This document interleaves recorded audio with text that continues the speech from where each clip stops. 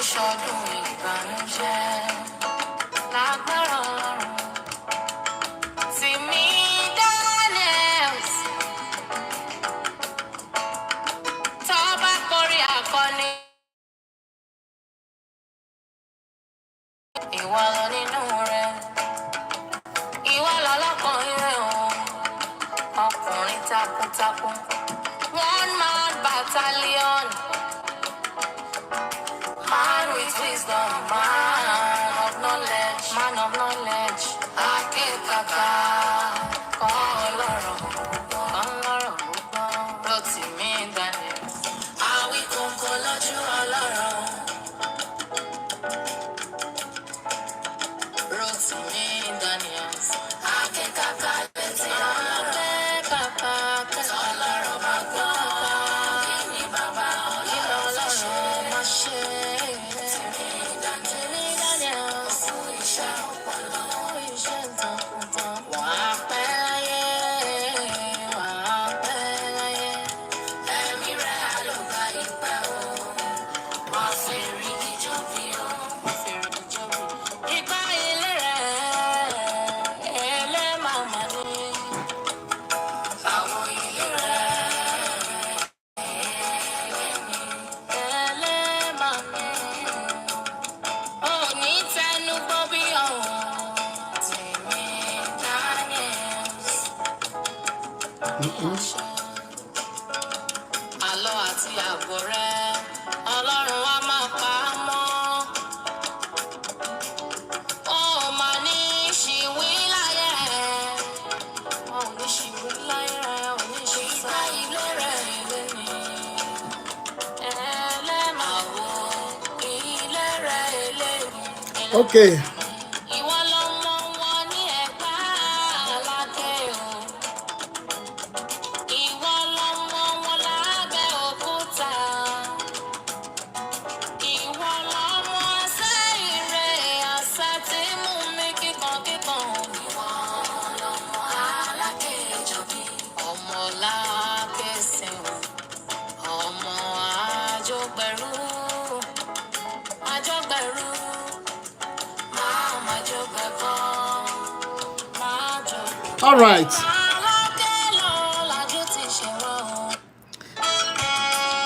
Good morning, good afternoon, good evening from wherever you are going to be watching this short live video. My name remains Rotimi Daniels. Awíkókó akékàkà lójú ọlọ́rọ̀ tí bàbá ọlọ́rọ̀ bá gbọ́ kí ló fẹ́ fi mí ṣe. Appreciating every one of you for always standing for the truth and by the truth. Cannot appreciate you enough. Go live. Body of Christ and politics.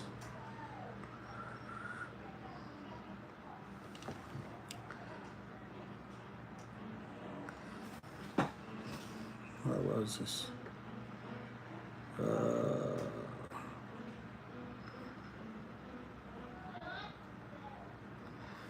All right.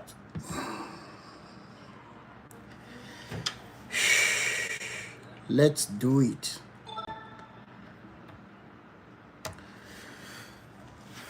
Where do we start today? Body of Christ and politics.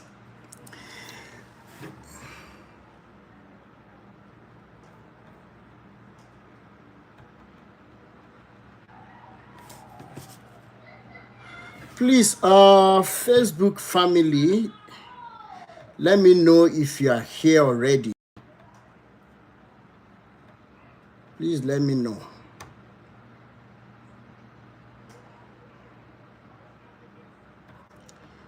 Hope network is not going to disturb us today, but we will try our best. Please, TikTok family, help me continue to tap and please help me press the share button.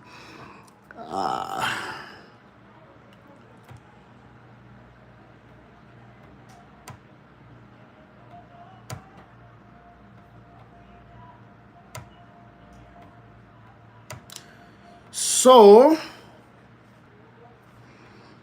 these connections are still giving me issues. All right, let's do it. Where do we start? YouTube family, I'm happy to have you here again. Today's short live video is going to be very short, but I hope that we all can do justice to whatever we have to say today. Now, where do I start? Let's take issue of MFM Olukoya as the starting point. And to everybody who was asking after me after the short break, I appreciate every one of you. Thanks so much for the love. Thanks so much for everything that you mean to me. I cannot even appreciate you enough. Thank you so much. I was on a short vacation. I was down in Nigeria and I just came back without any fear. Yes, I was in Nigeria and of course, definitely I was being careful because the truth is I know I am being monitored, but ìjọta bá dá pé a lọ òun náà la máa lọ Ọlọ́run má jẹ́ ká fọjọ́ ọlọ́jọ́ lọ. And like I always say, that death is not the most tragic event. That's the truth.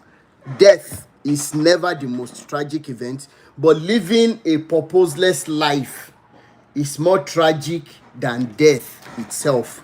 I know what I'm talking about. Living a purposeless life is more tragic than death itself. And that's why I'm not afraid of what they can do to people that are speaking up. Look at, for example, Idris released a very wonderful song, and he was using his voice to tell the current regime about the hardship that we're going through in Nigeria. And I saw the news this morning that the same Tinubu, who is the father of protest, or who was always masterminding, who was always creating awareness to protest before he became the president, before he became the governor of Lagos State. This same madman that was imposed, or that is imposed on us as a country, as a nation, is now asking this DSS to go after Idris. And I'm wondering if Nigerians will open their eyes to let this happen, or we make it a do or die affair. And to Tinubu himself, I don't know if anybody has noticed that even the name President Bola Ahmed Tinubu is like trying to add water to oil. The two can never mix. He is not destined to be there. And I thank God that before the elections, there were videos I made. They will be coming up as each day passes by. The videos will be coming up and I will be reposting them. In the videos I'm talking about, I made sure I was always warning people. I said, I am not canvassing for Peter Obi. I'm not canvassing for Atiku. Neither will I canvass for Tinubu. All I have ever wanted is a safe and conducive environment for all Nigerians, irrespective of the culture, irrespective of the language, irrespective of your location. Because Nigerians are now asking for too much, by asking for security, by asking for rights to live, by asking for their daily food, by asking for some other things, infrastructures. And of course, if Nigeria happens to be a country where we do not have the resources to have better standard of living, probably we will not be complaining. But this is the same country we see as giant of Africa, with all the resources that we have. Yet, the only problem we are having is the leadership problem. And of course, it's not even only the leadership. What about the citizens that will, because of tribalism and religion, impose on us without thinking about the consequences? And in those videos, I was even warning against election at all. And I am so happy that it is on the same TikTok that a man by what's his name again, Simple Fem, came on our live video that day and he was apologizing to me for being one of those that came all out to promote and campaign for Tinubu. He didn't collect money. Yes, he was just thinking that with Tinubu's experience being a Yoruba man and everything, probably he would be able to harness our resources and make Nigeria a better place to live in. Little did he know that everything would turn out to be like this. In my videos, I was always antagonizing. I was always saying things about because àwọn ojú ni kì í ṣàrùn mú. And the man said each time he saw the videos, he would be calling me Ọmọ Àlè Yoruba. And after that, from the first day they saw this bastard in that we call president of Nigeria, he removed subsidy. Nobody, it's not every Nigerian who even understands the basic word subsidy. Okay, so the removal or the existence doesn't make any meaning to so many Nigerians. I can tell you that today. And he said that he will be calling me bastard. He will be now that everything has happened, the man came on my live video and he apologized because he saw some of the videos that I made after that. And I'm always praying for the people that imposed this man on us. You know? So, number one, we have to realize that injustice to one is injustice to all. If Nigerians ever opened their eyes for Abdul Karim Idris to be arrested in ti ṣe wá, I am telling you the truth, nǹkan ti ṣe wá. So we do not have freedom of speech again in Nigeria. That the same madman who comes in himself, the president of Nigeria, in the person of Bola Ahmed Tinubu, èmi ò ní bojú ìjọ tí n bá tún wá sí Nigeria, ẹ gbé mi. Okay? Ẹ gbé mi. Ẹ kàn ṣe mí ní favour kan. Tẹ́ bá ti gbé mi, ẹ kàn má gbé mi lọ sí ẹ ń gbé mi káàkiri or court torí there is no justice in Nigeria. Just give me one bullet, let me go and rest. But that I will be alive and not speak. Ododi. That the same Bola Ahmed Tinubu that has led so many protests in time past, all the videos are still there, all the news, all the papers are still there. The same Bola Ahmed Tinubu now is the one that is muscling the media, hindering the truth, hindering people from speaking up. Ẹ̀sọ́ pàwá apẹ́nulá. Ẹ bojú wẹ̀yìn àtúndọ̀bálẹ̀ wa kan lu pápá ẹ̀ ń já wa lẹ́gba. Gbogbo ẹ̀yin tẹ́ wà níjọba lọ́wọ́lọ́wọ́ lórílẹ̀‐èdè Nàìjíríà within and without. Tí aláàárọ̀ bá ti jẹ́ kó rọ yín, ọlọ́sàn ò ní jó san yín. Alálẹ̀ gan ò ní jó, alálẹ̀ ò ní jó lẹ́yìn. Gbogbo àwọn ọmọ tẹ́ ti wá fi há sílùú òyìnbó pé kí wọ́n kúrò ní ibi tí ẹ̀ ń bàjẹ́ kì í ṣe ọ̀rẹ́rẹ́ tó bá yẹ pé lóòótọ́ ni Elédùmarè wà. Tó dá ilé ayé àtọ̀run tí ò sì fẹ́ èèyàn jẹ rárá. Gbogbo ẹ̀yin tẹ́ wà níjọba pátá àti gbogbo ẹ̀yin tẹ́ ń sọ́pọ́ọ̀tì ìjọba tó wà lórílẹ̀‐èdè yìí ṣe ẹ mọ̀ kákùnrún ni kẹ́ ẹ tó kúrò láyé kó kújọ́ kan tẹ́ ẹ máa kúrò láyé kì í ṣe ọ̀rẹ́rẹ́ ẹ mọ̀ rí ìbànújẹ́ ayérayé. Àfi tó bá yẹ pé gbogbo àwọn ọmọ Nàìjíríà ló deserve nǹkan tá à ń go through lọ́wọ́lọ́wọ́ báyìí. To so many of you that are in diaspora, you have not been home, but you're saying, leave Bola Ahmed Tinubu. He is doing this, he is doing that. Without being in Nigeria, I was in Nigeria. In fact, I can't even describe how people are surviving in that nation.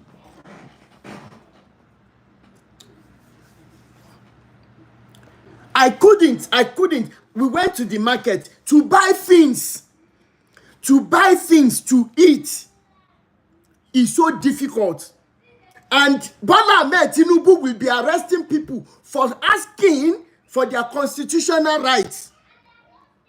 Using the same DSS that are after, that the same DSS personnel, it is their organs that are enjoying the stolen funds.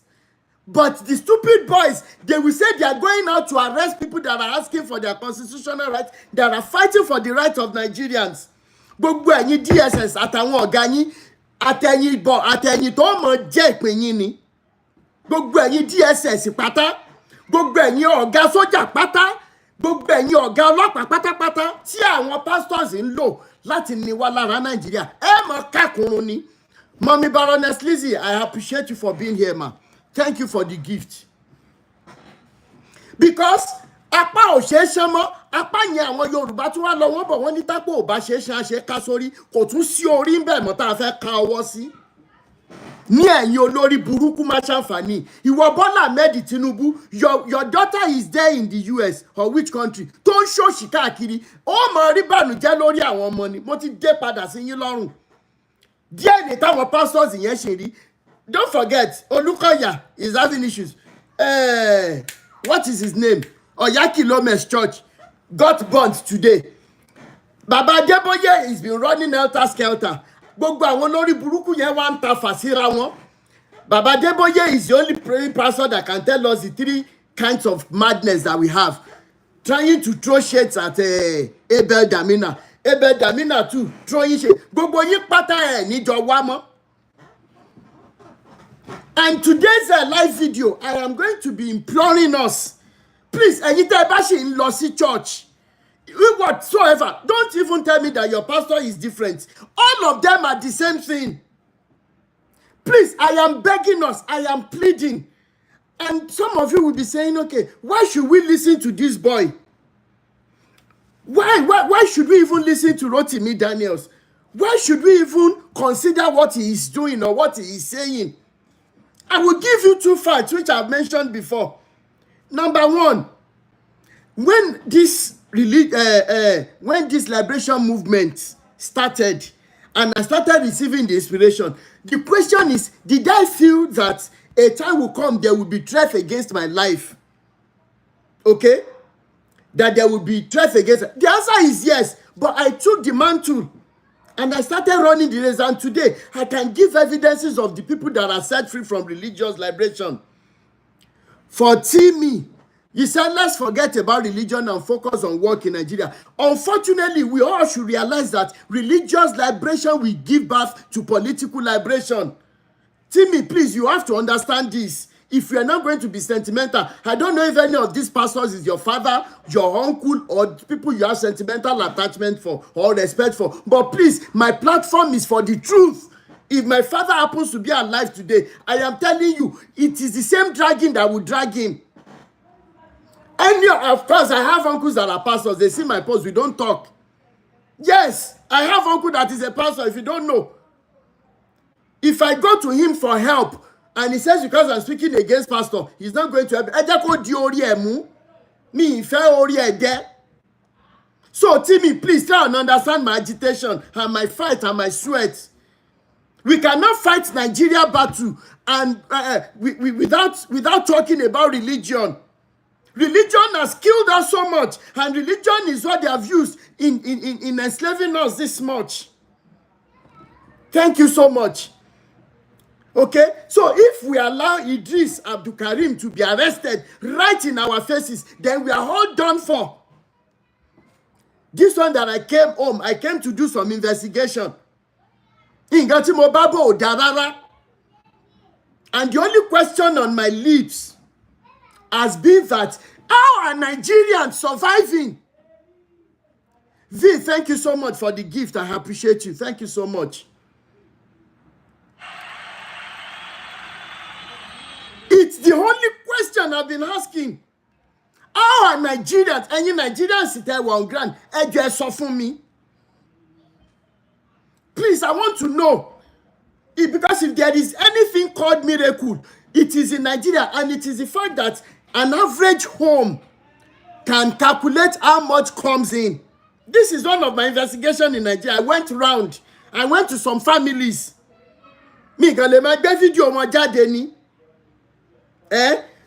An average home in Nigeria can estimate how much comes in. One more yeti won't expect 50,000, 30,000, 20,000. And at the end of the day, if each family calculates how much goes out at the end of the month, you will always realize that it is times 3 of what comes in. And the miracle is, how is the extra money coming? Where is it coming from? This is a miracle that the Western world can never experience. This is a miracle that Europe can never experience because they know how much comes in and they know how much they must spend on their rent, on the car insurance, on water, on electricity, on everything. They can calculate, and that is why they know how much they are borrowing from credit card. But in Nigeria, where we do not have credit facilities, how are people surviving? You will not believe this. I got to one of the markets in Lagos, Ogba, and I saw some things right in front of I don't know how many of you know Ogba very well, right in front of Excellence Hotel.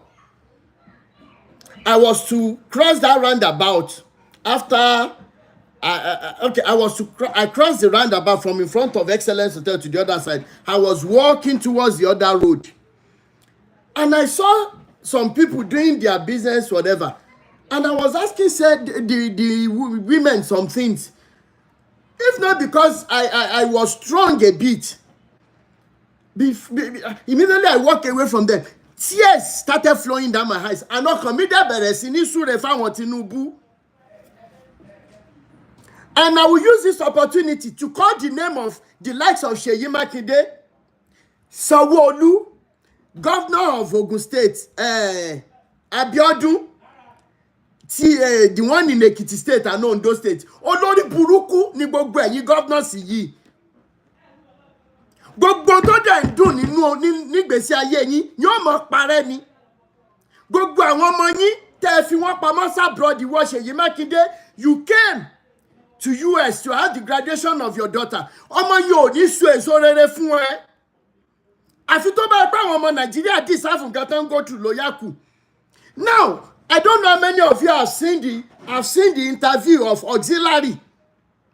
Auxiliary is one of the touts that are established in Ibadan, Oyo State. Sunday Igboho on his own, Ona Muapa become in a nation where the likes of Seyi Makinde, despite being learned, Seyi Makinde will be consulting the likes of Auxiliary. I want a young Nigeria. Mo fẹ́ jẹ́ kẹ́ máa mọ ibi tí wàhálà wa tó spread dé o. Auxiliary said in that interview, which is on YouTube, go and see it. It is not hearsay. Auxiliary said Seyi Makinde called him and he met him at Colonial Hotel, which is between Custom and Idiape. I don't know how many of you know Ibadan very well. Nǹkan tí mo gbọ́ tí mo rí nínú interview yẹn ni. And I was in the bus looking at the interview. In a nation where we have professors, where we have PhD holders, where we have master's degree holders, and your lórí burúkú ìwà ń gbé àwọn táùtì lé wa lórí. Irú Auxiliary, ó wá dẹni tí Punch àtàwọn newspaper wá ń fún ní audience. When our graduates, when our daughters have all become prostitutes, our brothers have all become Yahoo boys. Now, Auxiliary was answering the question in that interview. Only Seyi Makinde pé ó ní pé okay, báwo làwọn ṣe fẹ́ jọ ṣiṣẹ́ papọ̀. Lẹ́yìn olórí burúkú, and the likes of Auxiliary are there. The likes of Sunday Igboho, they will be there. Talking about millions and millions of naira from the government. When our home graduates cannot even hit 1 square meal a day. I do know many people that are riding Keke Maruwa, graduates now. Go and do interview around, both in Lagos and Ibadan. Yet, are you politicians? You have so much weaponized poverty that the poverty cannot even allow Nigerians to stand up for their rights again. Ẹ̀yin olórí burúkú, mo tún sọ lẹ́ẹ̀kan sí o, àti wọ Seyi Makinde, àti wọ Sanwo-Olu, àti gbogbo àwọn counterpart yín, Abiodun ní Ogun State, àti kí lorúkọ ẹ̀, gbogbo billions tẹ́ ń kó yẹn kò ní tó láti wo àìsàn tí ó wọlé ayé yín àtàwọn ọmọ yín. Awíkókó tún ti dé sí yín lọ́rùn báyìí. Àdúrà tá dẹ̀ ń gbà fún yín, either you people like it or not, ó ń gbà. Gbogbo àwọn oníṣẹ̀ṣe náà tó dẹ̀ ń ṣe iṣẹ́ burúkú fún yín pẹ̀lú àwọn táàtì tẹ́ ń kó káàkiri, ìjọ táwọn gan fúnra wọn máa kú mo fẹ́ mọ̀ tán bá lágbára tán láwọn lágbára. màmá tú àwọn ọ̀rọ̀ kọ̀ọ̀kan lórí títí Olúkọ̀yà pẹ̀lú pásọ Fẹ́mi pẹ̀lú ọmọ bàbá tó ló bàbá òun ṣe oògùn fún Gbàdámọ́sí because ibi tẹ́mi ronú sí ẹ̀ lọ́bẹ̀ rárá. And I want to challenge the Sheshe people today because they are the foundation of all these problems we are having. They are.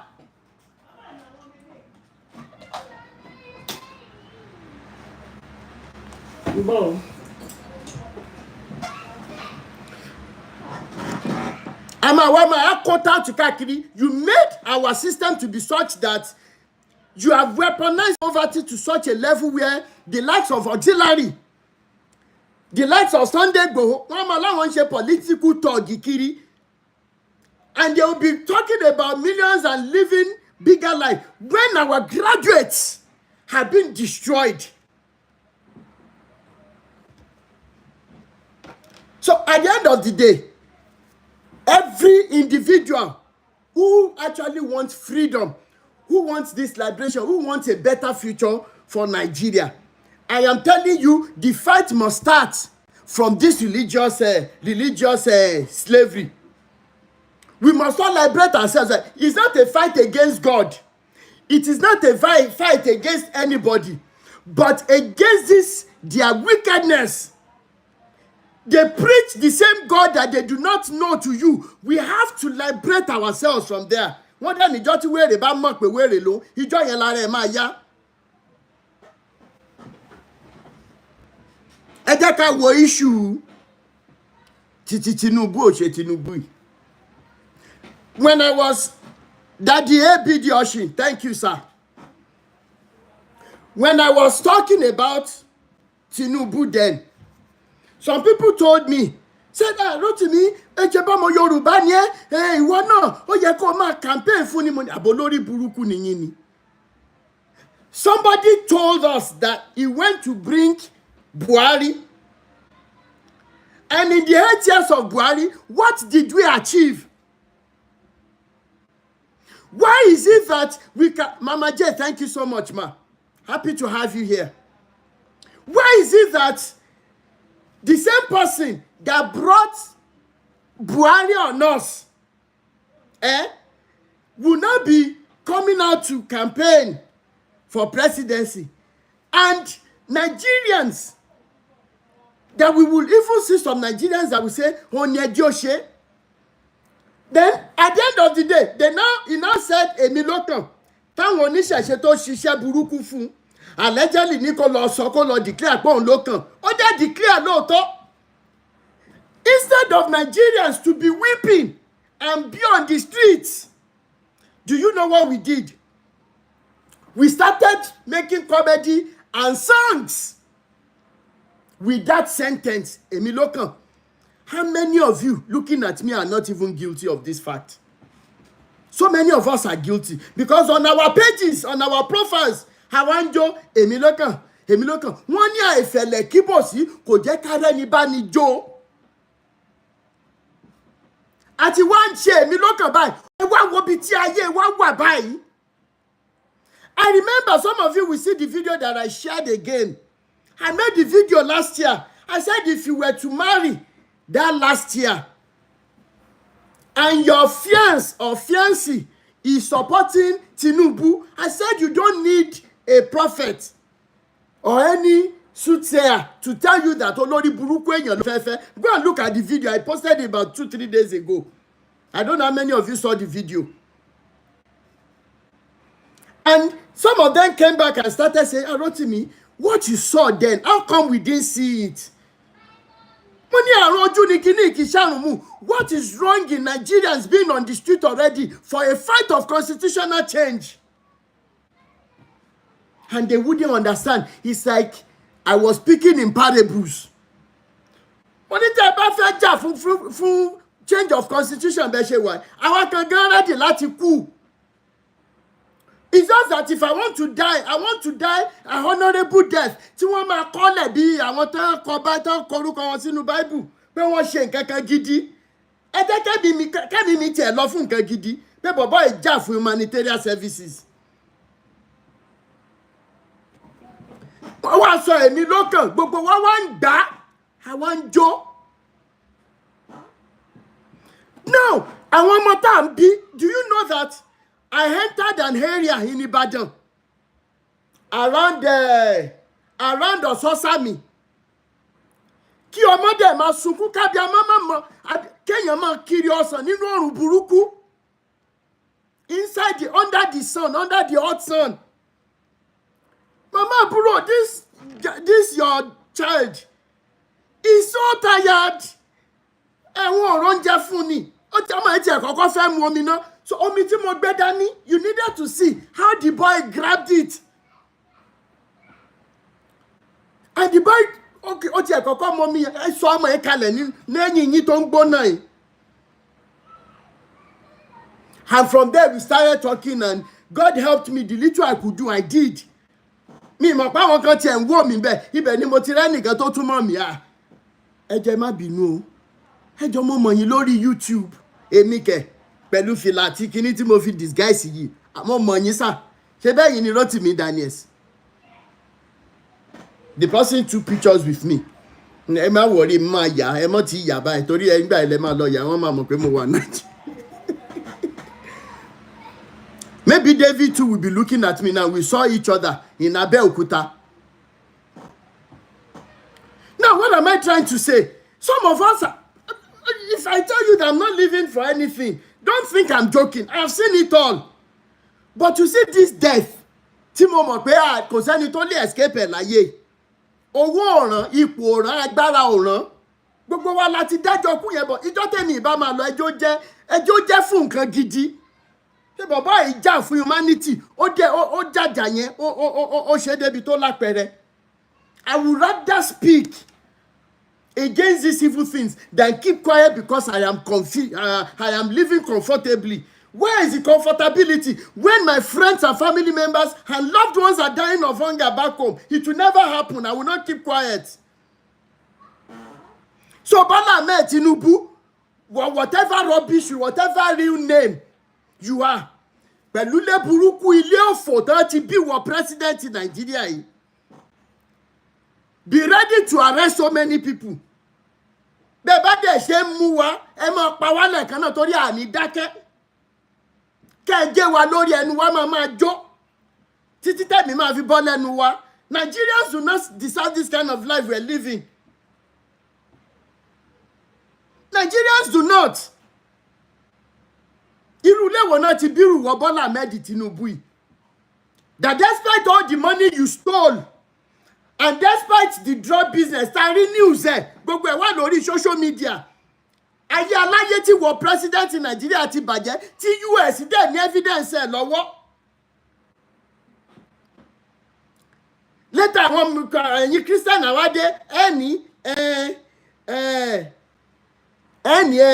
ẹ sọ fún olódodo pé yóò dára fún. Ẹ sọ fẹ́ níyẹn ìkà pé ègbé ni fún. How can that statement be true when civil servants that have served that nation with their dark hair, tí wọ́n dẹ̀ ṣòótọ́ tí wọ́n mú nǹkan ìjọba mọ́ tí wọ́n, they are living from hand to mouth now. In fact, currently some of them cannot put their hand in mouth again. Mo ṣe interview fún àwọn civil servants kọ̀ọ̀kan tó ti retire. To get their pension is like almost impossible. Yet ẹ̀yin Bola Ahmed Tinubu ẹ̀ ń kọ pension orí burúkú fúnra yín. Ó ń gba pension ní Lagos State, ó dẹ̀ tún jẹ́ president lé wa lórí. Ẹ sọ fún olódodo pé yóò dára fún ẹ sọ fẹ́ níyẹn ìkà pé ègbé ni fún. Tá a bá dẹ̀ sọ ẹ̀yin náà lẹ sọ̀rọ̀ ẹ̀ fún wọn, tá a bá wá dish out fáwọn pastors yìí tó jẹ́ kí ìyà yẹn jẹ wá tó báyìí, fáwọn àfáà àtàwọn oníṣẹ̀ṣe tó jẹ́ kí ìyà yẹn jẹ wá tó báyìí, ẹ máa ní and thou shalt not judge. Thou shalt not judge. Ṣé ẹ fẹ́ dá wa lórí rú ni? And yet, the ones that have destroyed lives and are still destroying lives, they put him as the president of a whole nation. 220-something million population. If not up to 250 now. How many of you remember that Bill Gates came to Nigeria with Dangote? When he came, We were trying to get the details of his visit. How can we have such dignitaries? Àwọn dignitaries ẹlẹ́sìn, àwọn dignitaries olórí burúkú. He came to Nigeria and they had a closed door meeting. Ayobami, thank you so much for the gift. Thank you so much. I really appreciate. Now, Bill Gates came to Nigeria. But, there is a big problem we are having in Nigeria.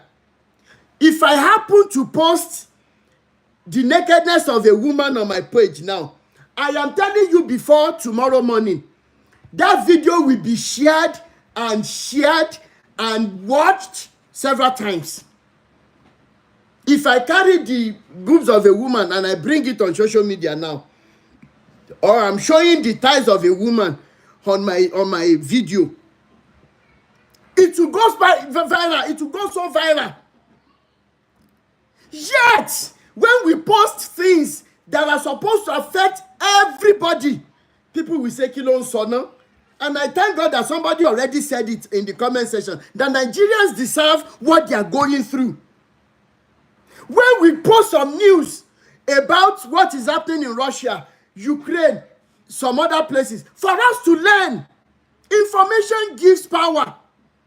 Unfortunately, what are the kind of information we are always interested in? Comedy that is showing boobs and bomb. That is what we are interested in. If not, how can such boys that are doing such comedy, how can they afford buying Mercedes Benz, buying houses in Lekki? If not because olórí burúkú ló pọ̀ jù nínú àwọn tá a pera wa ládọ́ọ̀tì ń sìn. Let's take for instance, give me the importance of Macaroni's video, Mr. Macaroni. Give me the importance of the other guys like him. If not promoting sexuality, promoting the nakedness or nudity of our girls. But for the children we have given birth to that cannot talk for themselves, I would rather speak for them. I would rather speak for them. What are the messages? This is the time in the history of Nigeria that we should be speaking one language, that we should be crying and gnashing our teeth. If you think things are not happening in Nigeria, come and ask me. How many of you know that the coming of Bill Gates to Nigeria is for a single purpose? For just one purpose. And if not because the affairs and the pastors are asking us to be praying, that prayer is what can solve our problem. All of us will have seen that Bill Gates was never to be allowed to even drop from that plane. Ó yẹ ká bo airport yẹn ni pé kí ló wá ṣe? And I will tell you the reason why he came. Somebody was able to make a video of it. How many Nigerians know the meaning of GMO food? How many of you, GMO food? Go and look at the history, go and look at the news. Even Russia banned those food to such an extent that any farmer that is caught with GMO food products will be jailed 25 years. And with some other penalties. But right under our faces, our government just signed we just signed off on it. Because Africa is always supposed to be the testing ground. They have started bringing it right under our faces, using us as experiments, the way we were using mouse or using mice for experiments those days, the way we were using pigs for experiments. They're right under our faces. Tinubu will sign off on this wicked act. Ìwọ Bọ́lá Ahmed Tinubu àti gbogbo ẹ̀yin tẹ́ wà ń jọba. Gbogbo tó ń dùn nù yóò mọ̀ parẹ́ ni mí ìsọ́lóyìnbó kẹ́ lè mọ̀ gbọ́ dáadáa. Inú mọ́fì náà ti ń gẹ́ra wọn jẹ tó ń sọ ouch ouch. Ní ojú ayé eyín ò lẹ́mọ̀ gbọ́. Ìwọ Bọ́lá Ahmed Tinubu, I know you don't care for anybody. You are so selfish. You are so self-centered. You are so power drunk. But kò sí ẹ̀dá alààyè kan. There is no one being on planet Earth. There is no one being on planet Earth tí ò ní nǹkan tó máa ń dùnnú tó bá jí. Ìwọ Bọ́lá Ahmed Tinubu àti gbogbo ẹ̀yin tẹ́ wà ní Senate àti gbogbo ẹ̀yin ministers àti gbogbo ẹ̀yin governors àti gbogbo ẹ̀yin local government chairman, gbogbo ohun tó ń dùnnú yóò mọ̀ parẹ́ ni. Ẹ ní gbélé ayé ṣe oore lẹ́yìn owó tẹ̀ ń jí tẹ́lẹ̀ náà yẹn, kò sí tí ó mọ̀ dùn yín nú mọ́. Àfi tó bá yẹ pé gbogbo ọmọ Nàìjíríà 100% ló deserve ìyà tó ń jẹ wáyé. What do we need as a nation? What exactly do we want as a nation? What do we want God to do for us? I've mentioned it before. How many of you remember those days? Táwọn ẹlẹ́rọ ata. Ayọ̀bá mi o, wá lọ lọ ata wá o. Or wá lọ lọ ẹ̀wà wá o. Come and carry these beans to go and grind. When you get to the grinder's place, if you look all around the grinder, the grinding machine, do you know that naturally, without planting, without intentional planting, how many of you remember that the beans will be growing? Omi atata dànù, àwọn èso ata yẹn máa ń lálẹ́ wù. In rainy season, when we throw away a mango seed, ó máa wù. Atade tún máa wù all around us. Oúnjẹ màlúù, everything ó ń wù naturally in a nation where we do not need fertilizers. But we have unfertilized, humanity lacking, self-centered leaders. What do we want as a nation? Bill Gates, let me tell you the wickedness now. He brought that, we signed. Then how much did they pay our politicians to keep quiet against this evil thing? And these are the leaders, these are the politicians that are in one church or mosque or the other. Gbogbo ẹ̀yin pastor àtẹ̀yin àfáà àti gbogbo ẹ̀yin oníṣẹ̀ṣe pátá tẹ́ wà nídìí ìyà tó ń jẹ wá ẹ mọ̀ kákùnrún níṣẹ́. Ẹ̀yin ẹ̀yin mọ̀ bá ṣàmì tẹ́ ẹ bá ní wọn lẹ́bi. Even if you have them as family members, but you love the truth, ẹ má bá mi ṣàmì. Kó jẹ́ ẹbí mi kankan ló wà ní politics lẹ́ni tó wà lára àyà tó ń jẹ wá kí Ọlọ́run fi rú ẹni bẹ́ẹ̀ pa mí lẹ́kún. Kó jẹ́ ẹ̀jẹ̀ mi ló wà ní politics àti religion lẹ́ni tí ó tó sápamọ́ sínú òkùnkùn tó ń tafà sínú ìmọ́lẹ̀ àwọn ọmọ Nàìjíríà kó lọ́n fi rú ẹbí bẹ́ẹ̀ pa mí lẹ́kún kó mọ lọ. Kó dẹ̀ tó lọ kí bànújẹ́ gunlé ayé ẹ̀. Bill Gates and the Western world will not give us tractors. About 2 months ago, how many of you remember? I posted a video. I said, look at this ground, look at the soil, look at the farmland. I said, in 2 months' time, you will see how green everything will be. And if I go out now, I will do a video today. You are going to see how many hectares, thousands of hectares of land have been cultivated by few farmers. The Western world will not give us such technology. Our politicians are not allowed to import tractors for mechanized farming in Africa. Yet, the likes of Bill Gates had the audacity to come to Nigeria to impose on us GMO food. And our stupid government accepted it. Where do we go from here, guys? Please help me share this video. Let it go viral. Tó bá wọ America kan kọ lẹ́tà síbi tí mo àgbẹ̀ kan gbé mi. Láwọn olórí burúkú rádàdà. Kí l'Áfíríkà gan ṣe fún yín ná? What is your offense? What is our offense in Africa? That we are so strong as a people, that we are so blessed with wisdom. And you people are so scared of us. I have said it before. I remember I said it when I was in Nigeria. In tears, I was telling somebody. We were traveling in a vehicle, inter-country movement. And my brother-in-law was beside me. And I was saying it in that week. I said, do you know that if all blacks all over this Western world, all over Europe, wherever they are, if we pack ourselves and we say we are going home, come what may, these countries will be done for. This country will be done for. What is our offense as Africans? Did we create ourselves? With all the blessings, unfortunately, those blessings have become the reasons why we are suffering and we are cursed. Where do we go from here? I'm asking you guys. If this video, please help me press the share button. Help me press. When you join.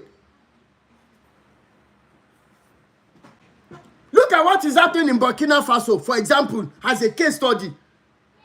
That the military regime that took over, they sent all these France people, they sent them packing. Enough is enough. Look at the economy of Burkina Faso.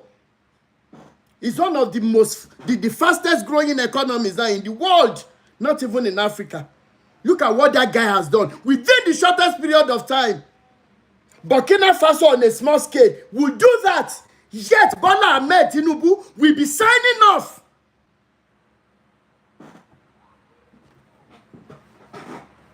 We'll be signing off our lives to the West.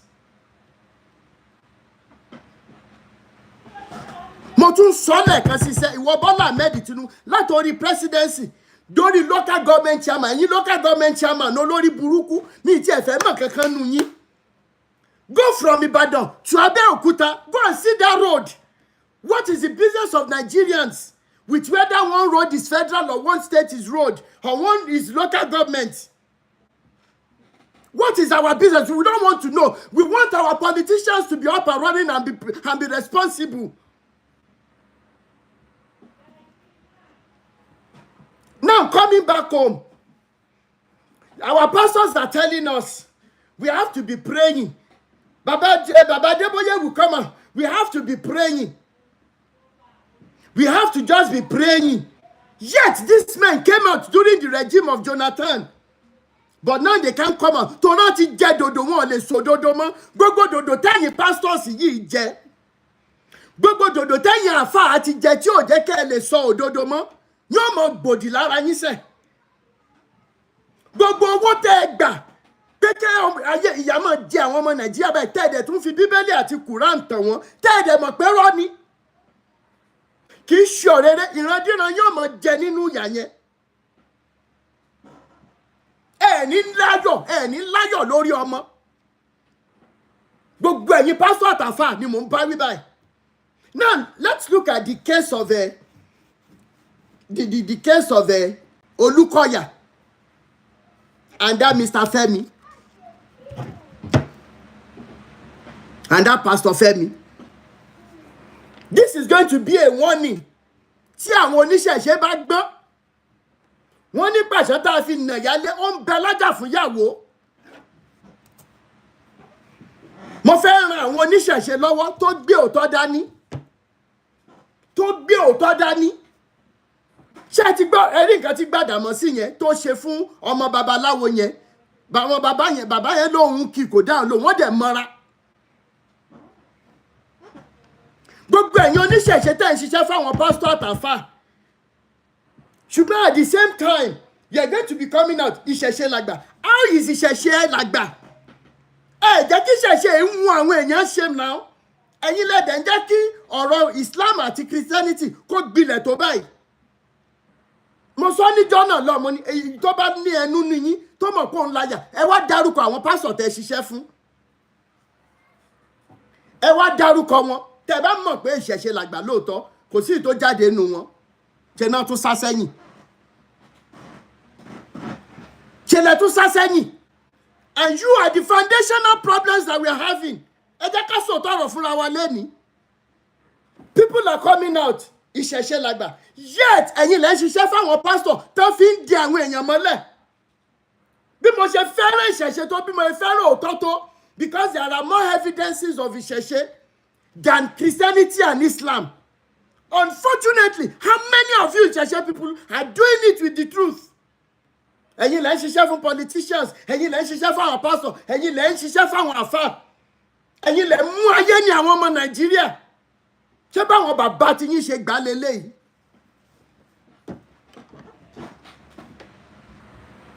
That a Babalawo will be doing work for Gbadamosi. Gbadamosi allegedly representing Olukoya. Obvious, it is very obvious. It is the same power that Olukoya has used in enslaving so many people already. Where do we go from here? Tábà máa bẹ̀yìn. Ǹjẹ́ bójú ṣe rírè tá a fi ń jobi lọ́jà ẹ̀dẹ̀ Ìṣẹ̀ṣe?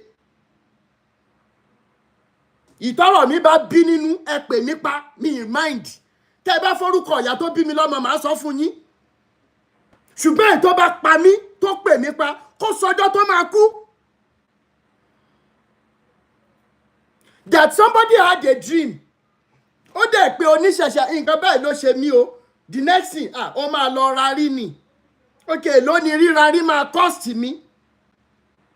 Rírarí o 250,000 naira kòkó 800,000 ní màá bá lórí pé èèyàn lálà lásán. Now 1,050,000 naira already. Is that not jumping from frying pan to fire? Ṣé báwọn bàbá wa ṣe ṣe láyé ìgbà yẹn nìyẹn?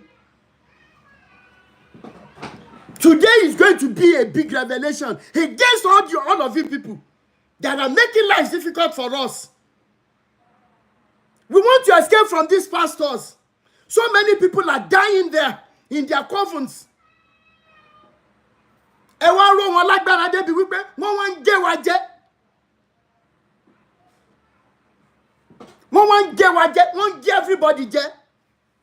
You think Olukoya will be able to do everything he has done against humanity if these people are not behind him? Tẹ́ bá mọ̀ pé ní agbára, tẹ́ bá mọ̀ pé ẹgbẹ́ òtọ́ dání, ẹ tú àṣírí àwọn pastors tẹ́ ń fún ní agbára. Ṣé pastor yẹn fẹ́ pa yín ni? Tẹ́ bá gbé evidence sílẹ̀. Ṣé àwọn pastor yẹn fẹ́ pa yín ni? Tí bàbá yín ò bá ti kú, ṣé Gbàdámọ́sí lè lọ bá? Ṣó ní agbára láti lọ bá bàbá yẹn? Wọ́n wá ń gbé millions fún yín. Millions tó ń gbé fẹ́yàn oníṣẹ̀ṣe, kí lẹ ti fi ṣe? Ìyẹn lẹ fi máa mọ̀ pé àwọn baba ńlá wa gbé òótọ́ dání. They heard the truth but they had contentment. Olè ló pọ̀jù nínú gbogbo ẹ̀yin tẹ́ wà ń tàn sìn. Ẹ wo bí táyé àwọn ọmọ Nàìjíríà gbé dúró. Ẹ wo bí táyé wa wà. Look at our lives today. Wọ́n wá ń wò wá láwò sunkún, à ń wòra wa láwò rẹ́rìn. Most especially ìran Yorùbá. Orúkọ téèyàn ń gbọ́ torí èèyàn ń wú. Orúkọ tá à ń gbọ́ tá à ń sá sẹ́yìn. Orúkọ tá à ń gbọ́ tí ìbànújẹ́ ń gun ẹni ní nílẹ̀ Yorùbá ẹ̀. Kí ló ṣe ìran Yorùbá tá a lè fẹnu kò? And we happen to be the source of the problems that Nigerians are having because of our hanky-panky, our cunningness. Now, at the end of the day, Olukoya could do that. Gbadamosi, the chief security officer, could do that to a Babalawo. Ẹ̀yin tó dẹ́kù, ẹ lè sọ̀rọ̀ sókè pé ojú tó ń pa ojú gbà ẹni, òwe ló ń pa fún ni.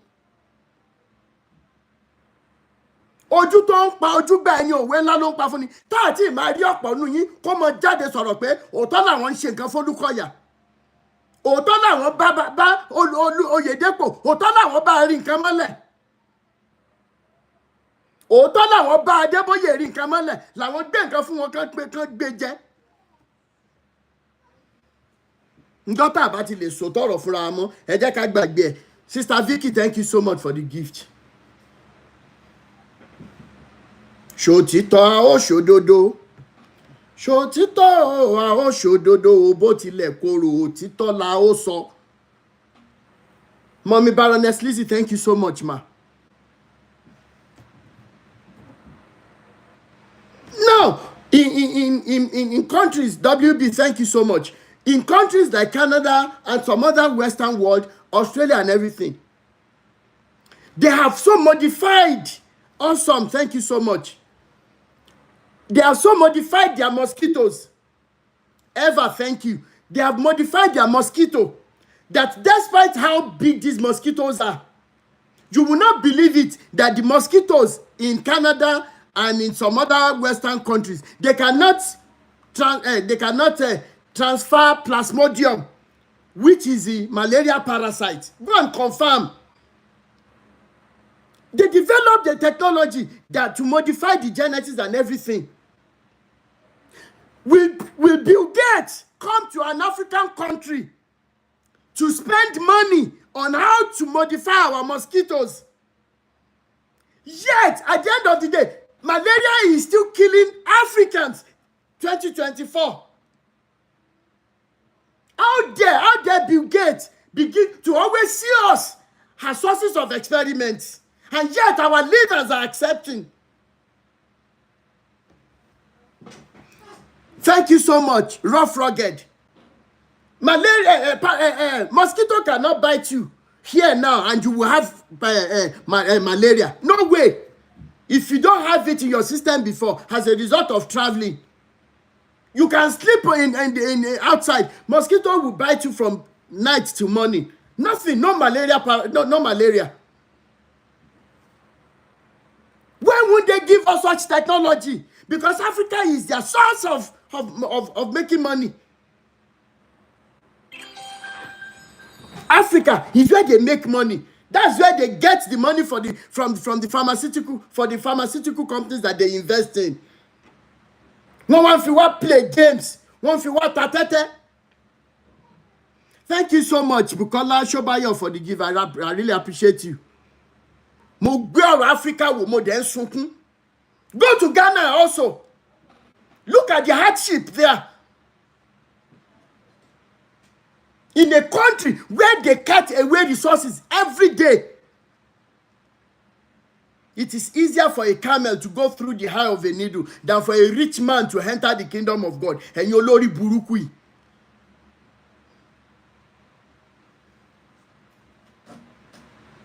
Yet you are making yourself so rich on the same planet Earth, and you have given us the mentality that it is only when we are poor that we can go to heaven. Anyone that is still perpetrating this rubbish news, using it to destroy the mentality of our children. Now we are going to be expecting the result of those GMO food. Even chicken, they can make it in the lab with I don't know how many of you, when we post such videos, they delete it. Even TikTok, you can't take bad body. They make lettuce. They make it in the lab. Guys, open your eyes. Things are happening. And I was extending my courses onto our Southwest governors. They all closed their eyes such that they were allowing the killing of the farmers. Seyi Makinde Olori Buruku, you went to the US to have the graduation of your own daughter. They are killing farmers in Nioke Ogun. The Fulanis are being used as foreign sponsored terrorists. You tell our Nigeria police, you tell them when to go for operation or not. When you want to go and kill farmers, you tell the security agencies not to go to the direction you want to go and kill people. Call anybody, Nioke Ogun.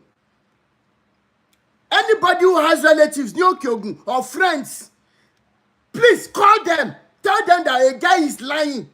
Killings are going there every day.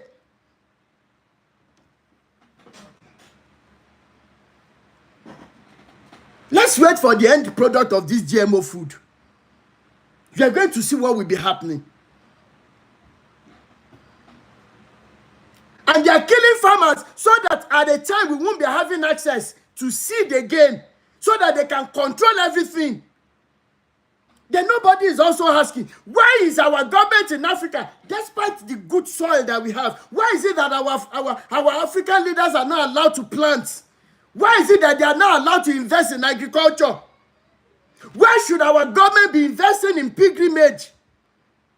And yet we cannot boast of tractors, we cannot boast of harvesters that will be doing our farm work for us.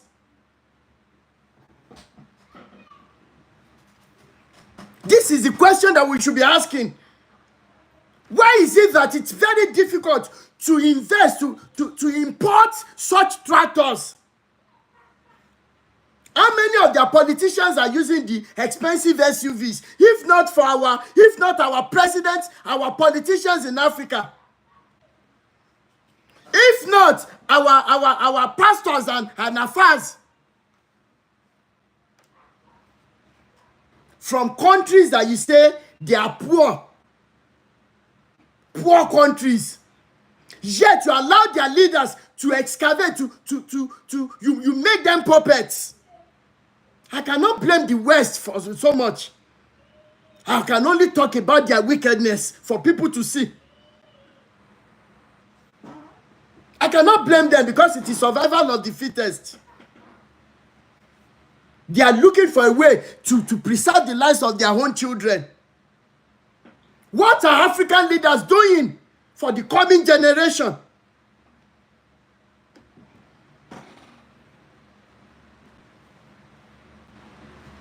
What are they doing? When they want to impose on us same-sex marriage, you will see them without shame. A representative from America will be coming to Africa to be telling our president, you must allow same-sex marriage. You must allow this, you must allow that. What arrogancy!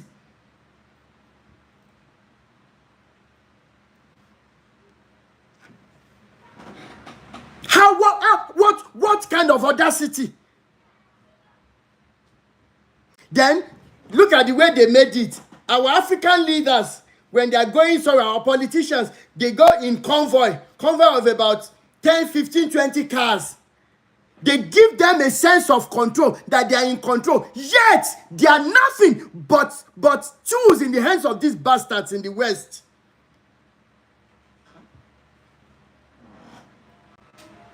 And nobody is also asking, where do these terrorists, where do they get these sophisticated weapons? I posted a video where some of them, they were using highly sophisticated drones. The video didn't go viral because it is not sung, because it is not dancing, because it is not something to short-term enjoyment, as against long-term suffering that we were under. Some of us will be screaming, will be shouting, and some people will say, hey, you're doing it for fame, you're doing it for Kinika. Who fame help?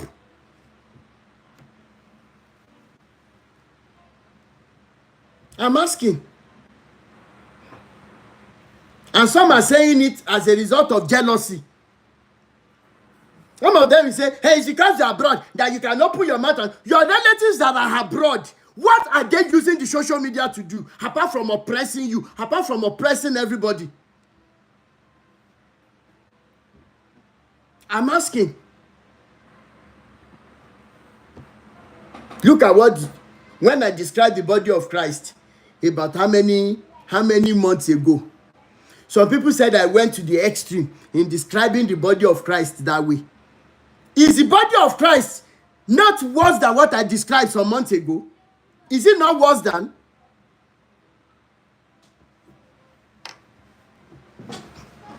I'm asking. Is the body of Christ not worse? The same body that should be standing for justice. Where is the justice in the body of Christ itself? Not to talk of Nigerians. I will share a secret with us today. There is a set of pastors in Ibadan now. I won't mention name. There are pastors I've mentioned before that have started calling out already, and investigations are ongoing. There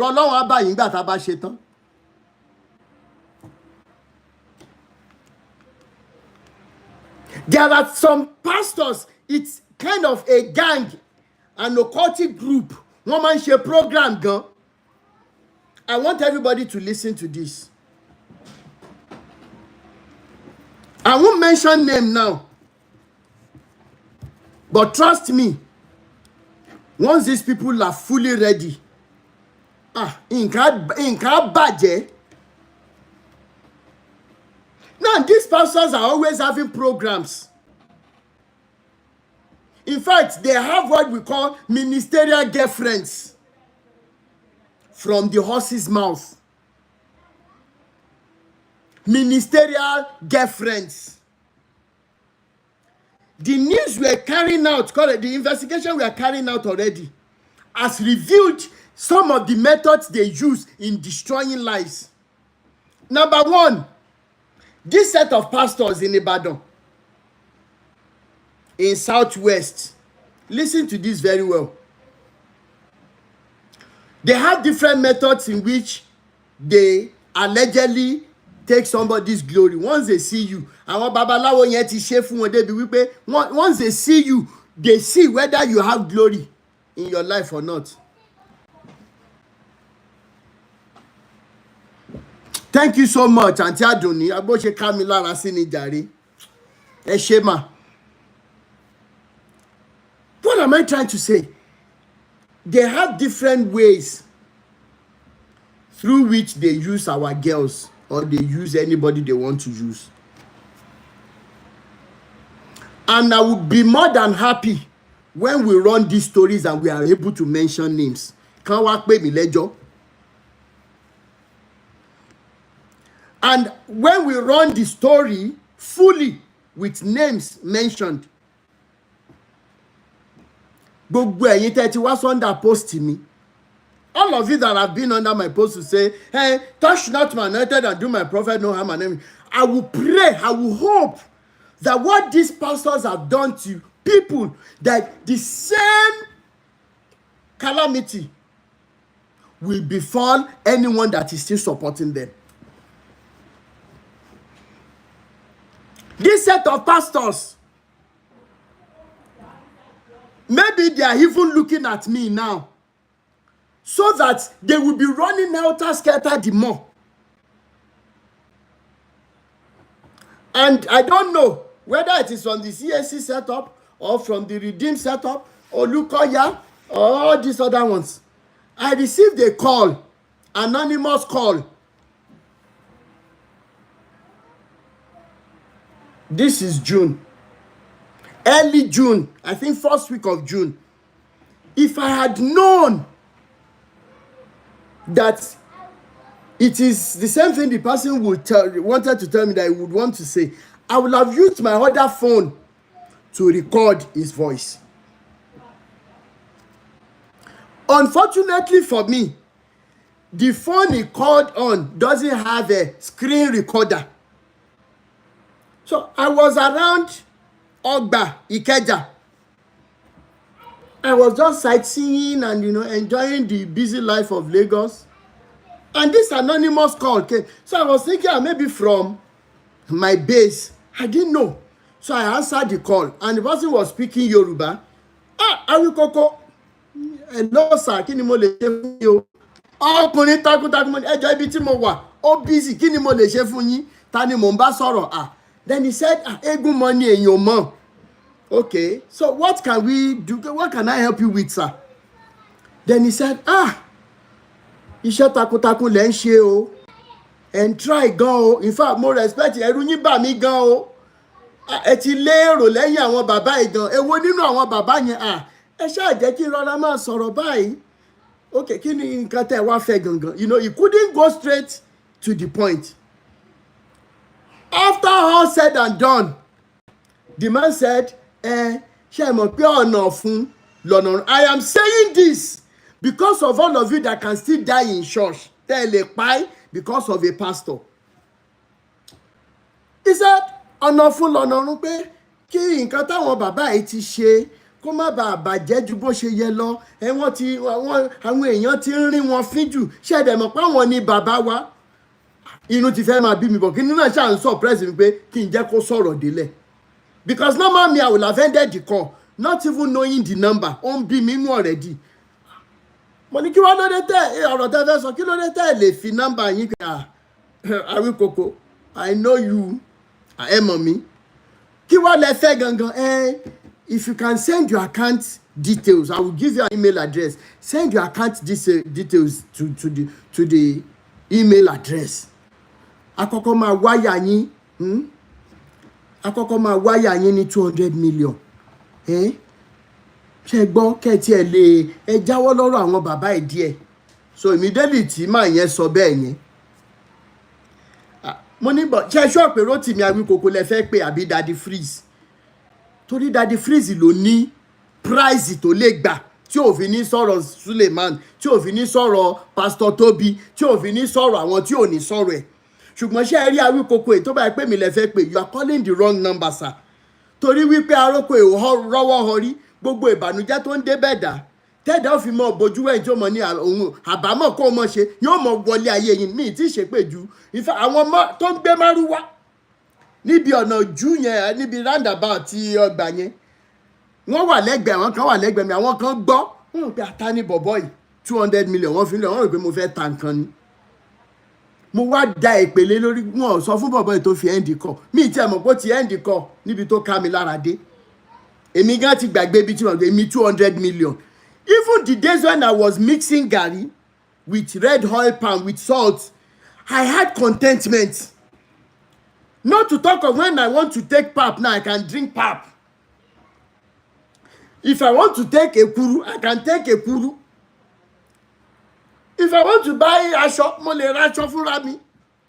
Ẹ wá fi 200 million lọ mi. Ẹ ní wá kí gbogbo ẹ̀yin tí wọ́n rán wá tẹ́ ń wò mí kẹ́ lọ máa gbọ́. Ẹ tún padà wá. The only reason tádùrà mi ò ṣe nígbà lórí yín ni kó pé torí owó ni mo ṣe ń sọ̀rọ̀. Kó pé torí pé mò ń wá ọrọ̀ ayé, torí pé mò ń wá follower, mò ń wá popularity. Ẹ ń fi 200 million lọ yín. Ẹ ní wá mọ́. Gbogbo àwọn tó ràn yín wá ẹ mọ̀ àníṣe ẹ mọ̀ bu ọmọ ẹ mọ̀ sàárì ọmọ ni.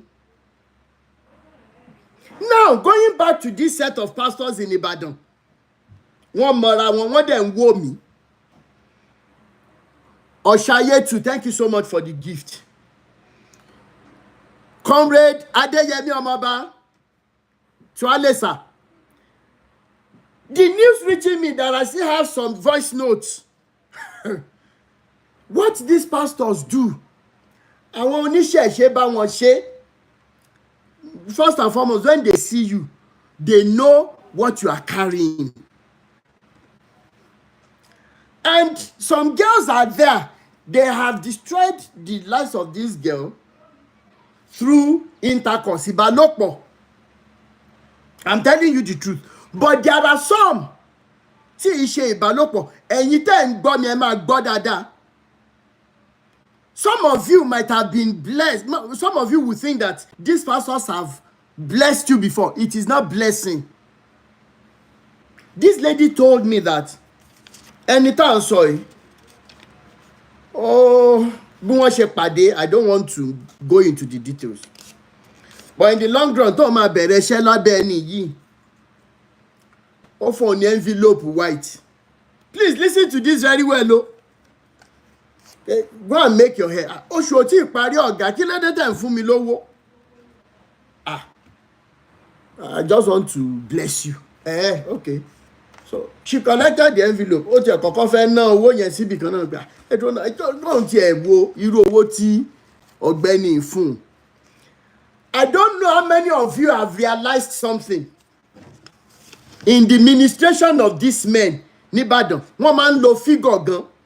For example, tó bá pé 30, wọ́n ní tó bá fẹ́ bless wọn pẹ̀lú 30,000 naira. 3 and 0 ṣàgbùdọ̀ wà bẹ́ẹ̀ títí tó fi máa dé 3. Àṣírí ńlá ni mo bẹ́ fún yín. Iṣẹ́ àṣeparí fún wọn ni. This particular pastor 7 ní títí ẹ̀. Ó wá mú wọn 1,007. 500 naira 7. 200 naira. Ó ṣàṣe gbogbo denominations yẹn 7777. Kó mọ já yín fún jẹ ẹ̀yin ọ̀bàyéjẹ́ ẹ̀yin abaniláyéjẹ́ tẹ́ pera yín pastor yìí. Ó wá fún gẹ̀ yẹn lọ fi ṣe irun ẹ̀ kó o dẹ̀ raṣọ sára. Ọ̀gá ẹ ṣé o, bàbá ẹ ṣé o, kìnìkan. Nígbà tó wo owó yẹn, báwo ni irú owó wo ni wọ́n fún ẹ? Ó lápẹ̀rẹ̀ 7777. Ó dáa, kò sí wàhálà, òun á ṣáà ná owó tó. And this is where the poverty comes in. Ara ti sọ̀rọ̀ fún ẹ pé kò yẹ kó but téèyàn ò bá lówó náà àtowó ẹni àtowó ló kọ́ lọ́mọ́ fi kankan wọn ni àbí kò pé ọ̀sẹ̀ méjì àṣírí ńlá ni mò ń bẹ́ fún yín tó bá fẹ́ ṣẹlẹ̀ ní kó ṣẹlẹ̀ nígbà tí n bá fi máa parí investigation tẹ́ni yẹn strong tán láti jáde wá àárọ̀ ọ̀nù láìfù yẹn tá a mọ̀ pé orúkọ ẹni yẹn báyìí àti gbogbo àwọn ẹkẹgbẹ́ ọrùn wa bẹ̀rẹ̀ sí ní wọ̀ ara bẹ̀rẹ̀ sí ní ro. Now at this junction I should remind you the video I made 2 years ago on the last Facebook they blocked, that they reported so much. They even they blocked it. They reported the WhatsApp, that my WhatsApp was even deleted.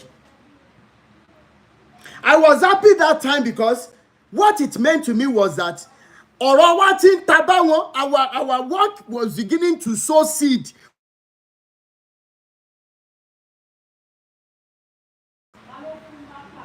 At the end of the day, I said, some of you will think that it is your money they use in buying private jets. It is a big lie. It is a big lie. Don't get it twisted. And it is not only because of money and fame that they are doing what they are doing. Because tó bá ṣe pé torí owó ni, Bàbá Adébóyè ò tún gbọdọ̀ béèrè kọ́bọ̀ mọ́ lọ́wọ́ ẹnì kankan. Oyèdépò currently kò yẹ ká rí mọ́, kò yẹ ká gbúrò ẹ̀ mọ́ rárá. Olúkọ̀yà with what I know, kò yẹ kó béèrè dime lọ́wọ́ ẹnì kankan mọ́. One dime like this kò yẹ kó béèrè mọ́. CAC ni o, Anglican ni o, kò yẹ ká béèrè owó mọ́. Some of you will be looking at me and say, Seventh-day Adventist is the right church. If I tell you what I know about their former kini, ẹ̀rọ Ọlọ́run á bá yín. Jẹ́jẹ́ mi mo kúkú jókòó tán gbé wá fún mi. But ẹni yẹn náà ò tí ready, tán bá ready á rọrùn story ẹni yẹn. Á rọrùn ẹ̀ dáadáa. Torí page mi yìí, it is ready. By the time my CAC registration, the NGO is ready. Ìtọ́ bá máa pè wá lẹ́jọ́, á pè wá lẹ́jọ́. Kò yé yín, á pè wá lẹ́jọ́. Torí pé ká ayé àwọn tán ti bàjẹ́ yẹn sẹ́, ẹ̀jẹ̀ wọn èyí tó ti kúnnú wọn, ẹ̀jẹ̀ wọn àti kíní wọn kò ní sinmi until ìgbà tí justice bá tó wà served. I was not running that live video. I said, if you think it is your money, John Suleman said, and I quote, during COVID, he said, Enola and how much do you think you contribute? How much do you think they sell private jet? How many of you saw that video? How many of you saw it? How much do you think you contribute? How much do they sell private jet? That it was even in COVID that he bought his third private jet. And he was right. Unfortunately, so many of us were so daft. We didn't think about that sentence. Until when I received that inspiration. Lóòótọ́ kì í ṣòwò yín directly. Nothing a private jet, nothing ṣe tán ṣe.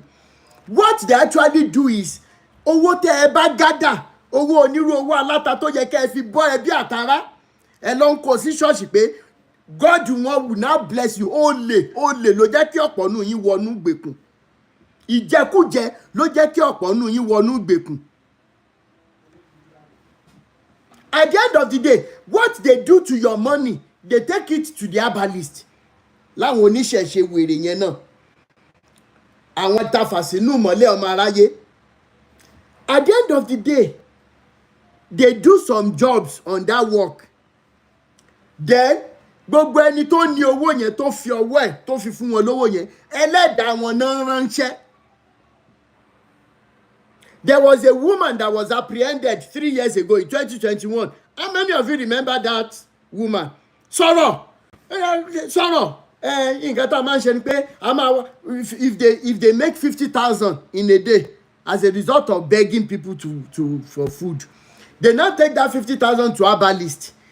Herbalist will not buy it like 100 or 150,000. Wọ́n á wá ṣiṣẹ́ sí.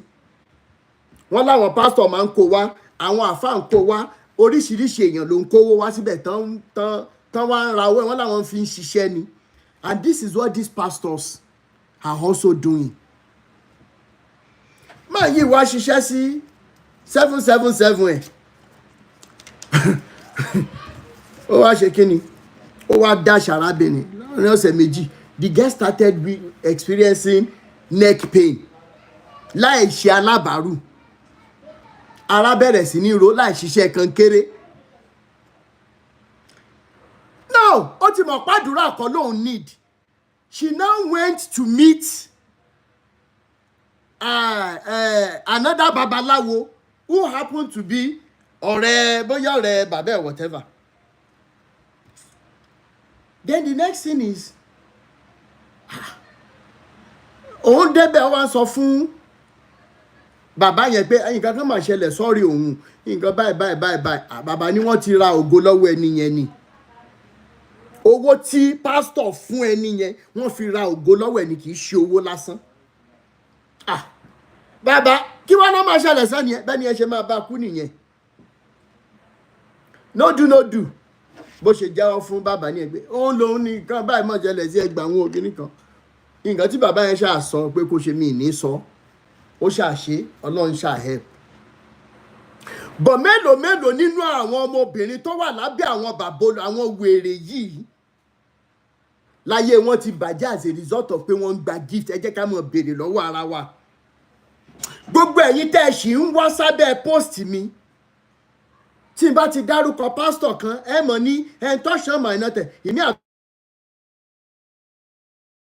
àkàn wo ẹlòmíì gbà mí kankan nù yín ni mo máa ń fi ṣe sample torí tí mi bá máa lé yín sẹ́yìn bẹ́ẹ̀ yẹn ẹ máa lọ rọra yín wá dìbò kẹ́ ẹ lè mọ̀ pé kẹ́ ẹ pé ogún kẹ́ ẹ pé ọgbọ̀n ilé lẹ́ẹ̀mọ́ bá Rotimi Daniels Awíkókó. Thank you so much. Hello Lara.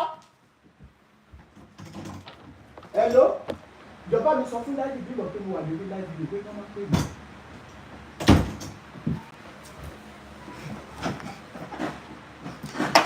Some of you don't know them. You just come and say, hey, touch not my anointed and do my... Tí wọ́n bá ṣí ojú ẹ̀mí yín to see what these men do in the secret, you will throw up. You would want to choke yourself to pie. Ṣùgbọ́n ẹ má worry. Ìgbàlọ̀fẹ́ tán la mú wá yẹn. Ó ní Rotimi Daniels akẹ́kọ̀ọ́ mú bọ̀. Some of you will be, in fact, you will be so amazed at how liberated you will be by the time the secrets are in the open. Touch not my anointed. The last time I checked, is there anybody that is not anointed? I want to ask us a question as I bring up people to just say one or two things. Tori, this first live video is just a preamble that I have come back. Why is it that Christians listen to this? So I will make a short video of this and you must answer me. If Joel 2:28, 29 and 30 say that in the last days I will pour out my spirit on all flesh. That's what the Bible says. Joel 2 verses 28, 29 and 30. Go and read it. I will pour out my spirit on all flesh. Níbo ni Joel wà? Kó mọ́ dà pé a kàn paraphrase fún yín. Ìgbàlà ọ̀fẹ́ la mú wá. Jésù fẹ́ jẹrẹ̀ sí. Abẹ́ ṣe ń kọ́kọ́ nìyẹn. Ìgbàlà ọ̀fẹ́ la mú wá o. Ẹ wá gba ìgbàlà ọ̀fẹ́ o. Now, Joel 2 verses 28, 29 and 30. I want you to read it yourself. It shall come about after this that I shall pour out my spirit on all flesh, all mankind, on everybody. If this were to be so, if the Bible is not about lies and fictions, why is Adeboye making you feel that he is special to his daddy? That's why the fact that you and I cannot ask Baba Adeboye, who is this your daddy girl? We want to see this your mysterious daddy. Oh, yeah, Deborah on the other side. My father will say, no. Tó bá ti fẹ́ scam yín, ó máa ń hàn ní. I was going to do. My father said, bó ṣe máa ṣọwọ́ nìyẹn, olórí ibú, yóò kejì kàrú. Abayé aláyé jẹ́ àwọn destiny destroyers gbogbo. My father says, ọba dẹ̀ ti fẹ́ parọ́ yẹn, ṣe náà máa kẹ́yìn jọ bí abuké. Let somebody shout hallelujah. Àwọn wèrè náà ti pariwo. Oúnjẹ tẹ́ ẹ̀ jẹ, ìwọ̀nba oúnjẹ tó kù nù yẹn tó máa lọ fi pariwo. My father says, there is somebody here.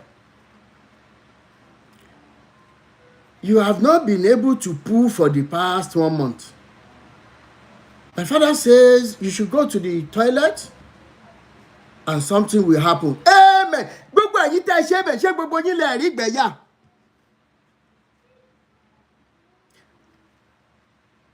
Thank you, Daddy. My father says there is somebody. Ogun yín ti bàjẹ́ bàbá Adébóyè. Ẹ máa gbọ́ bí mo ṣe ń sọ. Ǹtẹ́ nǹkan ó ti bàjẹ́. Ǹtẹ́ fi máa wọ̀nyàn mọ́lẹ̀ ó ti bàjẹ́. Ẹ lọ wá bí jókòó sí kẹ́ ẹ tó kú kú ẹ̀sìn tẹ́ ẹ máa kú. Ní ìyọ́sọ́. Ayé tẹ́ ti bàjẹ́. Go and take. Bí mo ṣe ń bá tá a bá sọ̀rọ̀ tán tá a bá ṣe live video tán. Go and get a study of the capacity of human brain. You will see how much damage Baba Adeboye and Co have done. You will see how much damage that they have done to us as a people. Thank you, Daddy. My father says there is somebody here. You have not been able to socket for the past 5 years. Because you went somewhere and a girl told you that you will never use your manhood again. By the power conferred on me by my daddy,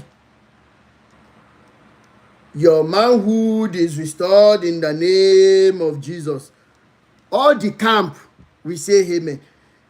Including some yeye people who just finished socketing. In fact, in that camp, he just socketed. You are still saying amen. Ṣé wọ́n náà mú nǹkan ọmọkùnrin ẹni tó bá yẹ pé lóòótọ́ tiẹ̀ ni ibi tẹ́ torí wá ti gbà kú nìyẹn.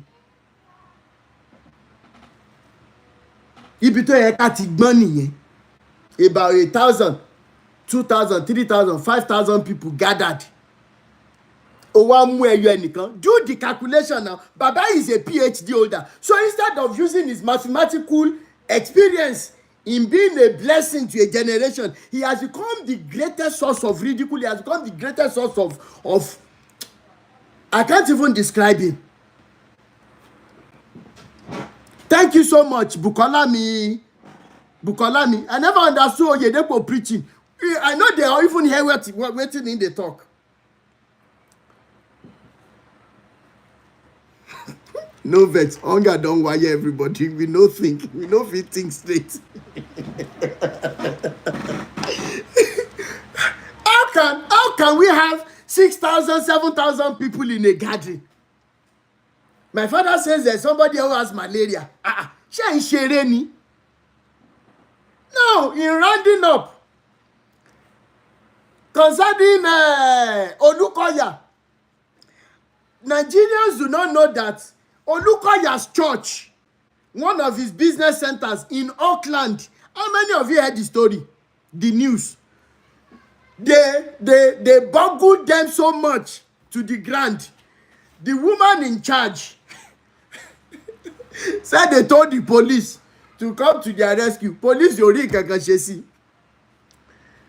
They boggled everything, they stole everything to the extent that the stupid members that are still remaining, wọ́n máa ń gbé sí àwọn lọ ṣọ́ọ̀ṣì gbé sí àwọn padà. Ọlọ́run Olúkọ̀yà àwọn Ìbàdàn bí ẹni wọ̀yọ́, come out. It is not everybody that will be afraid of you. Mo rò pé lórí burúkú làwọn tó ní ẹ. Olúkọ̀yà of MFM, mi ìyọ́sọ́. Now, what happened to your prayers? That your prayers cannot hinder looting your business center in Auckland. To the extent that they are now raising GoFundMe $300,000. Ní rí ajé jẹun sẹ́. The more you make, the lesser you see. Ìwọ Olúkọ̀yà. Mo sọ fún yín ní 2021. I don't know how many of you that are with me now that were with me in 2021. Mo ní Baba Adeboye Oyedepo kú mi ní, a day will come àwọn tó bá mọ̀, àwọn tó bá wà lórí fídíò yẹn tó àti jọjọ́ rẹ̀ ń gbà yẹn, ẹjọ́ ẹ mọ̀ já mi tí n bá ń parọ́. I was pleading with them. I was begging. I said, go and change your ways. I said it in 2021 around August or so. I said a time will come, they will start stoning you people. Irọ́ ni kò lè rí bẹ́ẹ̀. Àwọn táwọn ti gbé nǹkan mi. Àwọn táwọn ti jẹ̀jẹ̀kújẹ tẹ́lẹ̀ aṣọ. Àwọn táwọn ti ṣe kinní kan. Okay, ẹ má fòkẹ́ ní ṣó. Today, òkò ọ̀rọ̀ tó ń sọ sáwọn bàbá yìí, can anybody fathom it about 4-5 years ago? Can anybody? Tó bá sọ fúnru bàbá Adébóyè pé a day will come in the history of your life that the young ones, the children, you will become a source of ridicule in their head, such that a guy even does a comedy. My father says anybody that is not paying tithe is not going to heaven, period. Baba yẹn fi give for.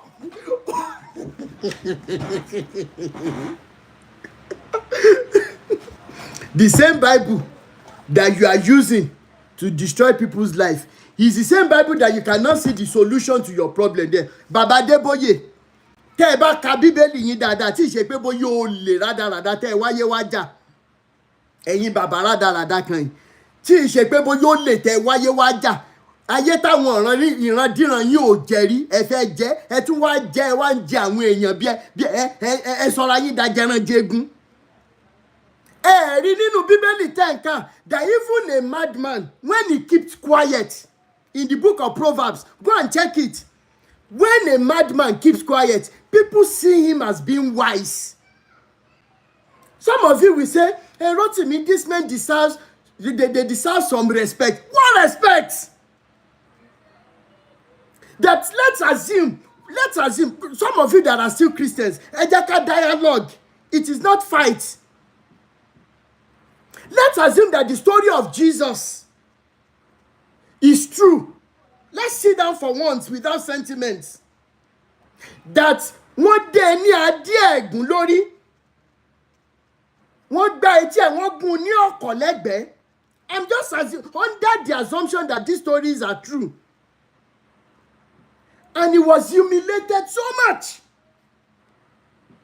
He was spat upon that his own mother couldn't cry again when you watch Passions of Christ.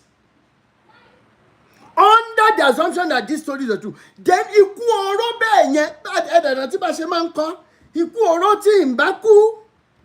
Ẹ rántí, ìyà ẹ̀ṣẹ̀ tí ń bá jẹ gbogbo rẹ̀ ló ti kó lọ. Jésù Olúwa ó máa ṣe o, orí mi torí mi ló ṣe jìyà o.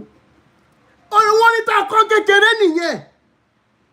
How can any sane human being, how can such a human being, Fearless, thank you so much for the gift. How can any human being to deserve respect reduce the death of Jesus Christ to 10% of Nigerian currency?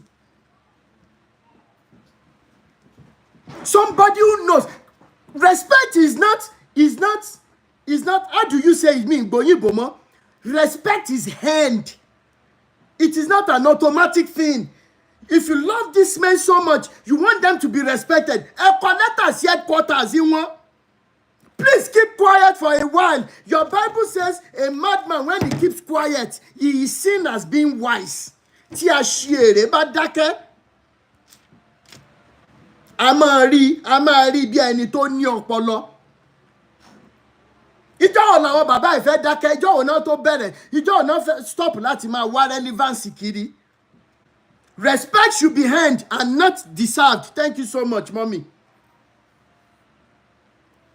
Any pastor that deserves respect, that wants to be respected, will stay on his lane of preaching salvation. We stay on the lane of preaching the truth. Unfortunately, for all of you, the wickedness of these babas have led so many of us on the path of truth, and there is no going back. Once liberated, always liberated in it. Until when all our questions from this book will be answered.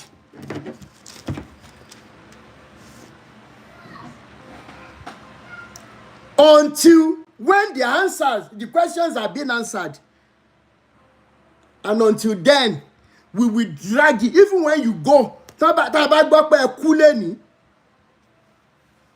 tá a bá gbọ́ pé yín bàbá ẹ kú lẹ́ni, a mọ̀ drag yín nínú sàréè. Torí orúkọ yín ti lọ as part of the wicked entities on this planet Earth. Ẹ̀yin bàbá òṣì, ẹ̀yin bàbá olórí burúkú yìí.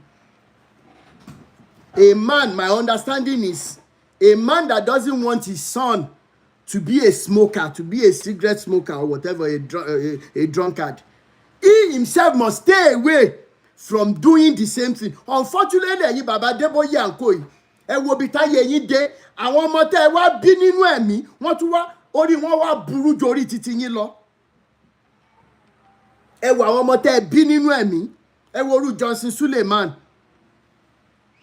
ẹ wo orú àwọn Dẹ́kúnlé Epaphras and co, ṣe bí ọba Ọlọ́run òjijì, Sam Ojo, ẹ̀yin tẹ́ ẹ jẹ́ àgbàlagbà nú CAC, ẹ̀yin àgbà òṣì, ẹ̀yin àgbàyà.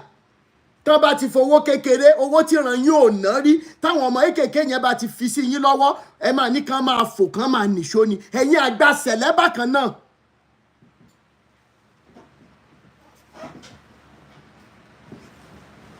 Ẹ̀yin àgbàlagbà sẹ̀lẹ̀. Ìjọ mímọ́ ẹ túra di, ẹ̀mí mímọ́, ẹ̀mí alààyè ó wà lọ́dọ̀ bàbá, ẹni tó lẹ́ẹ̀mí rẹ̀yìn ò sì rí ògo rẹ̀. Ẹ lè rí ògo Ọlọ́run.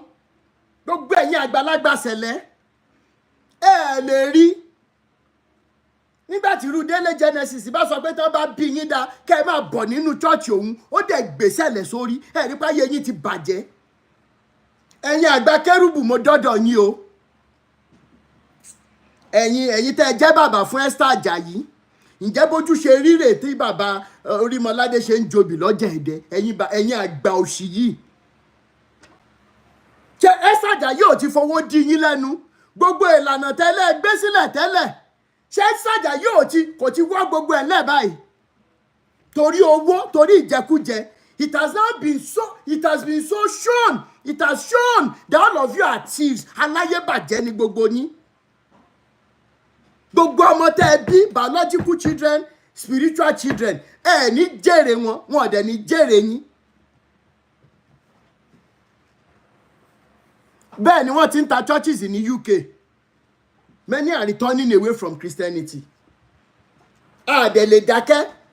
And I appreciate so many of you that reached out to me. Rotimi, ó ti dákẹ́, awí koko, kí ló ń ṣẹlẹ̀? Mo ti padà dé. Elédùmarè yẹn dẹ̀gún wà tó rọ́ fẹ́ òótọ́. He wants the liberation of his people. So if you are still going to ṣe bí ọba Ọlọ́run òjijì and the likes, either you are learned or not learned, it is not a function of whether you have been to school or not. I am pleading with you. Please desist from going. I am pleading. I know why. Timmy, I will send it to you. Just leave me a direct message. Gbogbo ẹ̀yin bàbá nù jọ, gbogbo ẹ̀yin bàbá nù CAC. Oníṣègùn làwa níyìn, Jésù àbánidáró, ọ̀rọ̀ rẹ̀ mú ni lára dá, gbọ́ ohùn ti Jésù.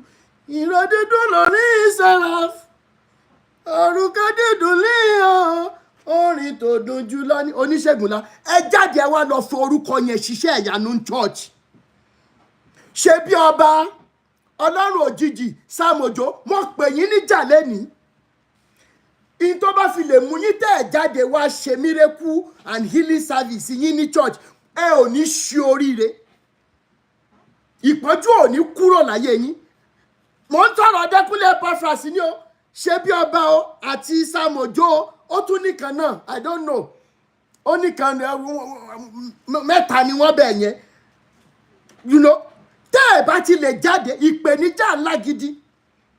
Tí wọ́n Dẹ́kúnlé Epaphras ò lè wá ta omi, ó tún lọ sí water company. Tó o bá lè gbé omi yẹn wá sí UCH, ká pàdé ní UCH. Ẹ wọ́n fi miracle and healing service, ẹ máa fi bá àwọn ọmọ lọ́mọ, ẹ máa fi bá yé wọn jẹ́. Tẹ́ ẹ̀ bá lè wá sí church, kárí healing yẹn báyìí. Gbogbo ohun tẹ́ ẹ ṣètì lè fi jóná àmọ́ tú síta.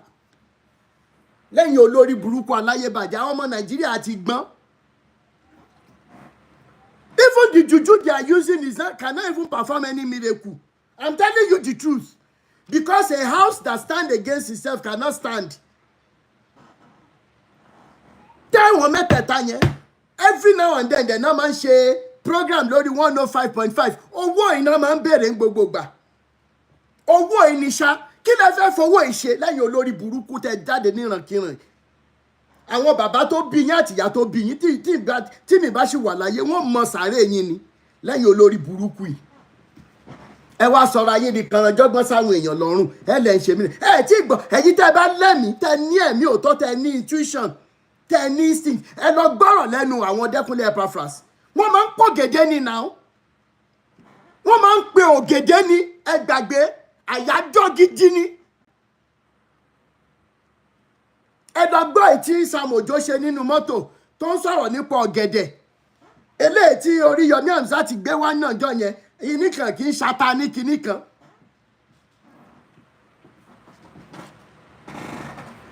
Gbogbo yín pátá ẹ má wọrí àṣírí yín ti bẹ̀rẹ̀ sí ní tú báyìí. A máa gbé yín sáyé. A máa gbé yín sáyé. Ẹ̀yin èèyàn rádaràda yìí. A ti fi eléyìí ṣe. Bàbá mi kí ló ń ṣẹlẹ̀?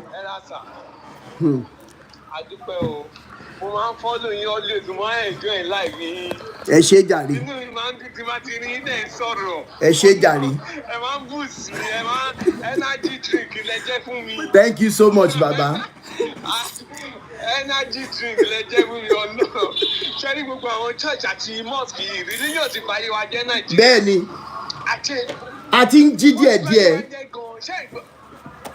Inú bí mo ṣe wá yìí o. Àti ń jí díẹ̀díẹ̀. Bẹ́ẹ̀ni.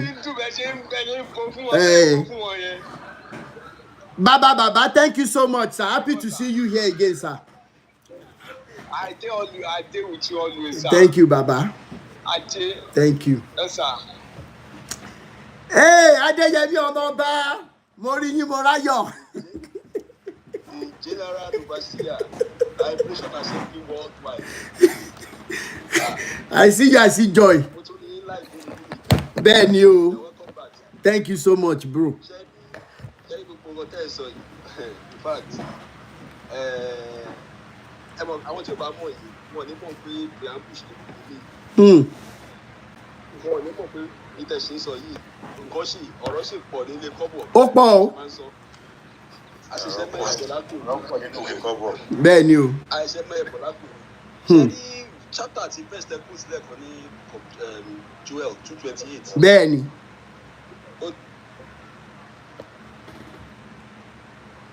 Wọ́n ti fẹ́ bẹ̀rẹ̀ sí ní flag àwọn rarùn. According to the Bible. Bẹ́ẹ̀ni. Mi ò authenticate the Bible, irọ́ ni Bible. Bẹ́ẹ̀ni. Bọ̀tẹ́ bá lọ wo ẹ̀kọ́ sáré wò kẹrin kankan kan bẹ̀. Ẹbí tẹ máa ti rí pé àwọn tó máa ń wàásù káàkiri yẹn onírọ́ ni wọ́n. Tọ́rọ wà bẹ́ẹ̀ pé nobody should teach anybody anything. Everybody will know God. Ó wà bẹ́ẹ̀ nínú Bible.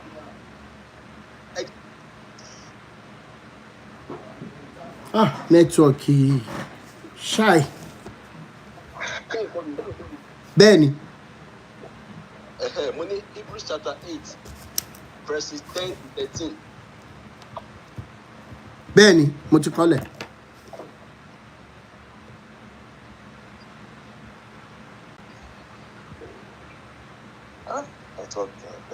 Nẹ́tíwọ̀kì yẹn. Okay, free thinker ẹgbọ́n sókè. Nẹ́tíwọ̀kì. Mo rí yín mo ráyọ̀ jàre. Ìjọ kan pẹ̀lú. Iṣẹ́ takuntakun ni. Gbogbo bẹ́ẹ̀ ṣe ń ṣe yẹn àwọn èèyàn ń rí lọ́wọ́ bó ṣe pé wọ́n máa rí o yẹn bá jẹ́rí Christianity generally ó dàgbà àwọn èèyàn tí wọ́n ti ń jí díẹ̀díẹ̀. Bẹ́ẹ̀ni. Wọ́n ti ń come back to their senses but àwọn tí wọ́n sì gbé Quran dání yẹn àwọn èèyàn ò tí ì fi bẹ́ẹ̀ máa jí dáadáa sí wọn gbà àwọn Christianity yẹn wọ́n ti ń jí díẹ̀díẹ̀. Bẹ́ẹ̀ni. Wọ́n ti understand ní ìsìn pé irọ́ náà ń tà fún wọn. Bẹ́ẹ̀ni. Kò sóòótọ́ kankan wọ́n ń ṣe mérékù Adébóyè mutí pẹ̀lú Ọlọ́run Ayéfẹ́lẹ́ wà níbàdàn bẹ́ẹ̀ láti jọ ìwòlè. Kò sí kankan ní wọn tó kó lè bá dádì wọn sọ̀rọ̀ kó gbáyé fẹ́lẹ́ dìde. Láti jọ yìí, àbí àwọn arọ tó máa ń gbé dìde tí wọn àwọn arọ tí ó ní àmọ̀ rí dádì wọn jí ló ń gbé dìde. Àwọn unfounded story wèrè tó ń ṣe káàkiri. Ó lè san owó fún wọn tó bá láwọn fẹ́ gba owó gan wọn ò rí gbé dìde lórí bíbí láti jọ yìí.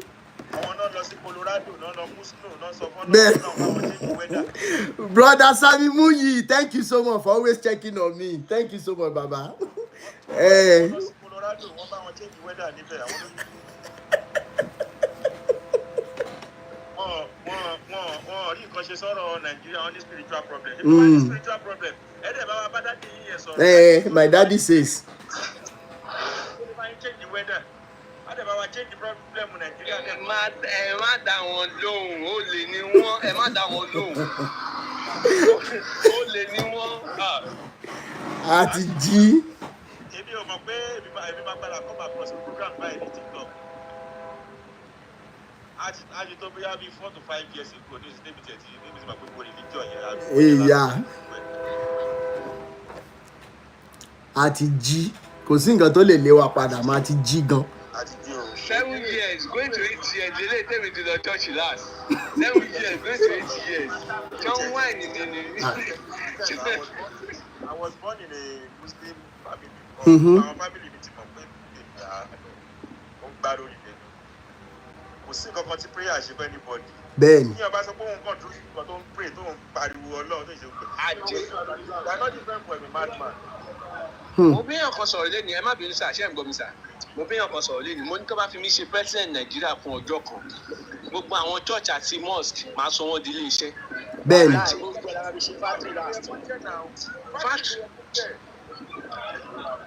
Ẹ gbàgbé religion ọjà wèrè ni. Láti ara ní kọ́lá àtọ́ ní kúwe. Àwọn àwọn òṣèré ẹni wá sí Ìbàdàn níbẹ̀ yẹn ẹ bá dé Ìbàdàn láti bíríjà ṣe àwọn olórí burúkú lọ sí Ìbàdàn máa bọ̀ wá sí ọ̀nà Ifẹ̀ báyìí àwọn churches ti ra gbogbo ilẹ̀ yẹn tán. Bẹ́ẹ̀ni. Wọ́n ti ra gbogbo láti imagine that. Ẹ bá lọ sí Ìbàdàn báyìí tẹ́ lọ sí Èkó church ló ra gbogbo ilẹ̀ tó wà ní títì yẹn. Wọ́n ti rà á. Bẹ́ẹ̀ni. Wọ́n kọ́ different camp and then complain pé kò síṣẹ́. Ẹ kàn imagine pé wọ́n kọ́ factories gbogbo àwọn ọbẹ̀ yẹn ṣé àwọn èèyàn ní máa ṣiṣẹ́ níbẹ̀ yẹn wọn ò ní máa make living níbẹ̀. Ẹ wá ń kọ́ church ẹ wá ń ṣe different camp. Àwọn èèyàn náà dẹ̀ wá máa hó ìmọ̀ fún bẹ́ẹ̀ni. Ẹ wò àní dákẹ́. It is well. Mo wish láti sọ̀rọ̀ mi tí mo wà ariwo wà. Kò sí problem. Pásítọ̀ fọwọ́ kàn mí lórí èmi tí mo mọ̀ọ́mọ̀ ṣubú ó sọ fún mi bẹ́ẹ̀ mi ló lò mí.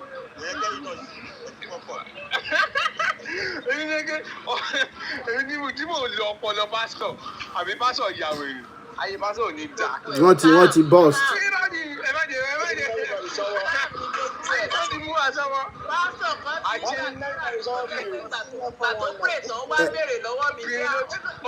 Ẹ dúró ẹ ní sùúrù. Obìnrin ló wọnú iṣẹ́ yẹn jù àti a máa tú àṣírí wọn lélẹ̀. Àṣírí ti tú. Mọ́mí Baroness Lizzy ẹ jẹ́ kí n sáré gbé yín wọlé kẹ́ sáré sọ̀rọ̀ ẹ jẹ́ ká ṣe ń kọ̀ọ̀kan so that a máa lè ní ẹ̀dùn. Mọ́mí Baroness Lizzy go on ma. Okay. Yes mommy. Yes ma. Bẹ́ẹ̀ ni o. Let me ask a silly question. Ṣé Naija dùn? Naija dùn ó dùn o. A gbọ́dọ̀ sọ nǹkan mi. Gbogbo ayé ti kó àwọn ọmọ yín máa bì. Àmì o. Gbogbo wọn pátápátá. Èèyàn kan fẹ́ bẹ̀rẹ̀ nǹkan kan lẹ́ẹ̀kan yẹn má bínú. Ẹni sùúrù. Mo ń bọ̀ ẹ jẹ́ ká ṣe é ní kọ̀ọ̀kan mo ń bọ̀ 2 minutes ká sáré ṣe é mo ń bọ̀ ẹ jẹ́ ká sáré ṣe é nǹkan kan mọ́ ń bá rán náà sísè sáré fún mi ní contribution yín mà. Yes ma. Mo ní the battle continues. Bẹ́ẹ̀ni. Ọ̀yá Kilometre Church headquarter gangan ó jóná gidi. Bẹ́ẹ̀ni. Ẹnìkan bèrè question lẹ́kọ̀ọ́ ó ní àtọ́sọ pé my daddy so tó lọ sí kinní tó dé hospital lọ mo ní bóyá daddy wọn lọ sí vacation ṣe mọ̀ pé èèyàn máa ní time téèyàn lọ sọ nìyẹn bí daddy náà ṣe travel so daddy wọn ò sí tòsí ìyẹn náà ṣe lè ṣe mí lé. Ben. The fight continues.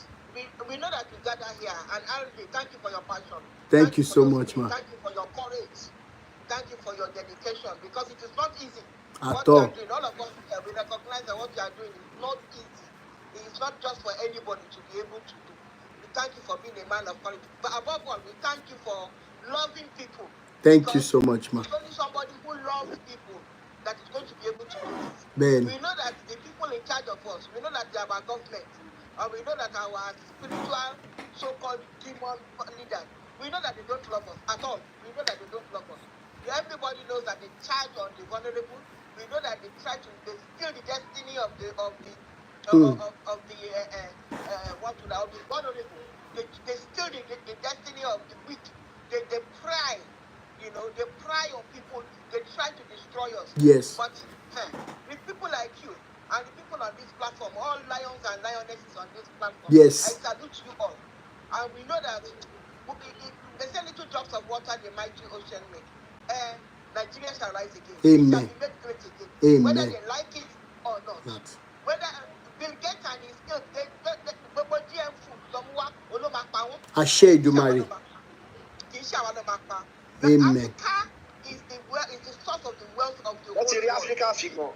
They take everything from us and then they give us everything back. Ben. But you know, in 2024, the year of the reckoning, our freedom shall be attained. Amen. Thank you very much. Àṣẹ. Thank you so much, ma. Thank you. Àṣẹ Èdùmàrè. Adéyẹmí Ọmọọba, ẹ sáré gbóhùn sókè ká ṣe ní ṣísẹ̀ntẹ̀lé. Please, if you're on YouTube, you're listening to me, you want to reach me after the live video because mo ń lo gbogbo phone mi fún. We are on YouTube, TikTok, and Facebook. But you can reach me on WhatsApp 081 0433 2419 plus 234 81 0433 2419 if you want to reach me on YouTube. Okay, Adéyẹmí Ọmọọba, ẹ sáré bá mi gbọ́ sókè jàre. Ká ṣe pápápá. Bẹ́ẹ̀ ni ó ti bẹ́tà báyìí. Ọ̀rọ̀ pọ̀ bọ̀ máa kàn sáré compress sí 2 minutes. Ṣé rí Bible táwọn oníwàásù ìfín ṣe basis fún sermon wọn? Mo ṣe máa ṣe exposition kan, mo fẹ́ lọ sí Washington Museum of the Bible. Ara àwọn keepers wọn, mo ti sọ̀rọ̀ yìí fún yín náà. Bẹ́ẹ̀ni. Wọ́n ní Bible ti King James tó translate. Irọ́ ni kò tẹ̀ tú. Ṣé rí Bible tó wà lọ́wọ́ èmi àti ẹ̀yin? Originally, it was called the Slave Bible to suppress rebellion of the slaves. Original King James translation only contained 1,119 chapters. When they met in Bidani, 66 chapters. So, how is it possible? Can you car Europe was a long film? What a long film. Anyway, fundamentally. Bẹ́ẹ̀ni. The book of Moses will exist rather than the original King James translation. Kò sí anybody tó ń jẹ́ Moses, gbogbo prophet Jeremiah, gbogbo àwọn pípẹ́ ń kó tiẹ̀ sí bẹ́ẹ̀, ọ̀tọ̀ nìkan tó wà nínú Bible yẹn, wọ́n kàn compile wá dà wá lórí. Àwa náà kẹ̀dẹ̀rí, a máa kà á àmọ́núrò, kọ́ táwọn olórí bá kàn ti sọ pé Ọlọ́run sọ fáwọn, ọ̀là náà máa gbà. Ẹ get? So when you are building the truth on a lie, it cannot stand. Irọ́ ni láti lẹ̀. Then we to switch sórí our denominations. CAC extraction, the CAC not pay me, CAC no more dàgbà sí. I'm saying it categorically in the front of everybody. Tí bá rí CAC pastor àbí prophet kan tó bá sọ pé òun mọ bó ṣe ń dáfá, ẹ pè jáde, máa tú àṣírí ẹ̀. Torí ní CAC seminary, wọ́n kọ́ wọn ní Ifá, wọ́n kọ́ wọn ní Ṣàngó, gbogbo Ọlọ́run táwọn bàbá wa sìn. Wọ́n kọ́ wọn, ó wà ní curriculum wọn, kò sí wòlíì ṣe tí o mọ̀ bá dà. Níbi tí mo ṣe research mi dé, bàbá orí òkè kan mo ní chat lórí fóònù, mo lè share pẹ̀lú yín personally, Rotimi. Okay. Bàbá orí òkè CAC, ó confirm fún mi torí ó ní nǹkan tí mo kà nínú kọ̀mpútà pé Ifá náà jà ní kò ń ṣe ọ̀rọ̀ náà. Wòlíì yìí dẹ̀ sọ fún mi pé torí bá ṣe jẹ́ òótọ́ ni mò ń sọ pé ifá ni kìíní. Àwọn kan wọ́n bọ́ ṣe ń da ifá. Bàbá orí òkè ni mò ń sọ yìí o. Tí bàbá orí òkè ṣe ìsìnkú àlọ́ mọ́ fájà, mo tàwọn ẹran ẹ̀sìn káàtọ̀ àwọn tó pa káàkiri àwọn ọmọ wọn ti ilé sùn. Ẹni pé oníwá ti àmọ́ nínú nǹkan ṣe wá fundamentally. Lọ́nà òdúgbò kan pa fún wa, wọ́n ti parọ́ débi pé owó tó tún wá ní wọ́n tún wá fi ṣe wá láǹfààní wọ́n tún fi bẹ́ẹ̀ni. We won't. All the way. Thank you so much. All right. Sister Remag, please go ahead. Yes, ma. Fine, ma. Yes, ma. Thank you so much. Yes. Ìrọ́pọ̀ lábẹ́ aṣọ wọn. Bẹ́ẹ̀ni. Ìrọ́pọ̀ tí lábẹ́ aṣọ wọn gẹ́dẹ́gẹ́dẹ́ pọ̀ gan lábẹ́ aṣọ. Gan. Tán bá wá bọ́ síta wọn máa bẹ̀rẹ̀ sí ní poru, wọn máa forúkọ Jésù, wọn máa fi parọ́, wọn fi bojú. Ìrọ́pọ̀, I'm talking from experience. Ìrọ́pọ̀ gidi lábẹ́ aṣọ. Wọ́n ti gbàgbé pé Bíbélì kan tán kà náà ló sọ pé ká kọ́kọ́ yọ ìtì igi tó wà lójú ara wọn. Kán tó máa yọ ìṣẹ́pẹ́ ojú olójú. Bẹ́ẹ̀ni. Ìṣẹ́pẹ́ ojú olójú yẹn náà kọ́kọ́ ń yọ.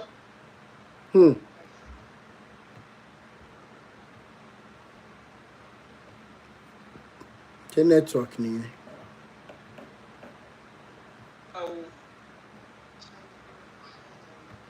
Ṣé ẹ̀ ń gbọ́ mi bẹ́ẹ̀ yẹn? A ti ń gbọ́ yín padà.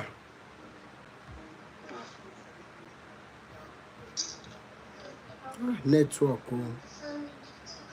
Ṣé wọ́n flag ni? Poor network o, sorry o. Yeah.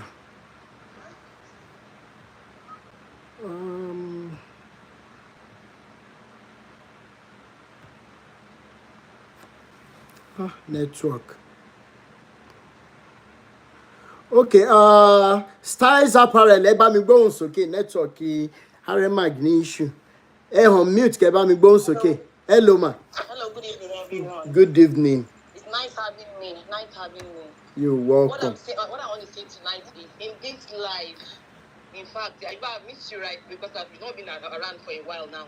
Okay. The fastest thing in this Nigeria that people are, I believe that people are so ignorant of, is the easiest mathematics ever that everybody is missing out on. When you go to churches, that was then, and the simplest thing is our pastors will tell us in the churches that whatever we want, we should ask God. But when they need something, they will come to us. That is the biggest scam, for crying out loud. That is the biggest scam. The pastor will need something, they will come and meet us individually and request for it. Why can't they call God? I believe if they are truly called by God, you don't need to ask the congregation to contribute for anything. You only pray that God should touch anybody that wants to contribute, and wholeheartedly, anybody can come and contribute. Why would you come and be meeting people to be meeting your own needs? Why if the people should come and meet you that they have issues, you tell them to go and meet God? The God that you're saying, why can't you go to that same God?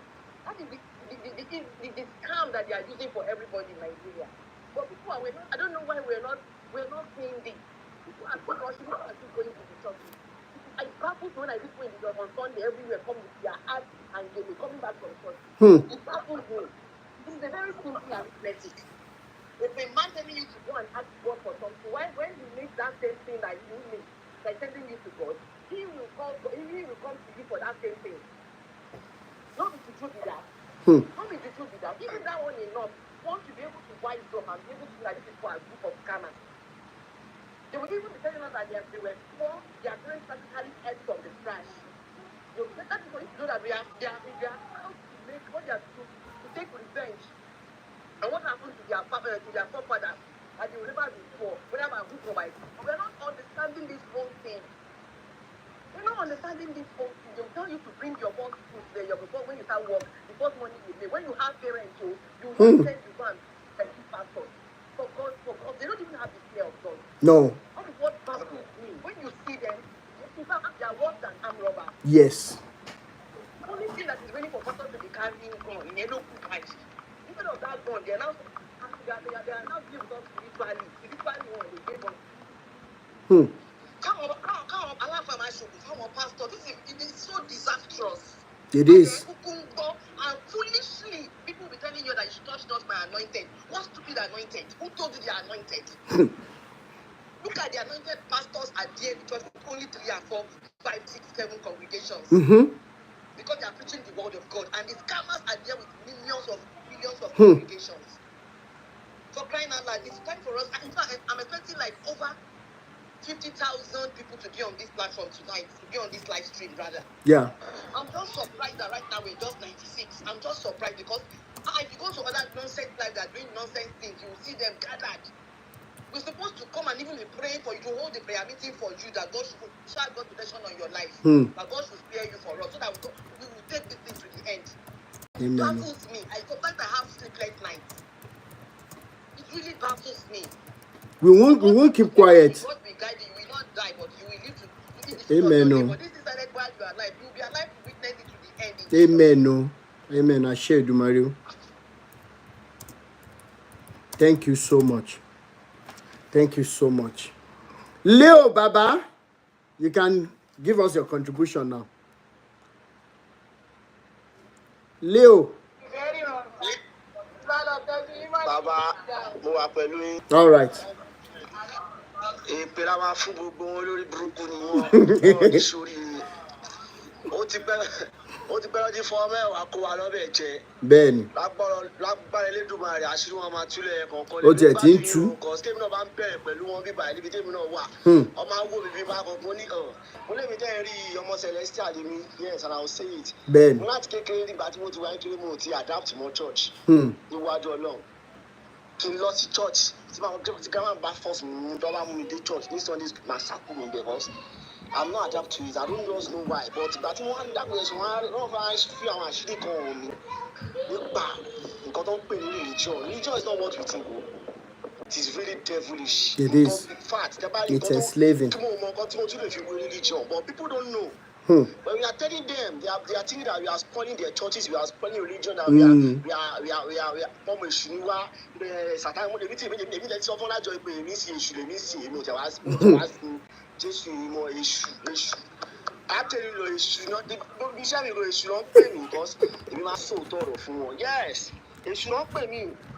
Yes. Because watch on go sorry, think that grandma mi wà lé ayé, kò sórí òkè tá a lọ. Tá a gbà tá a grandma mi wà, kò sórí òkè Sàmójó, Adébẹ̀, orí òkè Ìbàdàn ní Kásádì gbogbo ẹ̀ láti fún ẹ̀ nothing. Irọ́ ni gbogbo ẹ̀. Nothing. Irọ́ ni gbogbo ẹ̀. Nothing. Ìjọkọ̀jọkọ̀ mo kàn sọ fún grandma mi pé mọ́mì ẹ fi ẹni kẹ́ fi bá ṣẹ̀dá yín sọ̀rọ̀. Káwá òbí a nǹkan tó ṣe yín bí a kò ní fi yín rẹ̀. Kò lè kọ sí mi lẹ́nu. Ìgbà tó ṣe àárín ọ̀sẹ̀ rẹ̀ yá kí ni wọ́n ń bá káàkiri. Ẹ mọ gbogbo mọ́tò tá ti ná sórí òkè dáwọ́ ilé dáwọ́ gbá dáwọ́ gbogbo ẹ̀ dáwọ́ kí ló dé. Owó tó ṣe nǹkan gidi. Bẹ́ẹ̀ni. Àwọn la gbàdúrà jù ní nílẹ̀ Nàìjíríà ìlú náà dẹ̀ dá. Sókè ẹ̀kọ́ ti yẹ wá gbàdúrà kó lè ṣe. Kí ló dé? You know, Pastor, in fact, they are just misquoting the people. But I'm happy that the new generation that are coming outside now, they are awakening. And we're not in G. Ben, it is I always well. tell people, we are in the age of awakening. Age that we are in, age Jojo and your man, they got off it, born to buy. So people will see the truth. Thank you so much, Baba. I share you my. Thank you so much. Yeah. Mommy D Square. Mommy D Square. Your turn. Daddy JK Tayo. Any suru. Mommy D Square. Your turn. Mommy D Square, are you there? You have to unmute.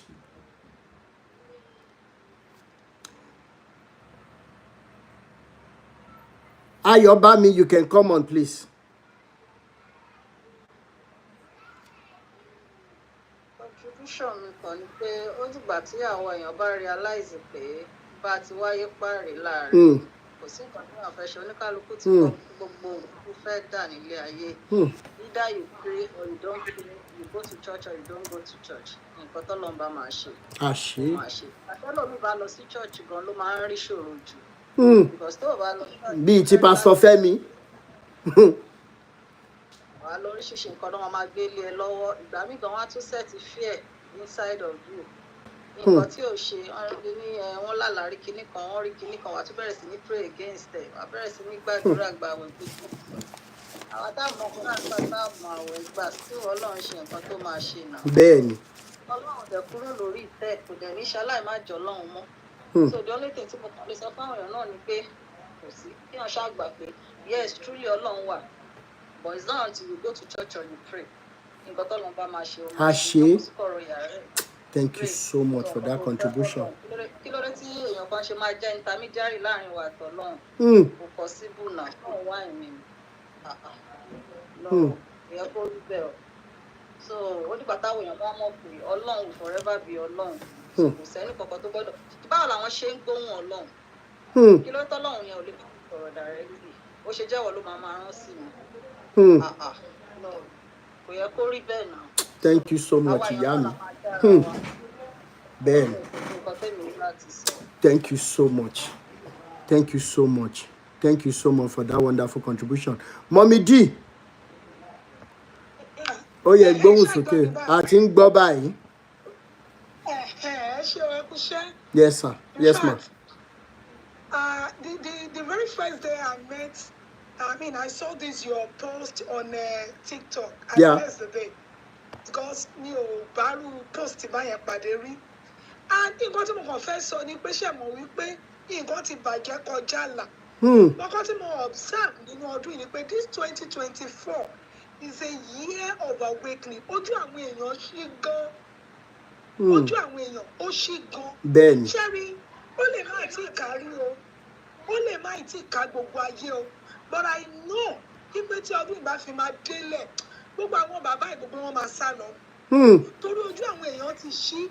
Because nígbà táwa ń dàgbà, a rí gbogbo àwọn dádì jí òye bí Ọlọ́run ni. Bẹ́ẹ̀ni. Ṣùgbọ́n ó yà mí lẹ́nu tó ẹ pé lórí social media, thanks for the power of social media.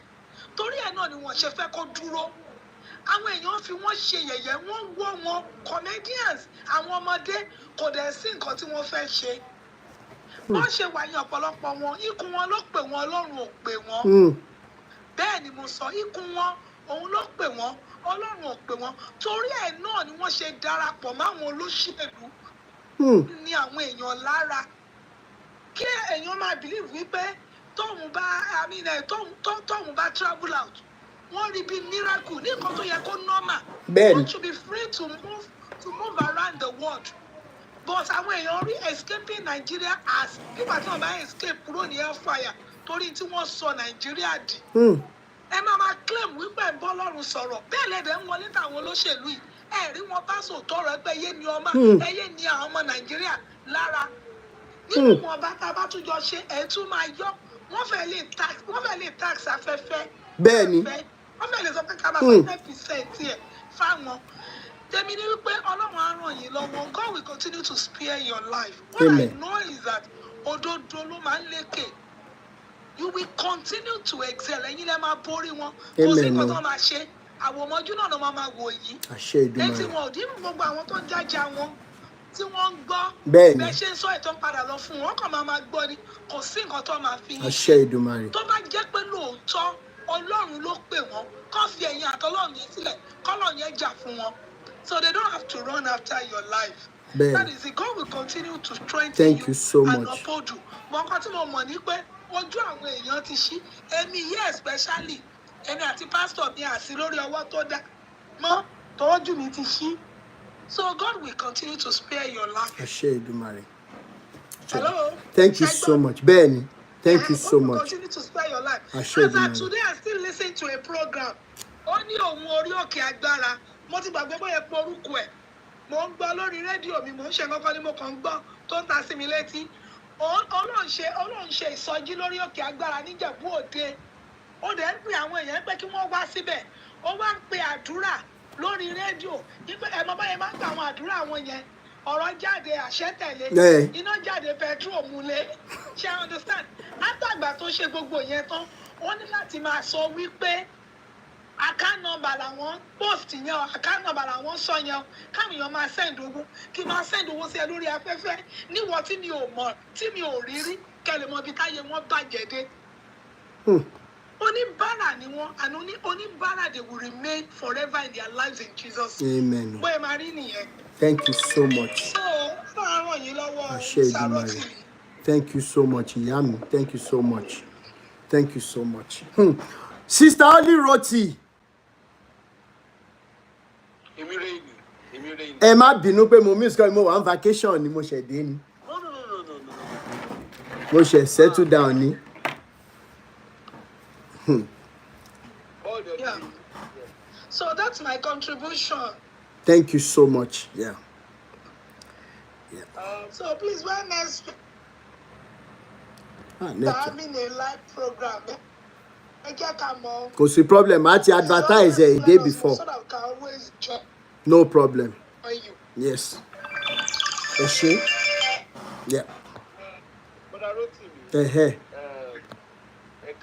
Ẹ kálẹ́. I'm going to speak in.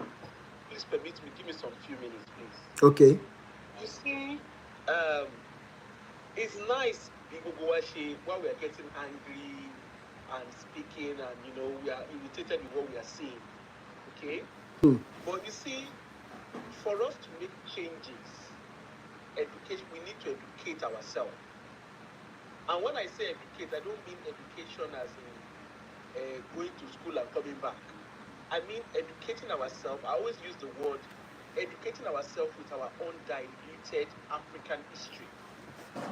Okay? Yeah. I might not be able to throw away that but when you know your father's house, nobody can describe it to you. Yes. You understand? So it's one thing for someone to say, that is your father's house. It's another thing for you to confidently know where your father's house is. Okay? Now, the reason why I'm saying this is, you see, religion, if we are familiar with Karl Marx, the philosopher, religion is the optimum of the masses. Okay? Religion is very, very superficial. The best way in which the bourgeoisie, that's the rich, the way the elite rule, they use two things. They rule with power and they rule with money. Okay? Now, power is not just power as in I want to govern you. Okay? Power comes from social capital. Yes. The kind of friends you have, the circle you find yourself, and how you comport yourself. So what you find us doing every day of our lives as human, irrespective of where we are, is we are constantly building on our social capital. The person with the group with the strongest social capital decides how the place will be run. And that's what we are saying with the way the West is played out. And I'm saying this because historically, and that's not new.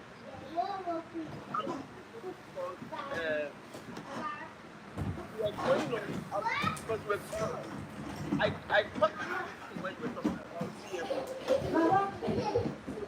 One thing about GMOs, if we understand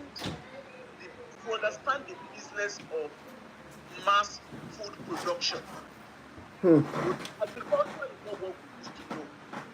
There is a whole lot more to agriculture. There is a commercial angle of agriculture and there is a normal angle of agriculture.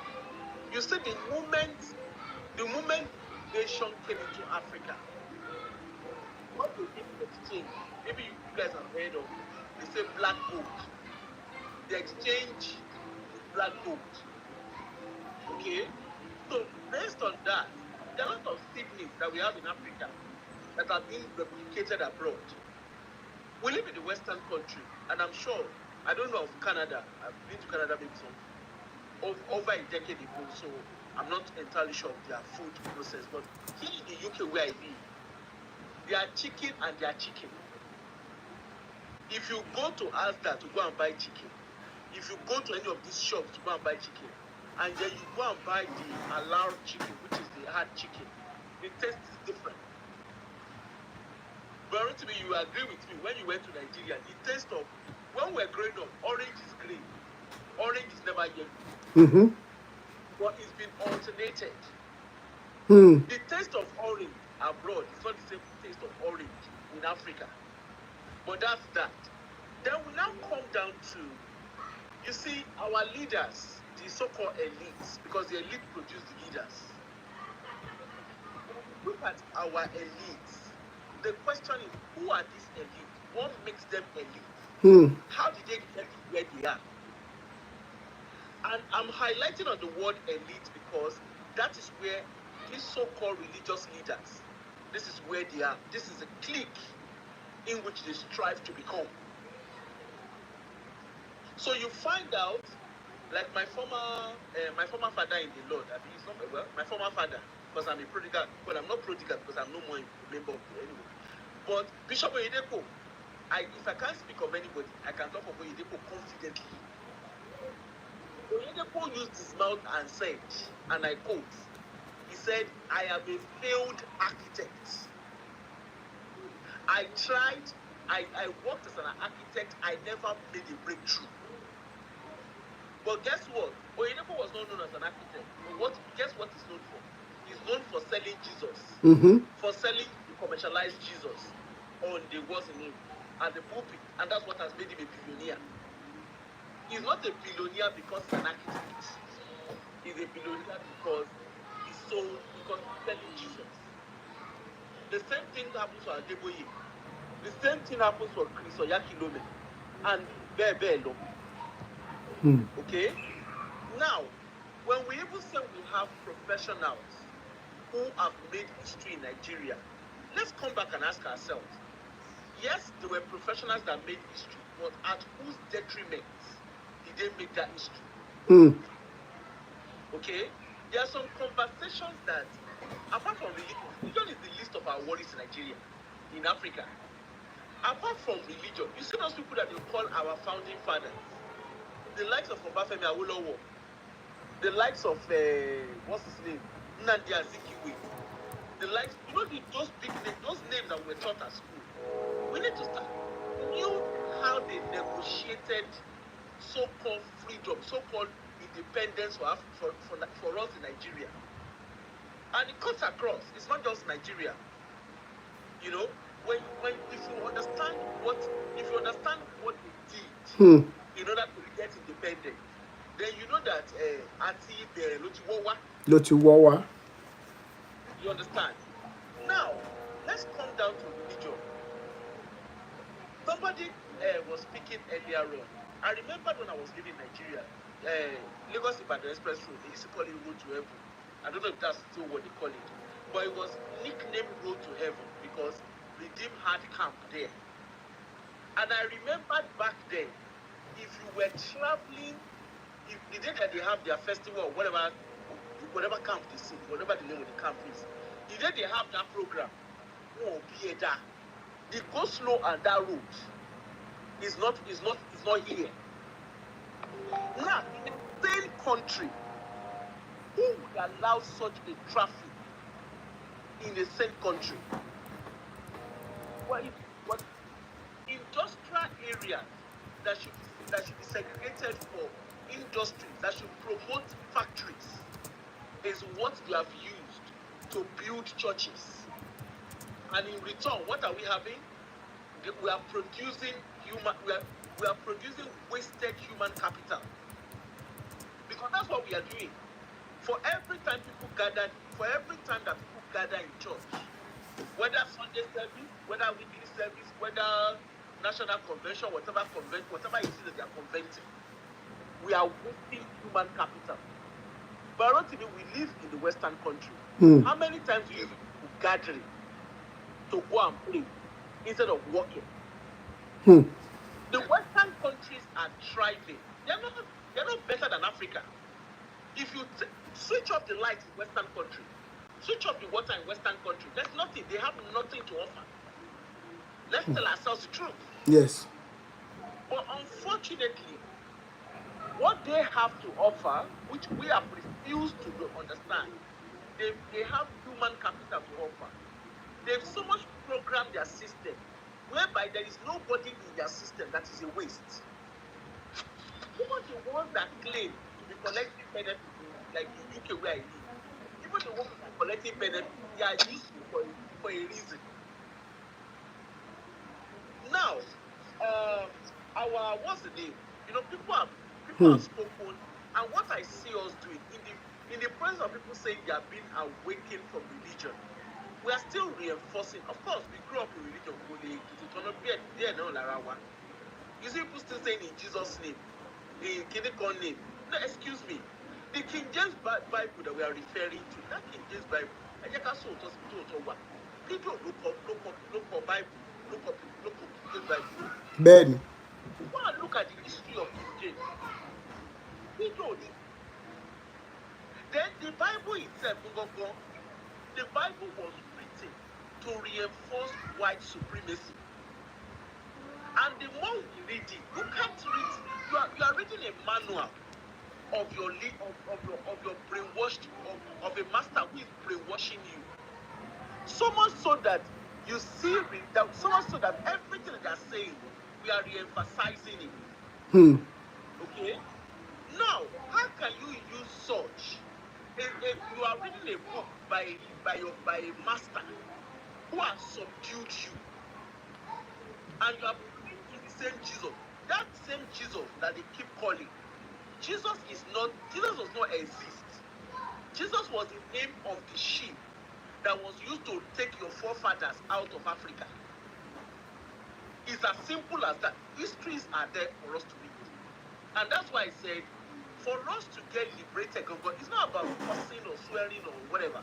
It's not about that. Before you can tell somebody you are stupid, get to understand your history. But Rotimi, before I will be wrapping up. You see South Africans, for a long time, they were celebrating Nelson Mandela. Okay? But over time, the younger South Africans now started asking questions. And the question they were asking was very simple. If Nelson Mandela is our hero, how come the areas that the blacks actually live in South Africa is heavily impoverished? Where the Boers live is heavily equipped. Till date, on paper, yes, apartheid has finished on paper. But in reality, as a black South African, you know where you belong. A white South African knows where they belong. Even in Nigeria, we bring it back to our own Nigeria. Let's look at our Nigeria. The first way that we want to show that we have arrived, that we are now elite, the first one is by speaking accents that we don't even understand. We want to twist our tongue. Go and look at our Yeye Briti. If you want to understand Nigeria in game, look at our Yeye Briti. It's only in Nigeria that I see that Yeye Britis, our celebrities, that's why I call Yeye Britis, they go to High Commission and they are celebrating being recognized by British High Commission, by American High Commission. Do you know it's that painful in Nigeria as a black Nigerian, because we are blacks in Nigeria? If you want to have juicy contract, you need to go with a white person. There are some white people that they hire them. They are nobodies. They just hire them just to go and show face into our government or to people in places, just so that they can get contracts, so that our Nigerians can get contracts. They will package you. It's even insulting in Nigeria, if not because of what it has all become. It's insulting that we prefer a foreign passport to our own passports.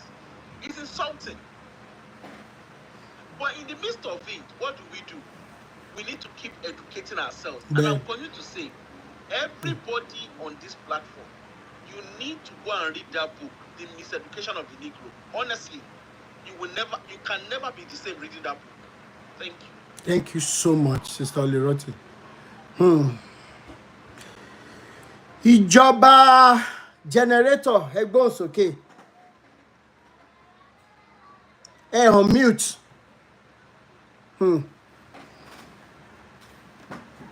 Thank you so much. on mute.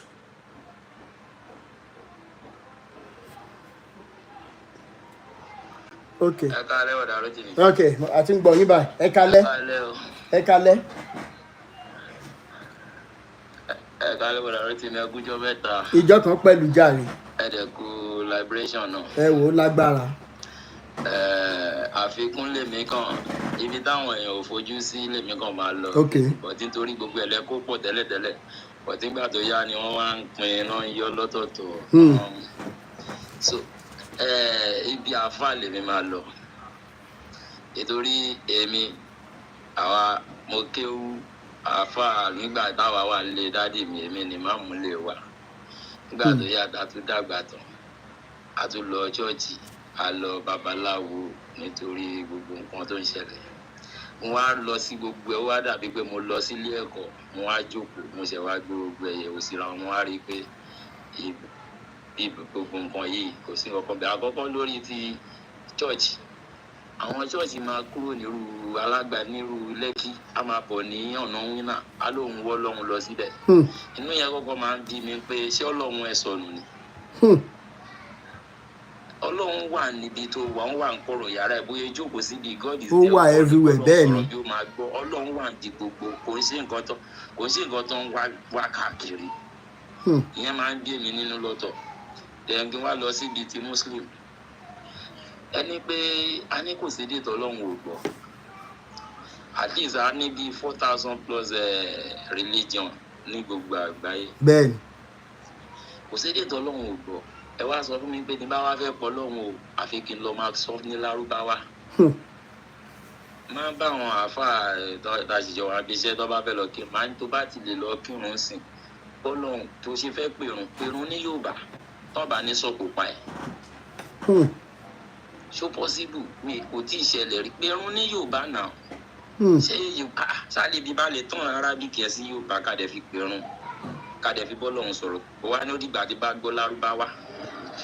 Bẹ́ẹ̀ mo wá sẹ́ǹsì kankan bàbá ka Quran agọ̀mọ̀ tábà tí mo tún mẹ́ agọ̀mọ̀ máa ṣe àmín àmín tó bá wà lọ wò tún mọ tí wọ́n ń kà ẹ̀ bàbá rí pé wọ́n ń sọ sórí ni ànábì mọ̀ ṣe kinní kan wá ṣe àmín àgàgà tá a bá ti gbọ́ ànábì bẹ́ẹ̀ àmín ẹ̀ máa yàtọ̀. So mo á jókòó mo sẹ́ǹsì so àwọn èèyàn kan máa ń wò mí àwọn ọmọ mi ń lọ lé kéwò mi ń lọ church mi dispute wọn tó bá dàgbà oníkàlùkù máa ṣe nǹkan tó bá wọn bọ̀ mo máa ń liberate wọn mo kàn máa fún wọn láwọn videos kan ẹ̀wù nǹkan tó bá wọn kàn ṣe bọ̀ a ní láti kúrò lóko ẹrú anybody máa ń slave èèyàn because modern slaving la wà ń sìn. Bẹ́ẹ̀ni. So that's just my only contribution. Thank you so much, really appreciate you, Baba. Thank you very much. Ẹ jẹ́ kí n bọ́lẹ̀ náà kẹ́lò mi sọ̀rọ̀ ká ṣe ní ṣókíṣókí. Bẹ́ẹ̀ni. Brother Ọládayọ̀ Awóyẹmí.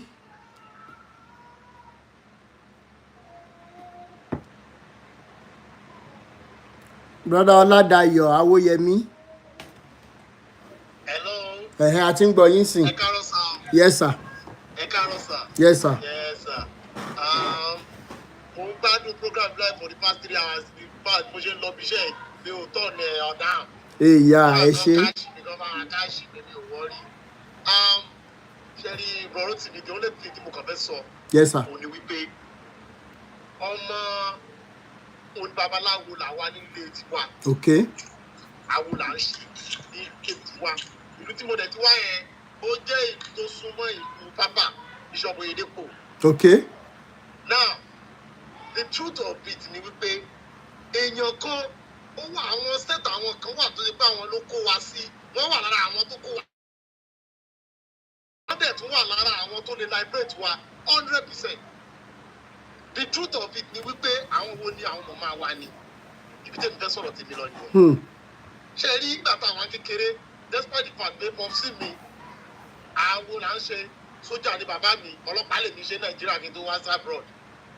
Now tá a bá ń lọ ẹ bá lọ bá pásítọ̀ màmá mi ó sọ pé compulsorily because ó believe pé Satan ni àwọn babaláwo lẹ́rù despite ìgbà àkọ́kọ́ ẹ̀ ni ó máa ní pé ó yá nìṣó ní kérúbù tá a bá dẹ̀ wá dé kérúbù yẹn wọ́n á gbé wa lọ sí orí omi wọ́n ní wọ́n máa pe àwọn àyájọ́ tí kì í ṣe bẹ́ẹ̀ kì í ṣe something Genesis chapter 5 verse 9 mẹ́ta o wọ́n máa pe àwọn iṣẹ́ yẹn wípé àbátálá kẹmọ́ bá dá òun òrìṣà òkè gbà wọ́n á pe cross wọnú bọ́tù wọn wọ́n á ní ká mọ bí ra rí tí n bá ń lọ bí iṣẹ́ nígbà tí mo wà ń patrol àti mobile wọ́n á ti ṣe pásítọ̀ rẹ̀ wòlíì ló ṣe fún mi o màá mú sápò wọ́n ń pè ní ìṣọ́ra wípé tí èèyàn kan bá fẹ́ ṣe yín níbi ara yín á máa gbóná wòlíì ló ṣe o.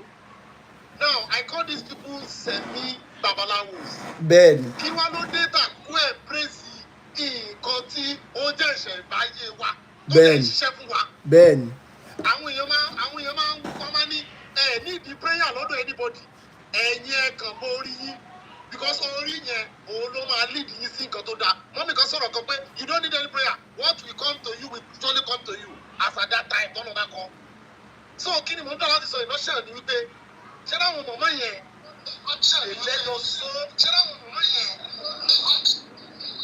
wọ́n lead us astray there by forcing us.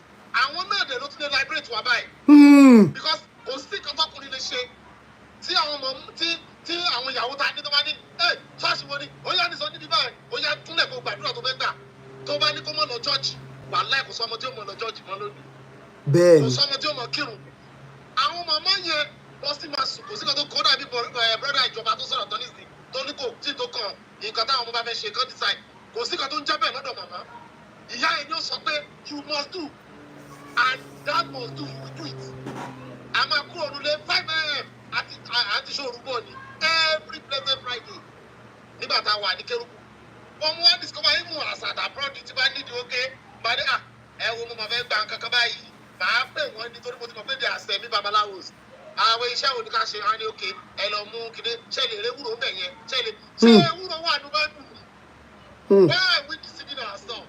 Èmi kò tọ́ ló mọ̀ but I will not dispute it because ìjọ tẹ bá ti sọ pé nǹkan tó ṣe relate mọ́ ìjọ ilẹ̀ máa dọ̀tẹ́ kò ní ta sí yín mọ́. Bọ̀dẹ̀ yẹn ṣáà máa gbaṣẹ́ yẹn kẹ́yìn sẹ́ mọ̀ ní prosper á ní nǹkan tẹ́ máa ṣe ẹ mọ̀ nǹkan tó ń pè ní ọ̀yẹ̀kú méjì wà ní báyìí. Wọ́n á ní nǹkan tí ìṣẹ̀dá yín mú wá nìyẹn. And they are celestials, they are kerubu. So please, mo bẹ̀ àwọn màmá wa, ìyàwó wa. The liberation should start from them. Thank you so much. Ọkùnrin torí pé ẹjọ́ ọkùnrin wọ́n á mú yín kókókókókó pé the man must be brought down. He was to be arrested. Bẹ́ẹ̀ jẹ́ kó ṣe kóbìnrin ló ń ṣe advocacy fún nǹkan tẹ̀ ń ṣe ló ń ṣe campaign. Ó máa lọ something smoothly. Bẹ́ẹ̀ni. Wọ́n máa wọ́n gé it's a woman it's just a woman but wọ́n ṣe fọ́kùnrin ni wọ́n á ní ká crucify ẹ̀ ni. Bẹ́ẹ̀ni. That's the truth. So ti táwọn màmá yẹn àwọn àǹtí mi gbogbo àwọn tó ń gbọ́ yìí tí wọ́n bá gbé kíní ẹ̀ sórí báyìí tí wọ́n wá bẹ̀rẹ̀ tán lead campaign that is where we can get ready. Thank you so much baba mi. Thank you so much. Whatever sọ your body might be thinking the other way. Ẹ ṣé gan sir, God bless you sir. Thank you so much, really appreciate you. Brother Jonathan baba. Brother Ladayo, thank you so much for that wonderful contribution. Okay, everybody, Rotimi, I really miss you. Hey, Abi, thank you so much, Jare. I miss everybody too. I miss you. Yes, sir. God will continue to bless you. So just straight to the point. Okay. I just want to go from another angle. Our pastors, our religious, most of all this, they are very powerful. And because they are powerful, our powerful. So that's why anytime I join this platform and I see somebody like Yomi Fast Lansing, I used to be very, very happy. We that were on this part of the movement to 0.1% in Nigeria.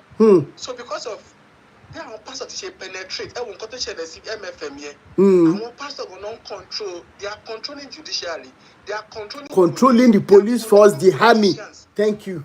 So you will not be asking, about our indifference, whether you are friend thinker, whether you are Isheshe or that you just belong to this side. Why is it that people don't want to associate with us? So that's why I used to comment people like Mr. Fash Lansing that he's such a wonderful person for trying to, for even making himself known that this is what he stands for. So please, and for our mothers, Joe, we need to really work on our mothers. They have a strong role to play when it comes to this liberation. Women are very powerful. Anybody that thinks that women are not powerful, that is just deceiving himself. One of the reasons why most of all these churches are doing well, women are going to local church. Benny. So if we can just talk to the women in our lives, your mother, your sister, your siblings, your daughter, just that the liberation can start with the women in our own life. You will see that before you know it, we are going to go a very long way. Exactly. Then on the issue of agriculture, apart from the fact that I saw Rotimi, we were trying to Europeans. It's like me personally. I don't like living in the past. Nobody have a proportion blame. Now, why is it that I always feel that I don't like that kind of life. Maybe I didn't do well because of so people. The generations before us, they believed in. They keep throwing that blame card. They will blame almost everybody, but they will not look into themselves. We young Africans, what I always propagate for people that are close to me, I used to tell them that irrespective of what Europeans have done to us, but we now, how do we now change ourselves? On the issue of agriculture, ṣe bí a ní àwọn university, kí ni university ṣe? Ẹ̀ ń sọ̀rọ̀ nípa tractor. What benefit is University of Agriculture in Nigeria?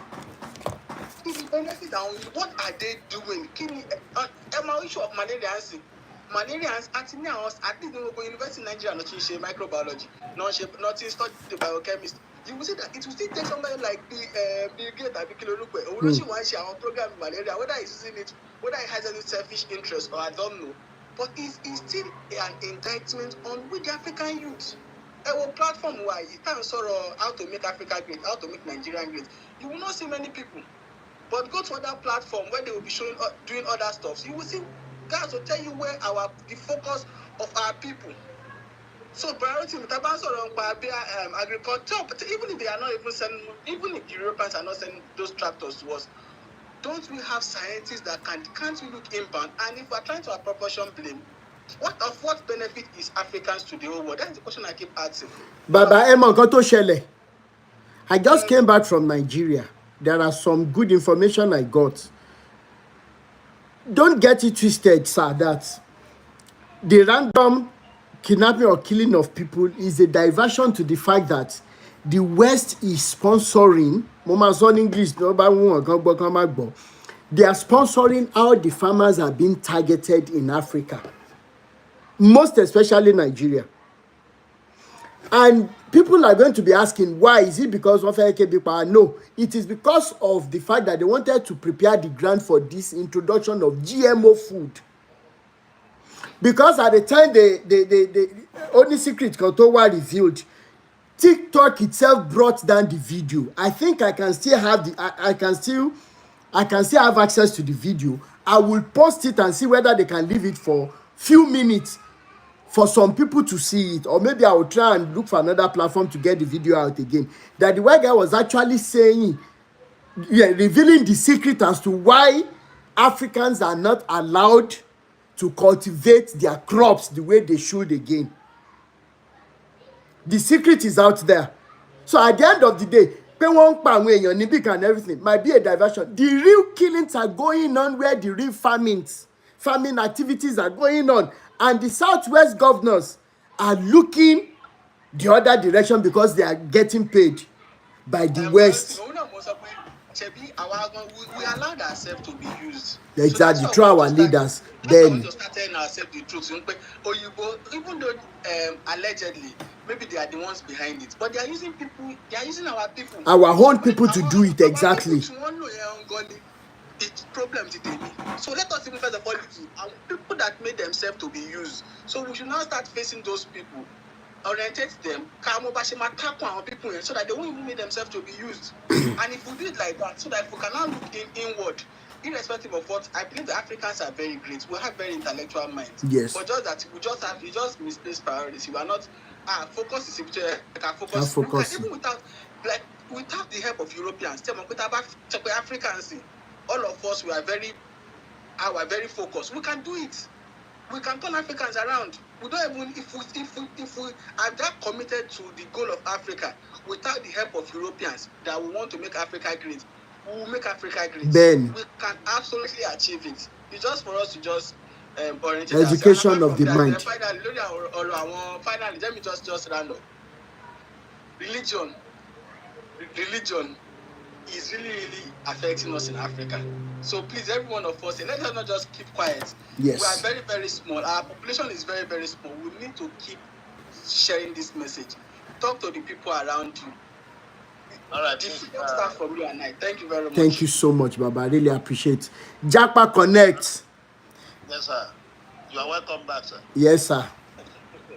All right. You may not know me because I just changed my name. But anyways, I greet every one of us here. First of all, okay, sir. I think I'm 2 hours away from you. I'm in New York State. And, okay, yeah. We have to meet you someday soon. All right? Okay. One thing we need to know, Sherry, our people want to shit you on. All right? It's been a long, many years ago, nothing rude. Let me put it that way. And the time has come. During the time of the Israelites in the land of Egypt, all right? Ben. It's still the same thing. Don't happen to see I don't want to talk about other Africans. Our Yoruba.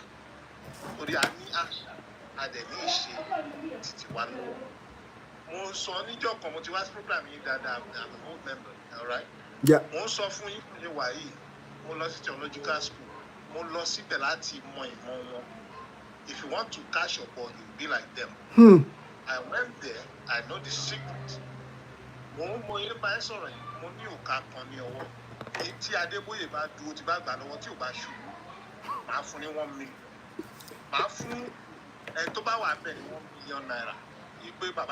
I set to buy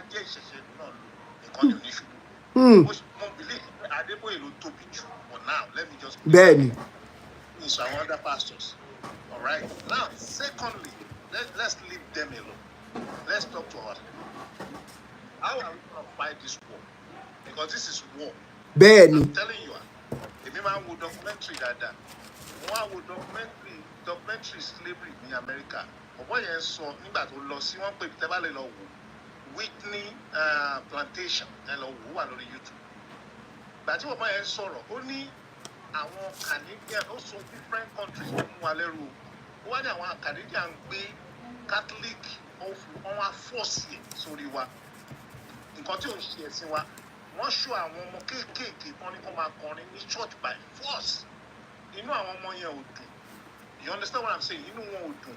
But wọ́n force wọn pé ẹ ṣáà máa kọ nǹkan tí ò ń ṣe àṣà tiwa, ìṣẹ̀ṣe wa.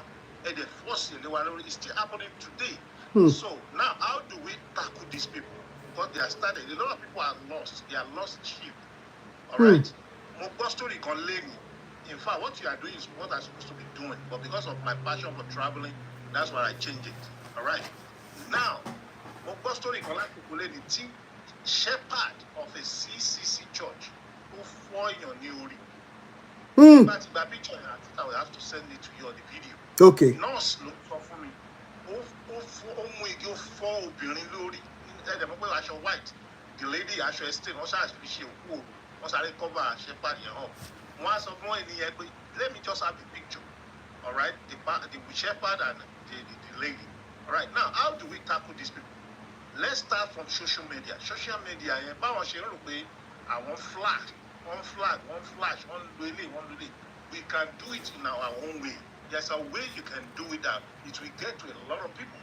And the whole nation, the whole world, even with the Western world, will be like, leave these people alone, liberate them. They say they have their own culture, they have their own religion. Religion is freedom. I can do anything I want. Exactly.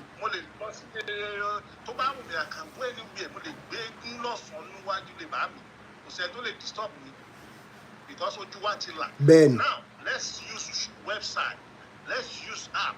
Let's use campaign. Let's use what do you call it? Awareness to our people, just like what you are doing. I love it. You understand? When we have the website, we keep pushing it out. Let people talk. You understand? We have the YouTube page. Let people see it. Preach what you have to say. They can't do nothing. Exactly. They cannot do anything. A lady came to the United States ọ̀rẹ́ mi ló fẹ́ wá sí Amẹ́ríkà kó tó wá sí Amẹ́ríkà ṣọ́ọ̀ṣì rí lójoojúmọ́ ṣé lọ sí MFM ló ń lọ sí kílẹ̀ ìpè redeem àbí kílẹ̀ máa ń pè káàmù yẹn. bẹ́ẹ̀ ni redeem camp. ọmọ ìyàwó rẹ̀ mọ́rẹ̀ mi lọ́wọ́ ni kò tí ì lọ́dún kan ó ti pọlọ́pàá sílẹ̀ méjì ó ti fa àgbọ̀mọ́ yẹn ní láyé òun ká lóun mọ̀ ni òun rò pé bọ́ọ̀nì gé nígbà wọn ní bọ́ọ̀nì gé wọn fi ń tàn wá nínú. wọ́n jẹ́ ṣọ̀gbó lẹ fi fẹ́ra yín àbí ayé lára lẹ fi fẹ́ra yín kò ní ṣe irú ẹ̀ náà but because nígbà tó di pé wọ́n lọ ń sọgbẹ́lẹ̀ ọ̀yà ẹ̀jẹ̀ Jésù fún àbí nìkan we don't deny I live in Israel for many years I used to be a soccer player in Ashkelon. They don't care about Jesus Christ. No. That is not even his name. Yeshua is his name. Jesus Christ. Rotimi Rotimi. Benny. You would be like, why are you calling me Rotimi? Exactly. My name is Rotimi. Then we are to read Jesus Christ. Christ is like the title. Anything happen, oh Jesus Christ. Anything happen, Jesus Christ. That is not his name. I asked them, they said they don't care about Jesus Christ. Yeshua is just a carpenter, it's just like a Messiah. And we have our own Messiah, which is Obatala Wambe, Ogun Wambe. There are so many of them that we just ignore. In Brazil, I used to travel a lot. In Brazil, we teach them. I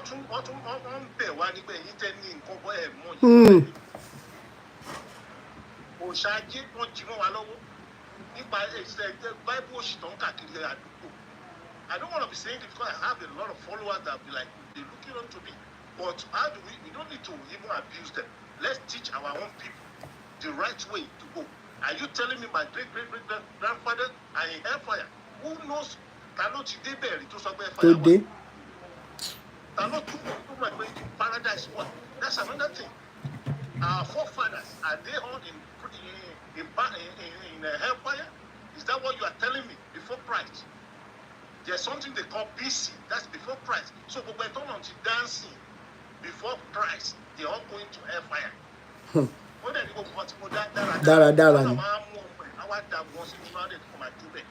It's not going to work. This is too much to do. So what I'm saying is, if you are ready, just let me know. Let's do this. We're going to have Instagram page, YouTube page, and as many of them as we can have. Let people awareness, let people know that these people are just lying.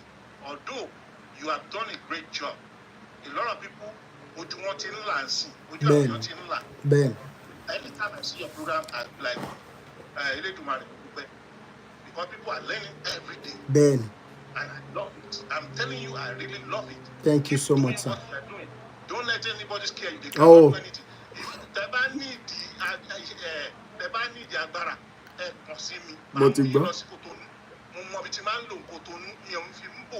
all the way. Ben.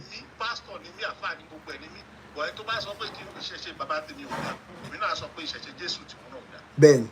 You understand what I'm saying? Yes, that's sir. It. Just let me know. Thank you so much. Reaching you for the website, you know. No problem, my brother. All right, sir. Thank you so much. Really appreciate, sir.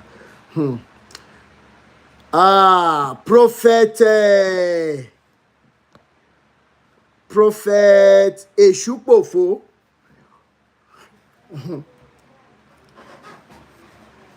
Prophet Shele ba gbóhùn sókè. Ká gbọ́ contribution yín.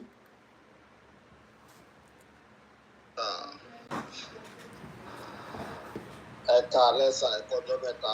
Ẹ̀ka lẹ́sà ìjọ kan pẹ̀lú. Àwa àmì gbà. Àmín. Àbúrò ṣe lásán. Àṣẹ Ìdùmarè. Mo láìkí prógámù tẹ́ gbé kalẹ̀. Ẹ ṣé. Àkọ́kọ́ náà, ṣé babaláwo jẹ́ ìmùlẹ̀ ni? Kí lẹ wí? Iṣẹ́ ọwọ́ ni. Mo ní ṣé àwọn oníṣẹ̀ṣe jẹ́ ìmùlẹ̀ ní iṣẹ́ ọwọ́ ni. Àwa ọ̀pọ̀lọpọ̀ tá a sún kọ́là sọ́run nǹkan tá à ń ṣe burú ju àwọn tó jẹ́ tá à ń pè lóníṣègùn lọ ni. Bẹ́ẹ̀ni. Ṣé o sọ yìí? But many things, many people wa àwa èèyàn gan là ń kó sọ́wọ́. Ohun tẹ̀mí mọ̀ ní ìgbàlà, òun lẹ tó ní ẹ̀rí ọkàn, tó ní ìwà, tó ní ìbẹ̀rù, tó dẹ̀ ní ìfẹ́ tí kì í lépa búburú pa ènìyàn. Òun lè mímọ̀ pa Kristẹni ọ̀tọ̀ ní ìgbàlà. Níbi táyé dé yìí sì, èmi ò ń sọ fẹ́yàn pé wá di Kristẹni, ìgbàlà inú rẹ lèmi fẹ́ mọ̀. Nítorí ọ̀pọ̀lọpọ̀ wa ta pè ní Kristẹni kan tó wà lọ́wọ́ wa ó burú jù àwọn tá à ń bú yìí lọ. Ẹ jọ̀ọ́ ṣé mo lè sáré béèrè question kan sà? Mo ń gbọ́ yìí sà. Orúkọ yín yìí tẹ́ fi ṣe èṣù pòfo yìí, èṣù èwo lẹ̀ ń sọ ń bẹ̀? Bẹ́ẹ̀ kì í ṣe èṣù nickname lásán ni. Okay. Yeah. Okay. Because tó bá rí pé èṣù eléyìí tí ẹ̀ ń sọ yìí tí kìíní tá rí pé èṣù tí wọ́n ń sọ fún wa nínú Kristẹni nígbà tá a ṣe kílò ẹ̀ kì í ṣe Satan. Ṣé rí ẹ jẹ́ ká sọ kọ́kọ́ o. Ẹ jẹ́ kí àwa tá à ń ka Bíbélì ká lóye ká dẹ̀ ní ìmọ̀. Èṣù tá à ń sọ ta ló súnmọ́ Ọlọ́run jù nínú wọn. No, ṣé kìí ṣe èṣù ti ilẹ̀ Yorùbá ni ẹ̀ ń rìfà sí? Èmi ò rìfà ìṣẹ́ ní èṣù pòfo. Ó ní ohun tó ṣẹlẹ̀ tó ń kọ ẹ́ fi díbẹ̀. Ṣé ti gbọ́ mi báyìí? Ṣé mo ti dá yín lóhùn báyìí? Tí ìdáhùn dáadáa bọ̀ torí time mo fẹ́ because Sátánì yàtọ̀. Èṣù tẹ ló pòfo, èṣù yìí jẹ́ kan lára àwọn òòṣàlẹ̀ Yorùbá tí ò dẹ̀ kì í ṣe burúkú. Èṣù lẹ̀ Yorùbá kì í ṣe burúkú. Àwa ènìyàn gángan lẹ́nu èṣù.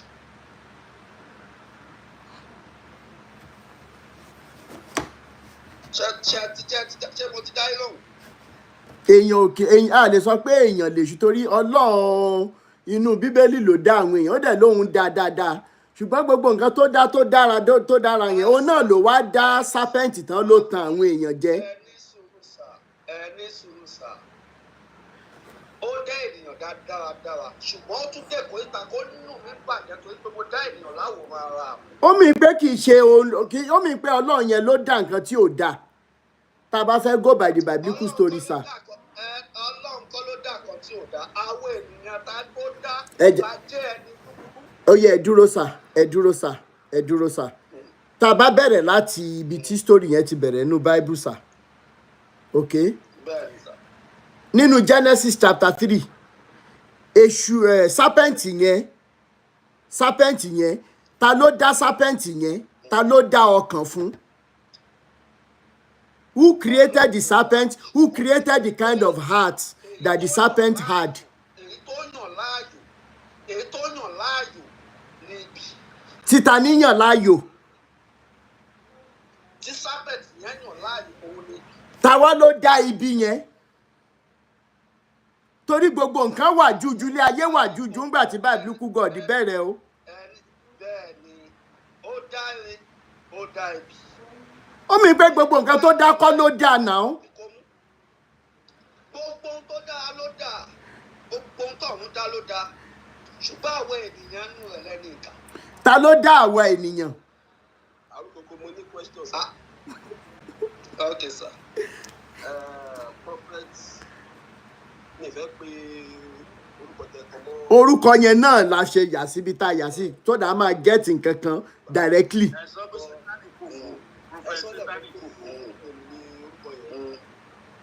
Bẹ́ẹ̀ni ṣé nickname náà ni prophet yẹn náà? nickname kan prophet. Okay. Báwo ni síwájú prophet? Èèyàn jẹ́ Ṣé Ọlọ́run ló pè é? Ṣé Ọlọ́run ló pè é gẹ́gẹ́ bí prophet? Sà ẹni tọ́lọ́run pè ló mọ̀ ẹni tó mọ̀ tó Ọlọ́run pè. Tí that question mi sir. I'm directing the question to you personally. Okay. How are you a prophet of? Are you a prophet of God? Is he a prophet of God or you're just a prophet? I'm a prophet of God. So, by implication, you are saying God called you. Yeah. So, how did God call you? Can you just share that experience with us? I can share that experience with you. Okay. Are you with me? No, we are listening. Okay. When you tell your bad name, first you have to discover yourself before anything. Sir, with due respect, sir, Wait, all right. question. Yeah, how did God call you? But I think money.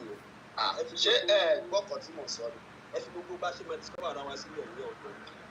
Mo àmì ni téèyàn bá rí àmì mú.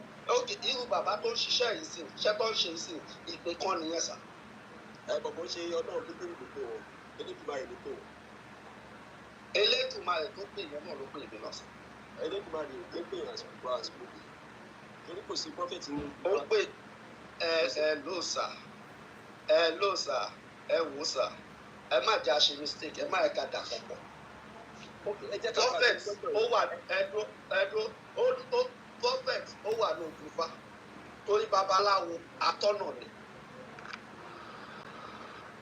Ṣé ẹ gbọ́ mi sà?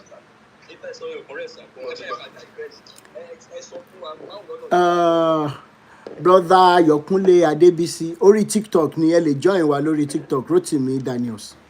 Now, Bra Andrew, Comrade Adeyemi, Ọmọba, ẹ jẹ́ kí n sọ nǹkan kan. Prophet Satan pòfo, torí mi kì í fẹ́ sọ pé èṣù pòfo, despite the fact pé so many people wọ́n jẹ́ káwọn èèyàn wá disappointed nínú ìṣẹ̀ṣe, but gbogbo wa pátá ní Africa a lè yọ ìṣẹ̀ṣe. Ẹni sùúrù, mo fẹ́ sọ nǹkan kan. Kọ́rọ̀ yẹn tó fò mí. Ṣé rí téèyàn kan bá ní ìṣẹ̀ṣe ò dáa, ẹbí ìdílé òun ló ti jáde. Òun náà ni orúkọ tí ẹ̀ ń lò, ó máa bẹ́tà kẹ́ ẹ lọ yí orúkọ yìí padà lórí pílátífọ́ọ̀mù yín. Mo fi tọ̀wọ̀tọ̀wọ̀ sọ, èṣù òpófó. Ẹ má jẹ́ ká wà misguided. Tẹ́ bá ń lo èṣù pòfó tẹ́ dẹ̀ ní understanding ní history ilẹ̀ Yorùbá, ó mì pé acknowledge history yẹn but ẹ̀ ń deny ẹ̀ bóyá torí wípé nǹkan tẹ́ ẹ fẹ́ máa fi orúkọ Jésù ṣe, because ibi tí problem yẹn ti wọ́ wá sà, ẹ jẹ́ kí n sọ fún yín, àwọn oníṣẹ̀ṣe gangan ló fa wàhálà ẹ̀. Ẹ má béèrè pé kí ni. When we were growing up, because of those who don't understand Yoruba very well, I want to explain this in English. When we were growing up,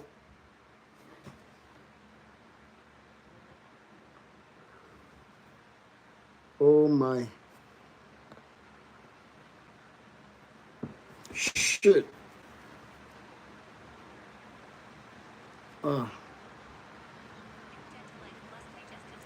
Really?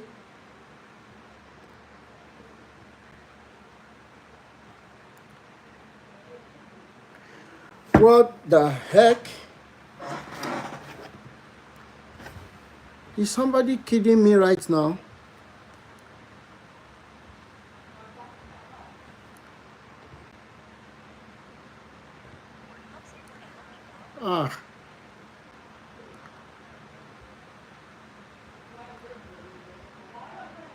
Oh my God.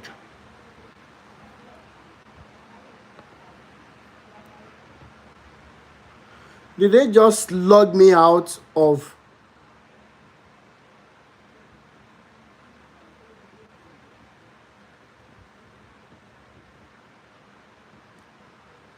Oh my.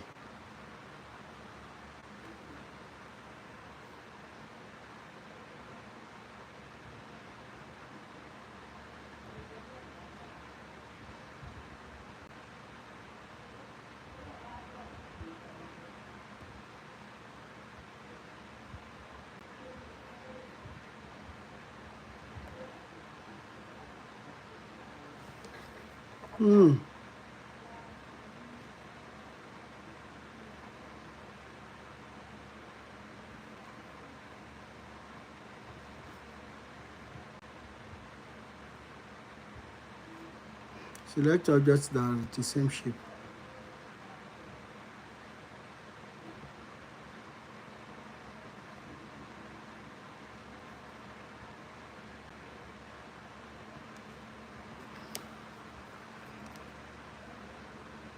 Select two objects that are the same shape.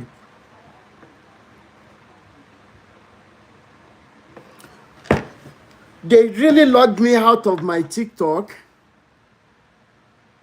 Is this a joke?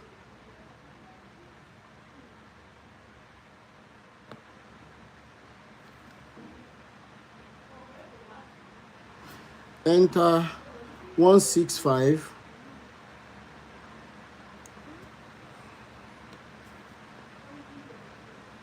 Is this a joke?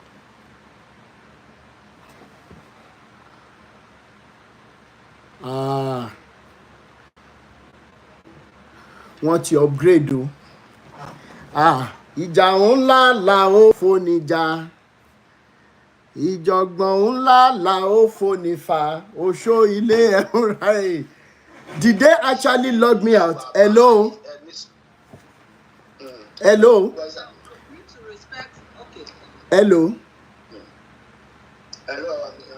Sorry, they actually logged me out of my own TikTok, but I am able to come in again. I was going to explain something, and I think all the Isheshe people who are perpetrators will, without sentiment, see to what I want to say.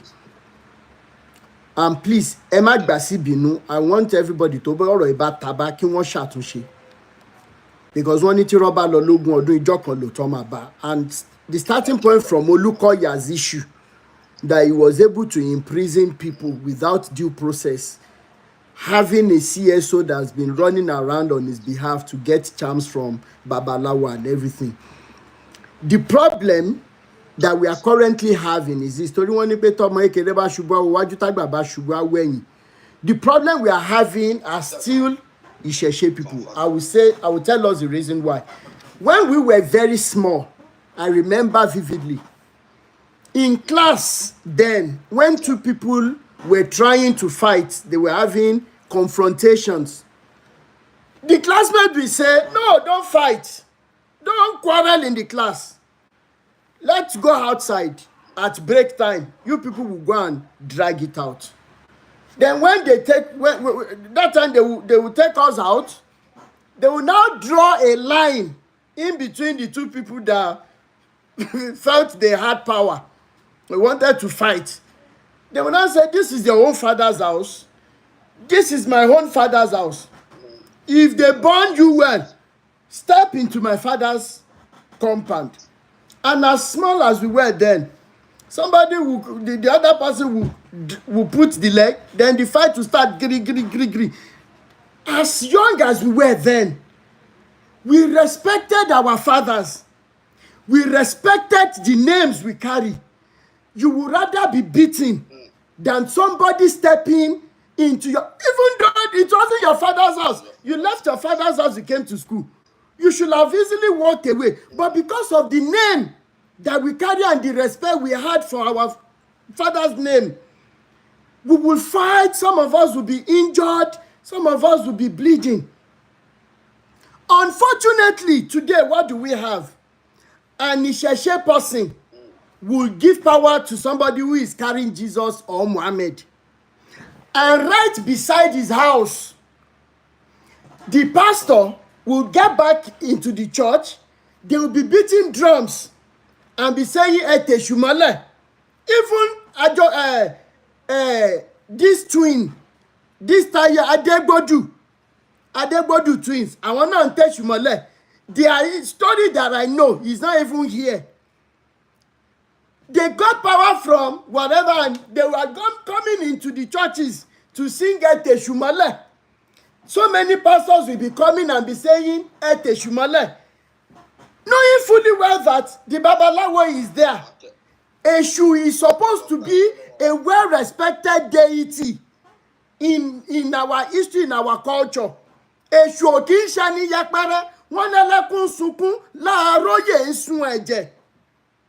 I am not a promoter of Isheshe, but ibi tá bá ti ro òótọ́, ẹ jẹ́ ká gbin igi síbẹ̀ kí igi yẹn máa wù igi òótọ́. So Isheshe people that are listening to me today, ẹ̀yin ni fẹ́dà tó ń bo ogún àwa tá ń jà fún òótọ́. Ẹ dẹ̀ mọ̀ torí owó dẹ̀ lẹ ṣe ń ṣe. Now, right beside the house of Babalawo, wọ́n tẹ èṣù mọ́lẹ̀. Babalawo mọ̀ pé bàbá òun ni èṣù. So, bá a ṣe kéré tó yẹn, à ń jà forúkọ bàbá wa.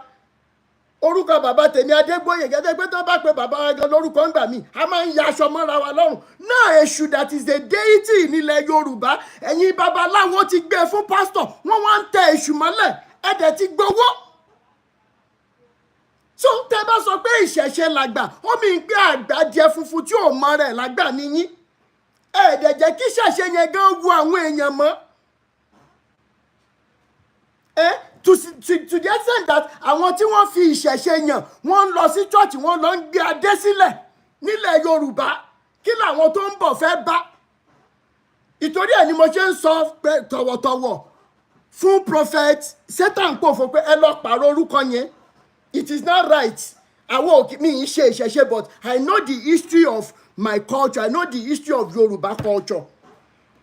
The man tá bá ṣe ń forúkọ yẹn ṣe rẹpẹ kò sí ọmọ tó máa fi kò sí ọmọ tó máa wọ́n ní ọmọ tó sọ ilé nù ó sọ àpò ìyàkọ́ ni. We have done enough damage to our history. History ni mò ń sọ ń sìn. Tá bá dẹ̀ ń sọ̀rọ̀ ìṣẹ̀ṣe, bàbá ẹni ìṣẹ̀ṣe ni, ìyá ẹni ìṣẹ̀ṣe ni. I am happy that the likes of Uncle Yomi Fashanso has given us lectures before on this platform. So ẹ̀yin ìṣẹ̀ṣe ìtẹ́lẹ̀ ìṣẹ̀ṣe, look at someone like Olukoya. Is it possible for Olukoya to have traveled this far in his evil business without the help of our babaláwo? Ẹ wo àrífín tó bá ọmọ bàbá yẹn ń sìn. Bàbá ló gbé agbára f'Olukoya fún CSO allegedly. Wọ́n dé kọ́ọ̀tì ó ń kí Gbàdàmọ́sí ò dá lóhùn.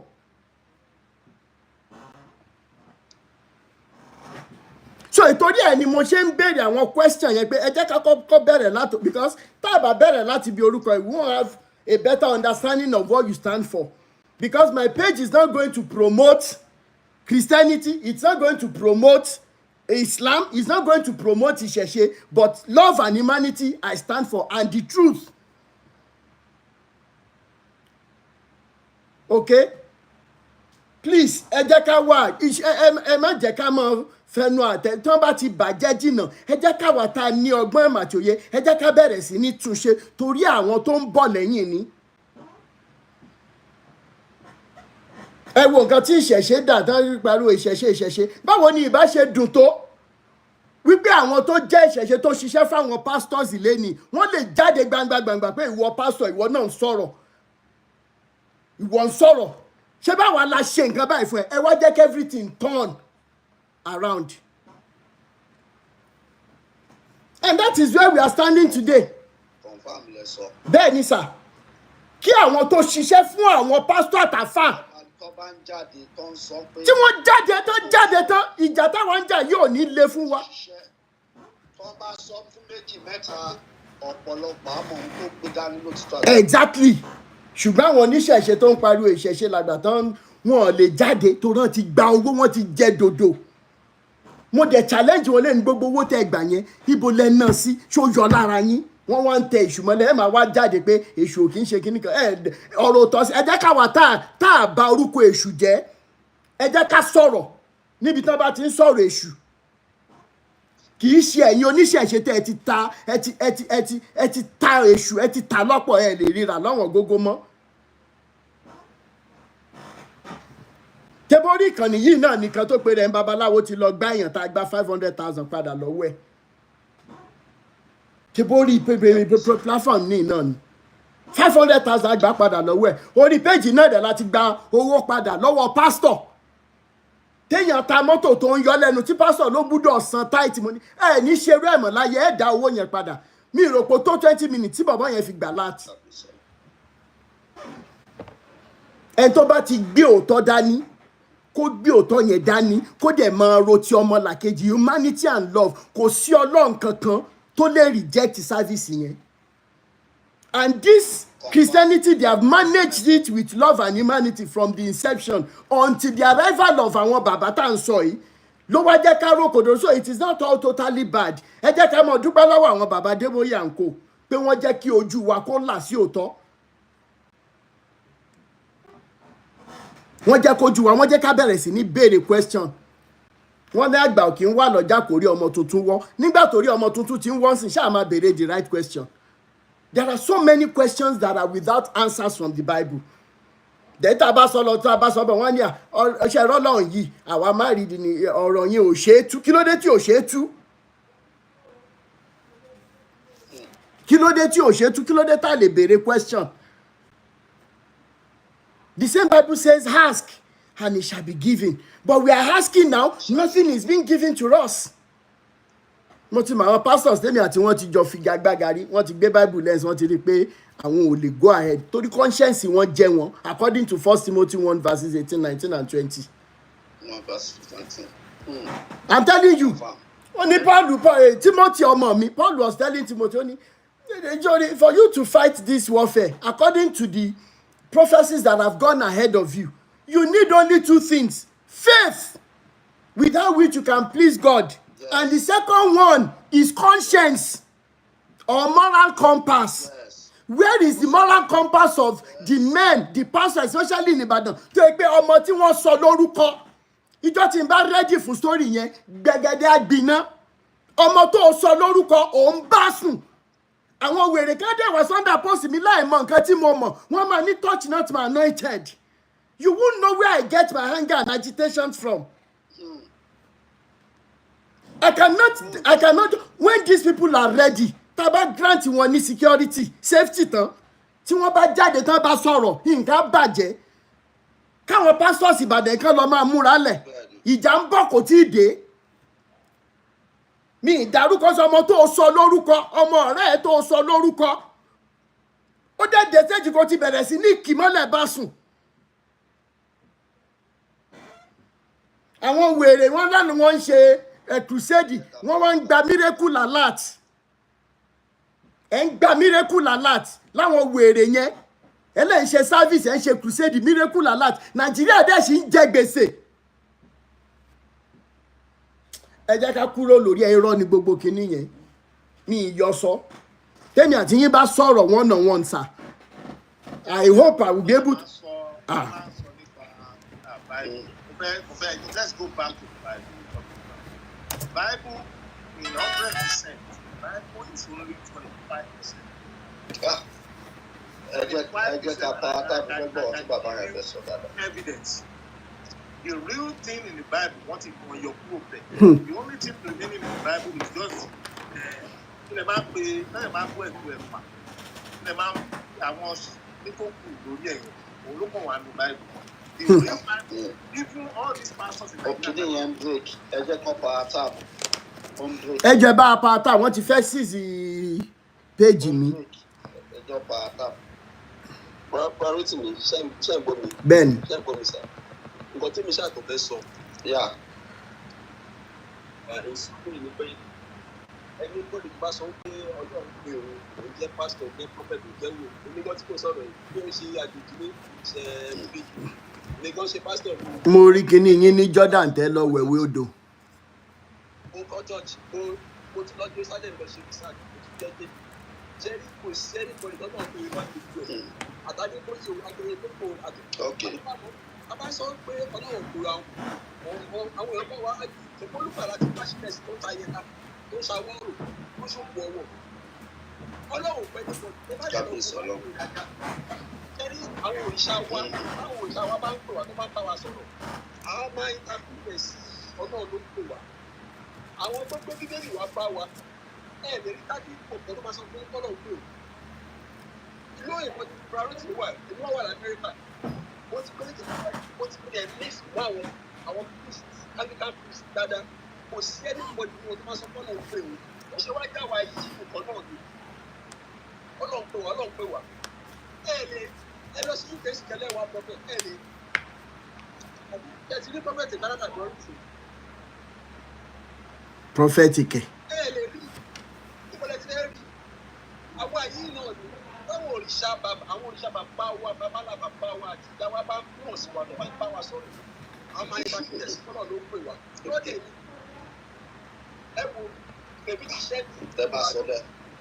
kò sí nǹkan tó jẹ́ ní gbogbo pa tí adébòye bá ń parọ́ òyìnbó ń parọ́ olúmọ̀yà ń parọ́ ìtàwọn làwọn tó ọlọ́wọ́ pẹ́ ní fọ́ọ̀nì ẹgbẹ́ ìgbìmọ̀ sí pásítọ̀ ní gbogbo gbogbo wá sùn ní báyìí wọ àwọn pẹ́sọ̀ tí mo béèrè tí mo ní ní báyìí yẹn wọ́n ní mẹ́wàá èdè kò dàbí dáhùn o lè dáhùn because àti rí díẹ̀ pẹ̀lú ìrọ̀rùn ní báyìí original king translation tó wà ní wọ́n ṣe ní báyìí lamẹ́ríkà yìí àwọn keepers ní tí ọmọ sọ pé kí wọ́n ní káàkiri táwa ní dání yẹn ọmọ tó wà ní èkúsí nígbà tí yóò ti translate ẹ báwo ni wọ́n ṣe máa lọ ka ẹ̀rọ tá lọ́dọ̀ tó wọn lọ ṣe mílẹ̀kùn wọ́n ṣe mílẹ̀kùn wọ́n ṣe mílẹ̀kùn ẹ̀mí tí ènìyàn gbogbo ìgbà tó lọ́pọ̀lọpọ̀ máa kọ́ wọ́n ti sì dání ó dẹ̀ wọ ayéfẹ́lẹ́. ṣáyé fẹ́lẹ́ òkè lọ kọrin láwọn churches tán ti ń ṣe miracle and healing service ni. ó sún mi o ẹ bá àmọ̀ ló máa ń ní ẹjọ́ torí ọlọ ẹ jẹ́ ká lọ jígìrì, and for what it's worth I want us to start slowing down on this hell and heaven concept tán fi mú wa mọ́lẹ̀. Ẹ jẹ́ ká bẹ̀rẹ̀ sí ní gbélé ayé ṣe rere, ẹ jẹ́ ká máa rántí àtúbọ̀tán, ó jà ju gbogbo àwọn stories yìí lọ. The question is, do I love my neighbor? What are the things that I do towards my neighbor? Am I doing the things I want them to do unto me? Ẹ jẹ́ ká bẹ̀rẹ̀ sí ní fìyẹn live náà first and foremost. Ṣẹ́ni ọ̀rọ̀ tẹ̀sán sí bárò jù you are 100% correct. Then àwọn people Washington sọ̀rọ̀ by wọ́n sọ pé the revelation was not even in the original translation. The book of Revelation never existed. It was not in heaven or hell. It was never mentioned. It was never mentioned.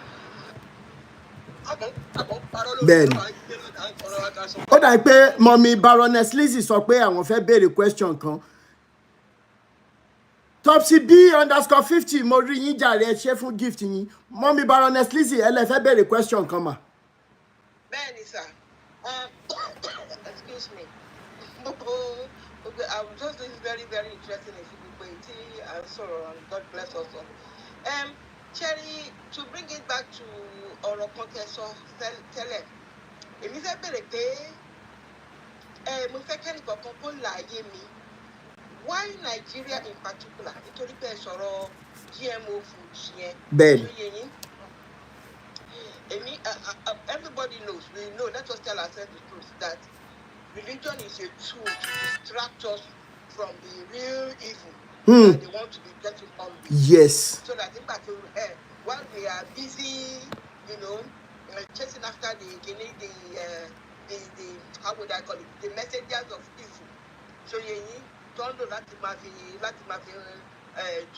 to be torturing us and to keep us away from the real evil that they are doing. I am interested in knowing that why Nigeria? Why don't they go to any other country in Africa to be doing this GMO or whatever experiment? What is it about Nigeria that is making them willing? Of course, we know that we are ruled by evil people, both spiritual and government. We know that these people are, we know that they are useless because they hate us anyway. Platform, we love our people. But sorry, GMO. I am picking up on it. I am very sorry if I'm taking away from the morning. No, it's part of our discussion today, man. But I why Nigeria? Why not Ghana? Why not Uganda? Why not go anywhere else? Why did they come to Nigeria? That is why I want somebody to tell me. Thank you so much, ma. Now, in answering that question, ma, in the whole of Africa, Nigeria has the highest percentage of resources, natural resources, artificial resources, and also human resources. That's number one. Number two, the reason why they will have picked Nigeria is because they will definitely go after any African president that will serve as the most puppet to them. Because anything in Africa is money. Anything that you touch in Africa is gold. And there is no existence of these people without Africa. Unfortunately, where is the generation of people that will wake up from their slumber of these lies that if I question this, I'm going to hell. If I don't question this, I will go in hell. And the people that are telling you these stories, they are living. Would they choose Nigeria for Bill Gates to come and represent? What is the interest of Bill Gates in Nigeria? Has there been any nation that Bill Gates put his hands and not have issues? None. Was he not stoned with food? Nígbà tó lọ sí Belgium, the video is still on YouTube. He was going into a conference hall and they were stoning him with food. That is correct. It's that if they divulge the secret, Nigeria might be on fire. But the elite in the country must protect their source of livelihood. Not even livelihood now. The source of their gluttony, of their unsatisfiable appetite for wealth. So at the end of the day, having their secret is one. Then number two, they know the impact of Nigeria on African economy. We are talking about almost 300 million population. Kí ni nǹkan tó ń gbé dọ́jà yẹn ní Nàìjíríà tí ó tà? And the human resources. Of course, if Nigeria were to be a peaceful country, how many Nigerians will be outside that nation today? So apart from our natural resources, they are taking away our human resources as well. But I want to give us a good news that can pipe us down a bit. I will say this in English because of those who don't understand Yoruba, and it is very important. The Yorubas went and came back. Wọ́n pòwe kan, màá sọ ní English. Wọ́n ní èèpà ń para ẹ̀, Ọlọ́run pajá. The parasites are killing themselves, but they presume that they are killing the dog. The Western world, Europe, they have forgotten that the blacks they have in different sectors have come to be as a result of the good education that we had so many years back. Now that they have put their hands in our education, where are they going to be getting their human resources in the nearest future when they themselves are not spending money in training their own children only on transgender issues and war? Ìtorí ẹ̀ ni mo ṣe sọ pé èèpà ń para ẹ̀, Ọlọ́run pajá.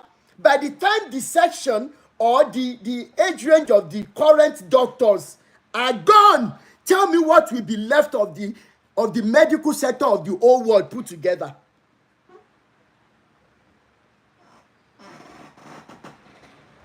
I'm asking, kí ló máa ṣẹlẹ̀ sí medical sector currently in abroad now? Ẹja mi tí ń bá parọ́, in so many countries now, when you want to see a doctor, you have to book in fact, you can't even. A friend of mine in Regina, it was in Nigeria, he had to go see a physiotherapist. He said he's been trying to see one. He's not been able to get. And the children are not learning anything in school. Àwa tá tún fẹ́ kàwé náà, what have they done to us in Africa? What is the quality of education we have now compared to what we have yesteryears? So wọ́n ń ṣera wọn, wọ́n láwọn ń ṣe wá. And that is why we have to continue this liberation fight and keep educating one another. Tán bá fi GMO food tó pa population wa tán. Kí lẹ wí mà? Money, I just wanted to get, better clarification of the issue. Oh yes, they have a purpose. So I now understand properly the agenda behind the drama. Yes, that's the only reason. That all these evil, they don't even enter the category of people because they are on another level. Satanic government, Ben. Thank you very much for explaining that to me. Thank you so much, we need to understand the hidden agendas behind all the surface dramas. Oh yes. So that we in particular can wake up. Thank you very much. Yes, ma'am. And like I said before, please go and find out from anybody from Okeogun, near your state, Los area Ashaki, Gbogbo Benye. Farmers they are huge targets for them. They're actually killing them. Is that what you're saying? They're actually killing people. Oh yes. ó pọ̀ gan lérí abẹ̀yẹn, and the media is being paid. This àwọn tó láwọn ṣe Punch àti Vanguard àti Radada káàkiri, they are all getting paid. If they are not getting paid, I ask a question: why is it that the story of Olukoya, if Olukoya messes tomorrow, news will carry it? If Olukoya travels to whatever, Punch and Vanguard, all of them will carry it. Now Olukoya is in a mess of this Pastor Femi and everything. We have not seen any major media house to pick up the news. Silence. They are silent. Even in Kogi, they burnt down cassava plantation. Thank you so much for bringing this up, Comrade Adeyemi. But what do we do in Nigeria? You see people do a lot of frivolities. A lot of frivolities. I'm telling you, tomorrow if I post a video of one useless video, maybe a woman dancing almost naked and everything, I will be having almost about 1 million views. Look at all our social media. If other countries that things are working for them, if they can afford to be doing that, in Nigeria currently, it shouldn't be what we are waking up to be doing.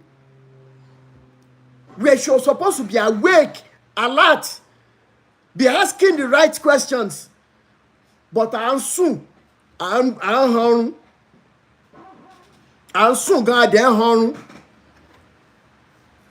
Elédùmarè nìkan dẹ̀ ló lè ràn wá lọ́wọ́. They will do nothing. DSS and police are part of they are in their pockets. They are in their pockets. So, ama sọ náà ni. Ama sọ àníjẹ́ kó sú wa, àníjẹ́ kó rẹwà. It is a fight to finish. If they lie, let them send 1 billion. Let them send trillion. Awikoko doesn't have a price. Because Awikoko is ready to die for a just cause. And that's the message I've decided to bring to them today. Tunde Ednut is distracting them from. Thank you so much for this wonderful comment. Useless stories. A wedding is elaborate. The wife is wearing 10 million suit. Those are the news you carry. Or somebody's husband has gone to somebody's house to shake nika. Those are the news that we like trending. And right in our faces, our lives have been, I can't even describe it. Oh, I declare what to so toro. Wama wasa, erama bawon. And the last thing I will say today is, I have seen where Christians, churchgoers, Redeem, Winners, CAC, all of them, they come in my inbox, you are doing a wonderful job, God bless you, but I sure I found people you want to. Yet on Sunday, you are back in their churches. Yet you know that they are wicked. Who is deceiving who? And I tell us for free today, if religious centers are empty today, that is when Nigerians will begin to ask the right question. We begin to take the right decisions. We will be on the street and know that there is no hope anywhere except we ask for our constitutional rights. I can Redeem member come and warn me because they know Adeboye is wicked or their pastors are wicked. That is number one. You cannot be one and then you'll be back there on Sunday saying hallelujah and yet to call it gathering of the children of God. That is number one. Number two, you say you believe in Jesus Christ. You believe so much in it. And God revealed to you that your pastor is an herbalist or only babalao or Rashidini Pai. Then you all of a sudden you have forgotten that the same Jesus can rescue you even if you come out to say the truth. That is the problem we are finding ourselves. When we were small, ọmọ babaláwo máa ń dúró tán ní kíláàsì ni. Àwọn ọmọ babaláwo á dúró tán ni pé irọ́ ni. Bàbá tá a jẹ́ Christian la máa ń sá sẹ́yìn. Ó ṣe kinní kan bí ẹyẹlé, ó dẹ̀ ṣe kinní kan bí àdàbà, ó ṣe gbọ́n bí ejò. Nǹkan tá a fi ń tanra wa nìyẹn. Nǹkan tá a fi ń tanra wa nìyẹn. Gbogbo ẹ̀yin tẹ́ ẹ láṣì máa sọ̀rọ̀ yẹn síta lénìí. Gbogbo ẹ̀yin tẹ́ ẹ láṣìírí àwọn pastors yẹn lọ́wọ́ directly and indirectly. Tẹ́ ẹ ń bọ̀ wọ́n, òkúta tí ò ní jẹ́ kẹ́ ẹ nísinmi, Elédùmarè ó gbé sí yín láyà. Tẹ́ ẹ mọ òrù káàkiri àfìgbà tẹ́ ẹ bá tú àṣírí tó wà lọ́wọ́ yín síta. gbogbo ẹ̀yin tẹ́ láṣìírí wọn lọ́wọ́ bẹ́ẹ̀ ni ó sì máa ló ṣe máa rí àti sọ́sìtà ọ̀rọ̀ ti jáde àṣẹ tẹ̀lé petrol búgbàmù ilé gbóná abálẹ̀ máa.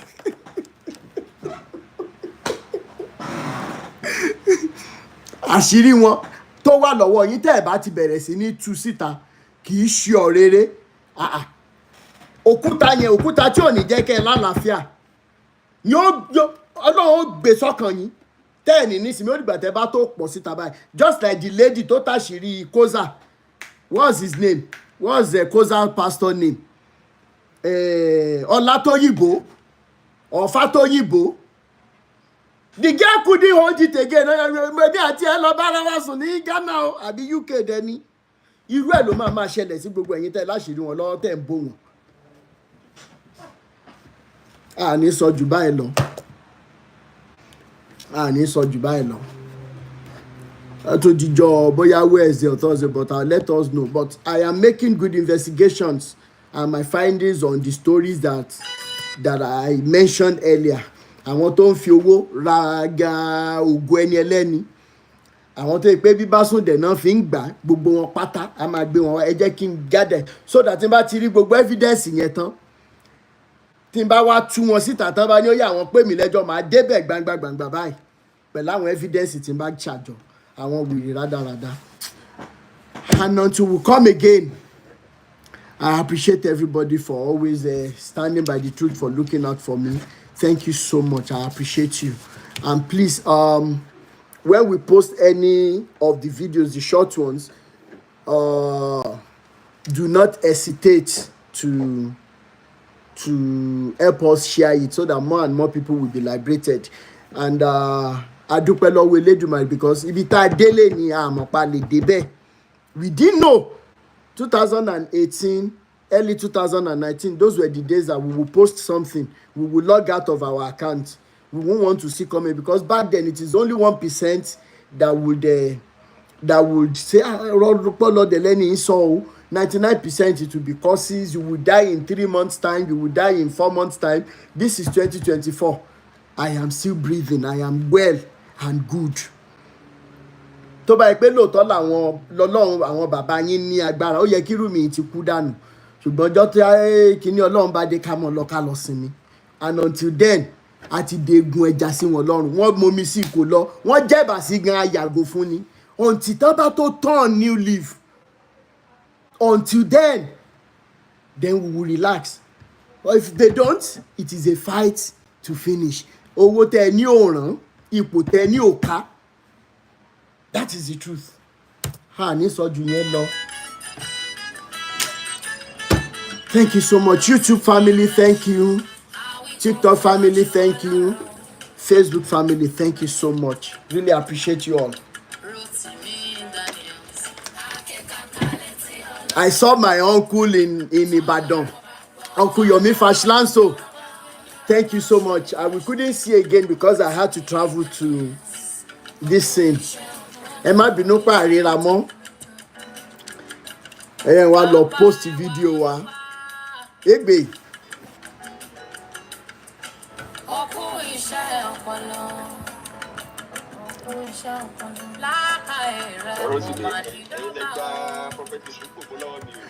Mo mọ̀.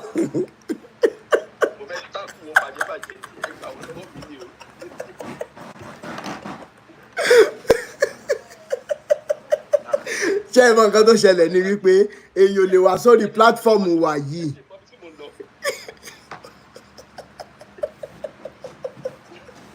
Ṣẹ́ni kí bàbá Adébóyè wá sórí platform wa. I want you to defend the Bible. Ṣé kí n mọ̀ parọ́ tán yìí? Wọ́n á wọlé gẹ̀rẹ̀rẹ̀ kó Yèdépò wá kú mú yìí kí gbogbo wọn wá pẹ̀lú enlightenment ta ní. Tọ́ bá ní questions àwọn answer ta ṣé àwọn bàbá yẹn lánsà sí question tá à ń béèrè ni bàbá Adébóyè sọ pé there are 3 kinds of madness.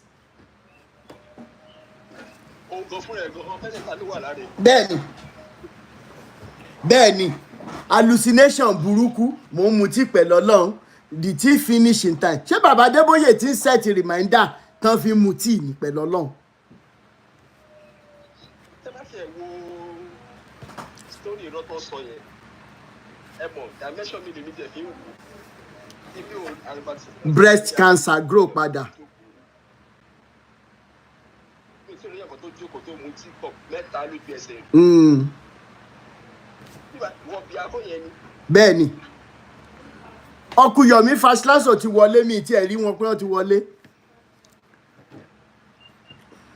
Ọkùyọ̀mí Fashlanso àwọn èèyàn fẹ́ gbọ́ ohùn yín o.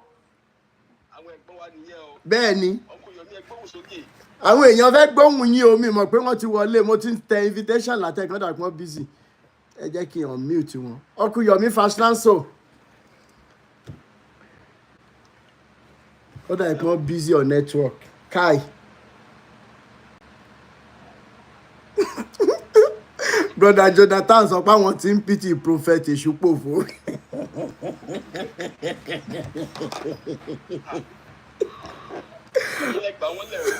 Mo ti mọ bí direction bí tẹ́ ẹ fẹ́ gbé wọn lọ, wọn ò lè survive ẹ̀ láìláì. But of course we did it in a way that makes a lot of sense to him because nǹkan tá a bá mọ̀ la mọ̀ jàre. Ó dà pé kí ni wọ́n ń pè é? Ó dà pé network Uncle Yomi Fashlanso o. Mo try láti unmute wọn. Ó ń ṣe ségesège mo notice. Èyà.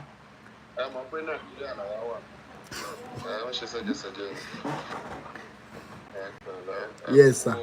Yes sir.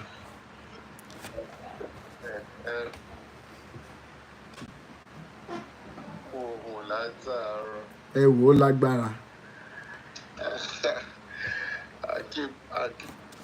Gbogbo wa náà ta ní same mind and same drive.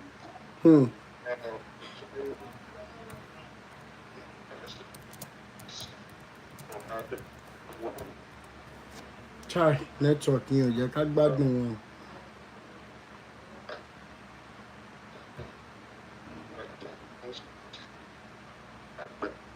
Hi.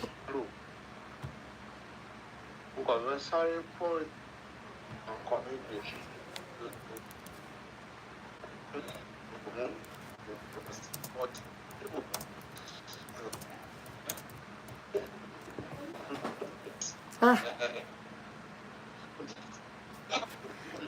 it's not within their jurisdiction.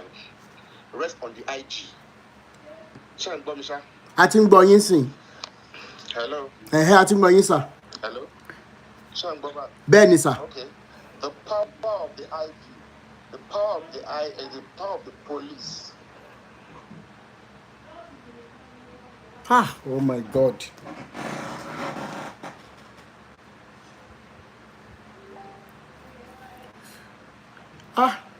Network yẹn ò dá o. Not within any government. Not just anything. It rests.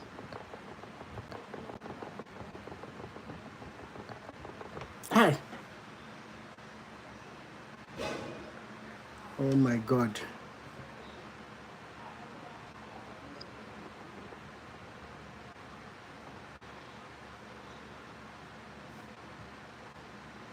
Network yẹn ò dá o. Shit.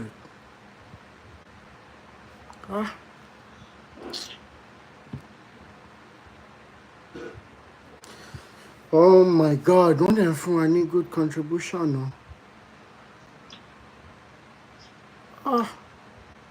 Ó dà pé network ọ̀dọ̀ wọn ni.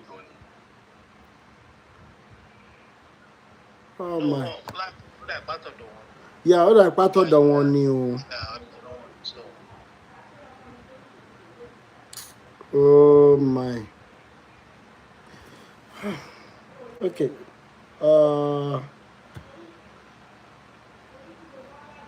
Uncle Yomi, tẹ́ bá ń gbọ́ mi, ẹ jọ̀ọ́ bá mi send invite again. I really fẹ́ gbọ́ nǹkan tẹ́ fẹ́ sọ yẹn.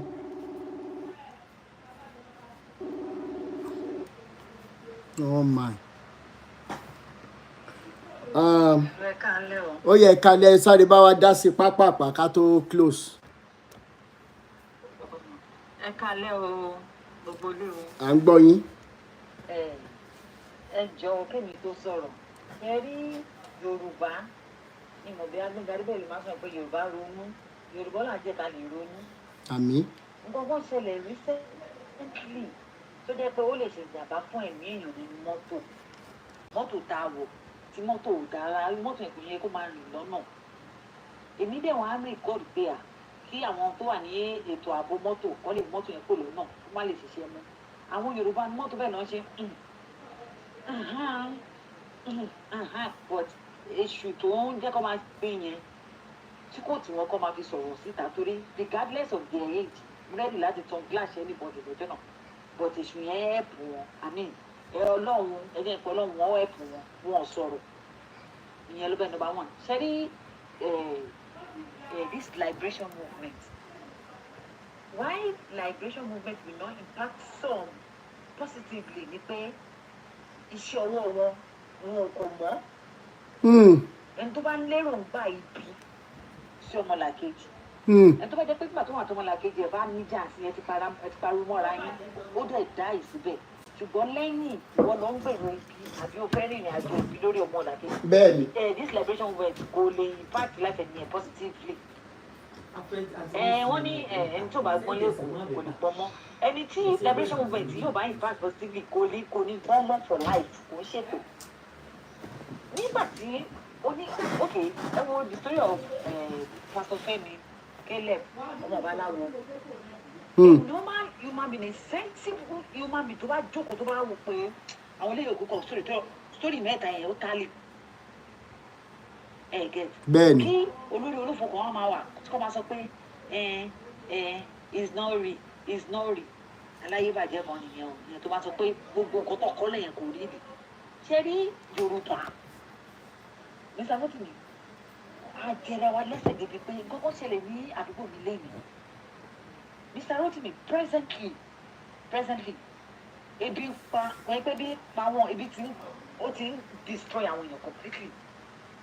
Do you know northerners ló máa tún lé ayé wa kọ́nà bí i kélédùmarè jẹ́ Ìgbò Hausa me I don't want to be a Yorùbá woman again my life. There is this Alhaji nínú close ó ní àwọn ọkọ̀ tí agbára wọn kà pé currently náà ṣàkópa kojú this man had to leave his house lọ́kànlẹ̀kùn wọn sílé rárá níbi tí mo ti ṣiṣẹ́ ni mo ti wà láàjì ló lọ́kànlẹ̀kùn ó wá sọ fún àwọn tó wà láyìíká yìí pé ilẹ̀kùn tó nǹkan ìtàn bá dé kọ́kọ́ wá sílé o nígbà tó máa fi lọ́ọ́ lé wọn Mr. Rotimi lálẹ́ yìí rice sẹ̀mú òróró epo ó dẹ̀ kó ti fún ọ ní tọ́kí máa wò pé ṣé passport ò sí ní Nàìjíríà yìí this one is not àwọn obìnrin tó eléyìí yóò gbẹ́sì sórí o ó kàn máa kọ́ báyìí lóko lọ sí mosque kò gbẹ́sì sórí rárá but ní àwọn Christian because ọlọ́run má ṣe ní Christian and reject it Christian láṣẹ Elédùmarè and reject it mi ṣe Christian I'm an atheist now. bọ̀ ọlọ́run wà. èmi ò mọ yẹn o ilé mọ àdírẹ́sì bẹ́ẹ̀ o. náà àwọn Christian àwọn tó pẹ́ àwọn Christian ṣé rí tó bá fẹ́ mọ ibi tí ìlara wà tí wọ́n ti ń gbèrò ibi tó jẹ́ pé ṣé àdúrà tí ọlọ́run ìmọ̀kọ́ tí mo lè bá fi qualify yìí ìwà ibi tó wà lára àwọn tó pẹ́ àwọn tó lọ sí chọ́ọ̀chì yìí o ìwà ibi kò sí ìfẹ́ àwọn tí wọ́n ná suggestion yẹn wá pé this liberation start with us ṣé rí ìwọ ọkọ tó bá níyàwó tó yẹ kó gbọ́jú ayé ẹ̀ chọ́ọ̀chì lè dànù kò divorce lórí gbogbo lóṣì ó ti lè máa fún pásítọ̀ dọ́ọ̀gì ó possible ti lè máa fún pásítọ̀ dọ́ọ̀gì ṣe get ó bẹ̀rẹ̀ láti lo oníkálukú wọ́n wá mọ ẹ́ jáde tí bá gbópo lọ sẹ́ni rẹ̀ orí òkè yẹn ló wọ́n sì jù orí òkè tí àwọn èèyàn kan ti lọ́ọ́ rí àtẹ ifá ní orí òkè àṣírí wọ́n ní kò sí kan tó níbẹ̀rẹ̀ tí òpin ti dé òpin gbogbo ìrìnàjò orí burúkú wọn yẹn gbogbo ìgbìkùn tó sọ gbogbo àwọn ẹlẹ́dàá mo ti gbọ́ ọ̀kan wọ́n ní kérúbù àṣírà bí every Wednesday àwọn aláboyún there is a particular position tó bá fún aláboyún west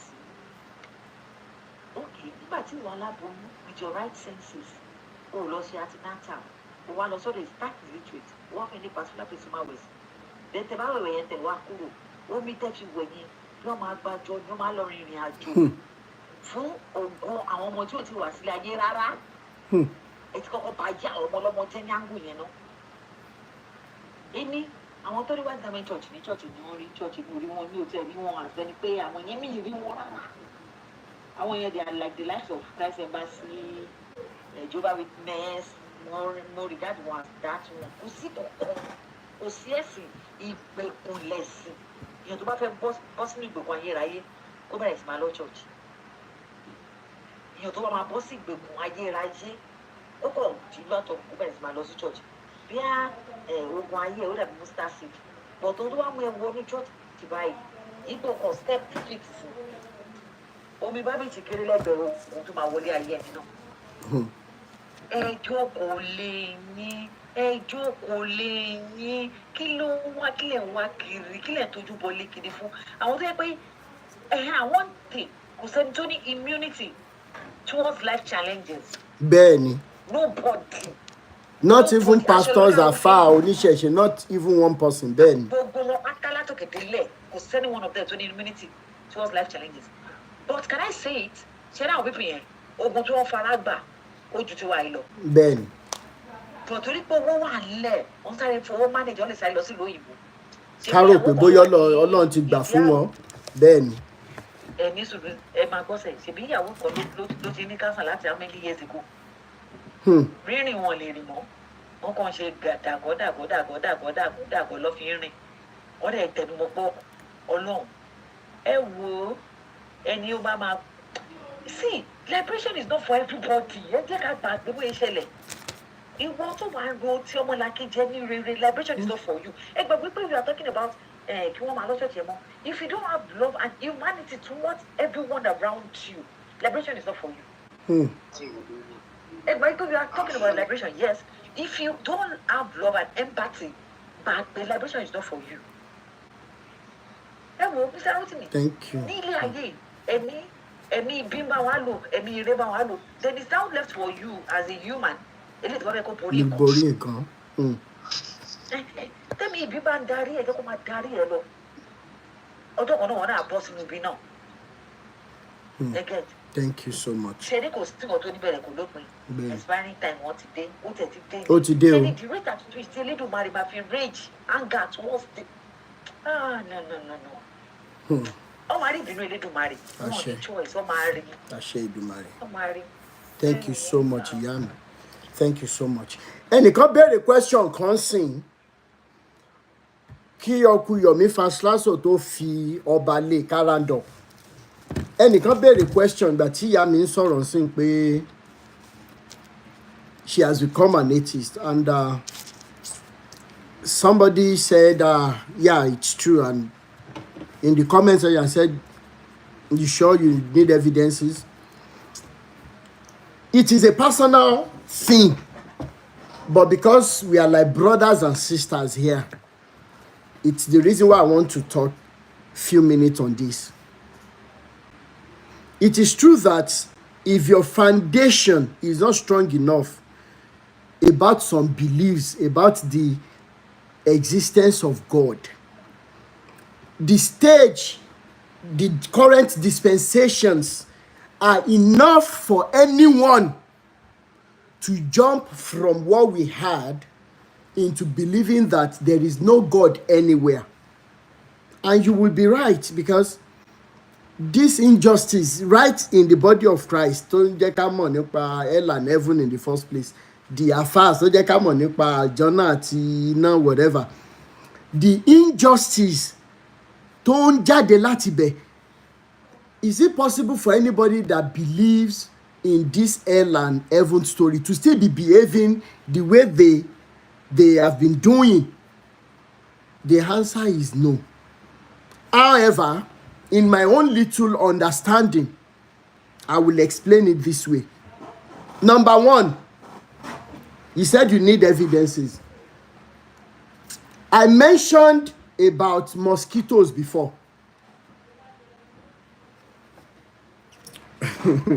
This Eledumare is very awesome. I didn't pre-think about this. It was when you asked the question that the inspiration to give you one of the evidences came. Do you know that if you study mosquitoes,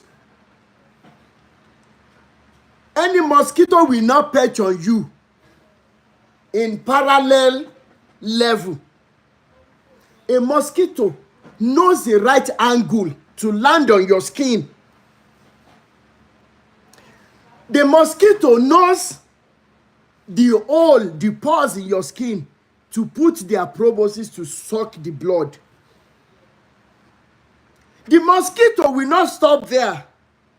The mosquito will then throw out from the salivary gut, which is the house to the malaria parasite called Plasmodium. They know that they can throw their saliva into that hole so that the bleeding will stop. That is mosquito out of the millions of insects and animals of the world. And they know how they do their thing for survival. Then I ask you, if you are seeking the evidence of the existence of that supreme power, who gave the mosquitoes these ideologies as to how to land on the human skin, how to suck the blood, and how to stop the bleeding? Can I talk now, sir? Yeah, you can quickly say something. So how do you know is that supreme that thing is God? If it is not God, if it is not that supreme being, don't forget when I say God, I'm not referring to the biblical God. I'm not referring to Quranic God. I agree with you. Do you understand where I'm coming from now? Supreme being, was it whatever supreme being it is, or whatever thing you're referring to? I just want to know, have the evidence, as in what is pointing to that. Like, if from the scenario that you painted now, right? Yeah. To me, it still doesn't show the evidence. Like, we should try to accept the fact that we don't know. That's why I use the word agnostic. You understand? Yeah. Let us come to that conclusion that we don't know. You understand? Because the thing is, like, I'll deviate a bit to religion, right? Okay. Religion pretend to know what we human beings don't know. That is the problem with religion. They just pretend we don't know anything. So we just assume. Where were we before we came to this earth? Where were we? So, and we came to this earth, we only come to the knowledge of God either by reading the books or by somebody saying, some people that just assume, but if we want to be true to ourselves, we don't know. Well, from what I said in the beginning, the school of thought about the existence of that supreme being, it's a personal thing. Your experiences when you were growing up, they are very quite different from my own. And from what I said in the beginning, it is a choice. The same way I can just say I am not loading it on you to just accept that there is a supreme being. You cannot load it on anybody that no, there's no God. Yeah. Do you understand? I can only continue to give you evidences. And the evidences I'm going to be giving you, they are not going to be from these books given to us. Because you can never argue with an atheist.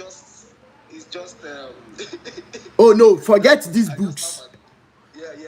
Forget them. But what I'm saying is, we can go back and forth, but the main thing is we just have to accept the facts. You understand that we don't know. We are only talking based on, human being.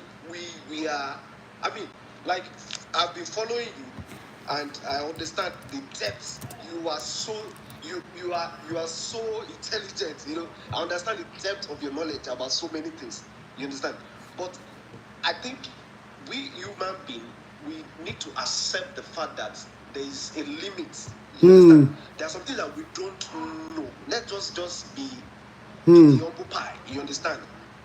We don't know. So we trying to provide evidences, trying to this thing. I believe we still don't know. Like evidences, like it's you can't really fathom some things. Like I understand the what's it called, the scenario of mosquito, whatever scenarios, but at the end of the day, the evidence, like for instance, if science wants to come with evidence now, somebody will come with an evidence, But don't forget that the scientists, they have done very beautiful jobs and they keep doing right with their research and everything. But if one doesn't take care of how you utilize the wisdom you get, it might be the reason for some undoings. Let me explain. For example, when a man sleeps with a woman, science makes us understand that there are millions of sperm cells in the semen, right? And only one escapes into the egg of the woman. Then the wall is thickened and no one goes in again and everything. The scientists have made us to realize so many. But the question is, who put those things there? In the world of a plant, who told them to be having chlorophyll for the green plants? We have another field for non-green plants, and they can tap the solar energy. And there is something controlling these things that. But we don't know that thing. That is just it. And that's why we call it supreme being, who determines everything. If you call it supreme being, it's just for us to have a conclusion about something. You can call it, somebody can call it anything, but we don't really know. No. Like we don't. I mean, like we don't really know. I don't know how to also put it, because, like for instance, science will not make a conclusion, because somebody, you can come up with a law now, a postulation, right? Yeah. Somebody will come in the next 5 years and would carry out another study. We'll push that one aside. Just like John Dalton's atomic theory, the 4 were abolished. Yeah. Yes. So I mean, it continues. It shows that knowledge of that time, another new knowledge has come that has really pushed that one to away. So you see that we don't really know. We keep on going. I mean, we don't really know. I mean, and you now see the reason why I try to help. I try to say it to people that instead of complicating, when people ask me, are you now saying that we shouldn't go to church or we shouldn't go to mosques or whatever, I limit it to the simplest thing, which is the love and humanity. Do you understand? It is what makes sense to me. Yeah. Do you understand what I mean now? So whatever I do unto you, I expect that you do unto me. If I don't want anything to be done to me by you, I shouldn't do it unto 100%, you. 100%. Thank you so much, bro. Yeah. Uncle Yomi Fashla, so eje ba wa gbon okay. Kale round up. Yeah, show up. Yes, sir. Oti better than a shake. Thank you so much. Yeah, greetings to everybody on this platform tonight. It's Nigerian time, 11:05 or something. Yes. I really want to commend everybody. Let me quickly take it from that woman's angle. As I debate the real. Sherry, you can't fault anybody, even from time immemorial, and questioning him why, who is God? It's a vital question. Is God corporeal or incorporeal? If you're saying God is corporeal, that means it consists of matter, spirit, being, flesh. If you're saying it's corporeal, that doesn't have matter. So it's God's spirit. So how can spirit need humans? Something that doesn't have a form. How can it create humans with form? So it's a lot of discussions and submissions. And then if you go through the terminology, the appraisal given to God, particularly this biblical God, omnipotent, omnipresent, omniscience, omnipowerful, omni, he can do and undo. Then what is this God looking at? Is it relation in the sufferings of the kids, the infants that are being ravaged by diseases, cancerous organs, viruses? What is the sin of these little ones? Put yourself in that position that you have this power. Turn your long, you need to look marry, you need God, you need. What will you do to Balagbaran? Will you be sitting there and watching people suffer? That is the reason why no, I don't believe. And you can't fault them. Yeah, at all. You can never fault them. Now, going back to Confronting, judging by the governors of particularly Southwest, the Minister Makinde in particular, the late governor of Ondo State, Akeredolu, and Governor Makinde, who were around to champion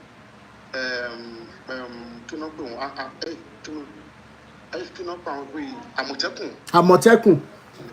Yes, because reason is pé agbára ọlọ́pàá ò sí lọ́wọ́ wọn. With the fact of all governors in Nigeria, ọwọ́ IG ló láìsí. Agbára army ò sí lọ́wọ́ wọn. Agbára navy ò sí lọ́wọ́ wọn. Federal ni gbogbo ẹ̀ wà. So there's a limit to what a governor can do when it comes to security of a state. One ló fà á tí wọ́n fi bẹ̀rẹ̀ Àmọ̀tẹ́kùn yẹn tí most governors ní ò support, and thank God, thank Olódùmarè for that singular act.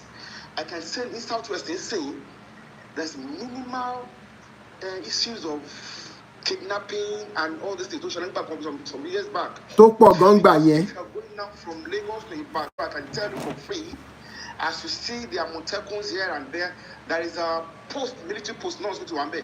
And really make the money. Going and coming back, military post to Wambe. Town military officers Wambe, fully armed. They are there. So I can say that a lot of things are getting in place now in Southwest. Wherever I can start and I blame more. Bẹ́ẹ̀ because no ní agbára yẹn ni. Tí wọ́n bá ní agbára lọ́wọ́ for instance, nísìnyí wọ́n sọ̀rọ̀ nípa autonomy for states and for local governments.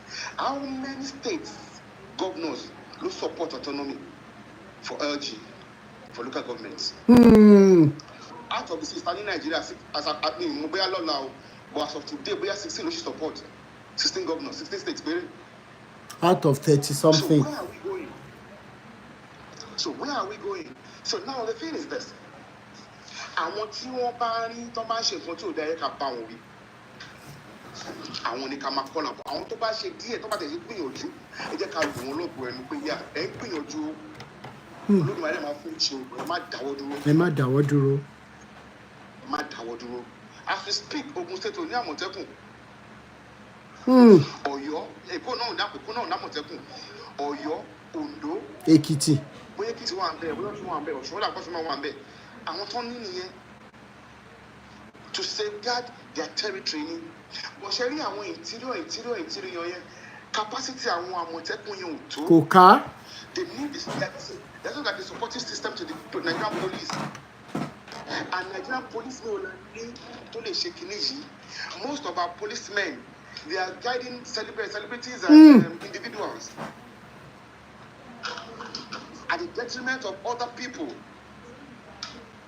You see one person because of the low 6 police officers don't guard there. Nígbà tí irú Bobrisky bá tiẹ̀ lọ́lọ́pàá tó ń tẹ̀lé. That is it. That is the problem we have in this country. And each IG to buy one, they must say, no, we will scrap it. We will call them, no, they won't recall anything. We still see them on the road. That's harassing every individual on the road. Now look at that issue of that small boy. That's very small boy. See your lock and shilekun fun. Don't spray all of your lock. Don't abuse Naira. Don't come abuse. And you know me the PPRO. What you sorry anything? What you call on lock? They're investigating now. But I want to second down and see that small boy. He should find this. That is that's Parawa Nigeria in here. But Sherry or you share Okungo Yaya, after Bomia Yaya, Amakoya Bemo. Because you got to share you sure and no share. But you what's better. Before we gain independence, they talk about deep history. Before we gain independence, we are like as amalgamated. wàhálà ta ní wípé wọ́n so wá pọ̀ ẹ̀yà oríṣiríṣi àwọn tó ń ṣe wọ́n ṣe with a devilish intention ni wọ́n ṣe for the progress of the nation. It was they have intention, bad intention. And tomorrow we still fail to come and say, see, let's sit down. Let's have a referendum. Let's address this issue. Because we cannot coexist. That's the truth. That's the plain truth. Because Sadauna said it. Ben. Independence. That see, we need to address our differences first. Before we can say, okay, we have to come together as independence. He said it. Independence. We are different. You are Olowo, you are a Christian. You Nnamdi Azikiwe, you are a Christian. Me and my people, we are Muslim. We are Northerners. How can we coexist as one when we get this independence? But if you let to listen to him, or probably for their own, I don't know, whatever they are thinking then. And that's what we find ourselves where we are now. So whoever is coming here now, what you go wala bora. One I love to go with want to go at shit Jankari Wamura. Now to discuss this, all these Jankari was will take years, Baba. And years them I want, but we systematic. We need to be very meticulous. Whoever is there should be very meticulous, systematic, calculating. Otherwise, I want our budget growth. There are so many. They are feeding fat at the expense of Nigerians. They don't care. For the betterment of everybody. Arrest them, go to kill one your family. And we are in Nigeria now, and it's still there. See, Baba, I'll give it to you. Madam, on this board. Not to say I'm not a politician, but I want to go. If you are saying that you want to go for any post tomorrow, I'll first look at your accidents. No, as my brother. Have you been good? Can you live to your words? If you cannot, forget where we are friends. I will not follow you. Now, this present guy that is there does two major things. Tiko Sheleri, OBJ will touch it. Buhari will touch it. Jonathan will touch it. BDC, they read the change. To touch them. What is true now? One thing. If you are not licensed under the government, you can't operate BDC. Now they are trying to end spending dollar in Nigeria. To make sure what? To make our naira appreciate. I give it to them. Because I want to only for today going to touch here. Now this guy is gunning for regional system. It's open. Unless don't read papers. Bẹ́ẹ̀ni mo gbọ́ pé wọ́n ti submit bill. If you go back to the regional system, let each region develop on its own. Using your resources. None of them has touched this thing before. None. So it will be painful. But if you understand where they are going, state could develop on its own. And this has to do with the regional system. That is restructuring. Which we were using years before. That is it. That is years before. Look the regional system. Ben. History is there for us to go and read history. Now, you have to go and bend here so that Tim Abashi had a culture global Oshidada. But Oshi Pudio. Okay. Mada would rule. If you talk to Siri, Teramo. In Yendoben. We talked about food insecurity in Nigeria. You need to watch it better. I keep telling people that Nigeria has never been a stable nation. It has never been. Unless we are pragmatic and very active, we cannot get to where we need to get to.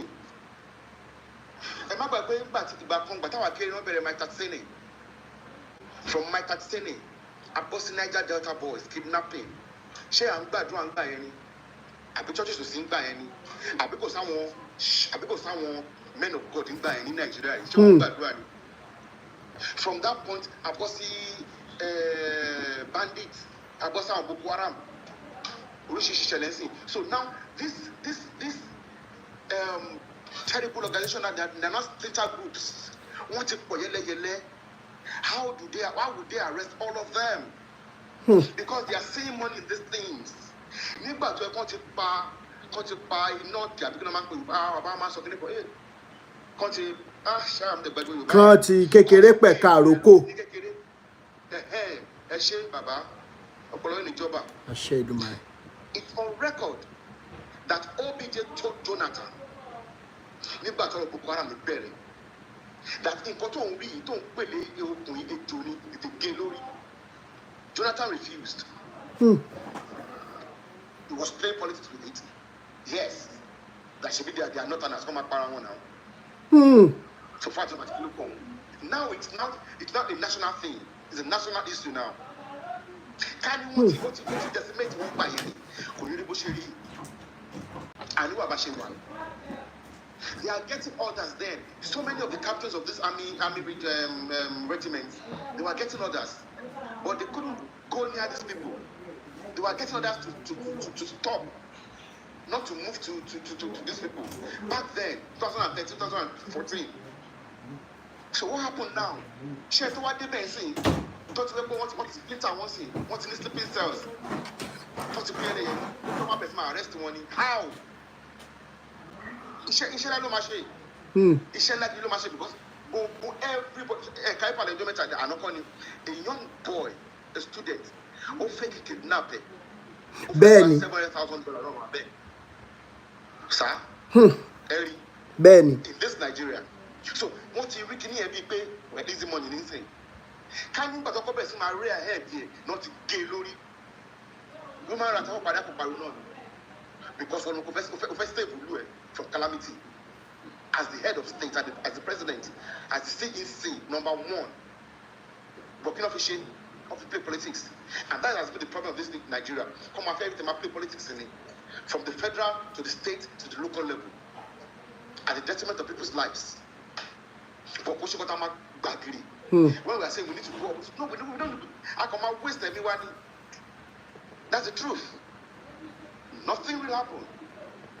Unless something like what happened in those francophone countries takes place in Nigeria, that will have formidable young men who will seize the power and institute good things. If you don't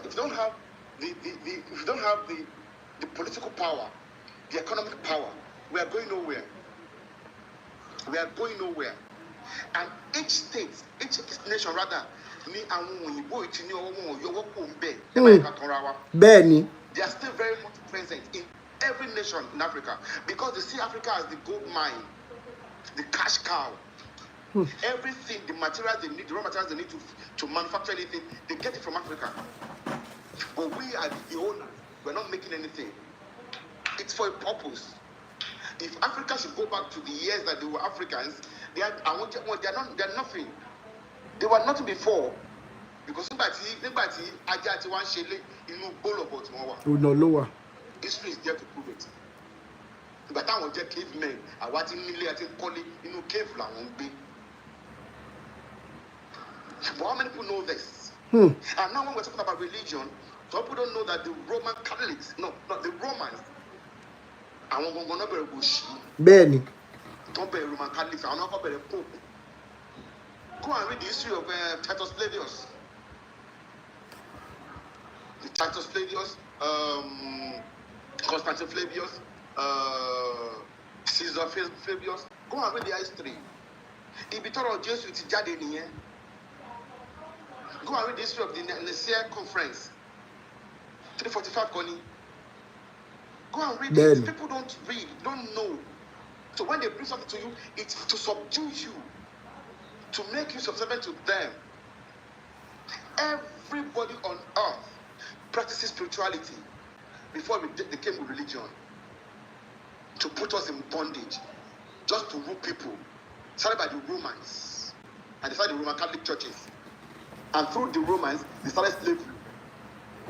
They funded many of these they call them the likes of Christopher Columbus and co. They funded them to go and catch people and make them slaves. They sponsored them. Then Queen Elizabeth I did the same thing. So that is what we find ourselves now. So if people are saying, I'm a Christian, because they don't know the origin of these things, if you happen to understand what was meted out to your forefathers and mothers, you will not be a Christian, you will not be a Muslim. And that's the truth. So for us to get out of this quagmire that we find ourselves, by Ishono Kamashi, we need to keep sensitizing, giving them the background history of what you're really into, because you don't know. We got to know about this foreign religion through our parents. Because we're not giving the free will as a child to choose for yourself. So you catch them young. Just like what they told the slave masters then. This guy, what is that? I forgot his name now. He said, if they are making troubles for you, get the matriarch amongst them. Indoctrinate.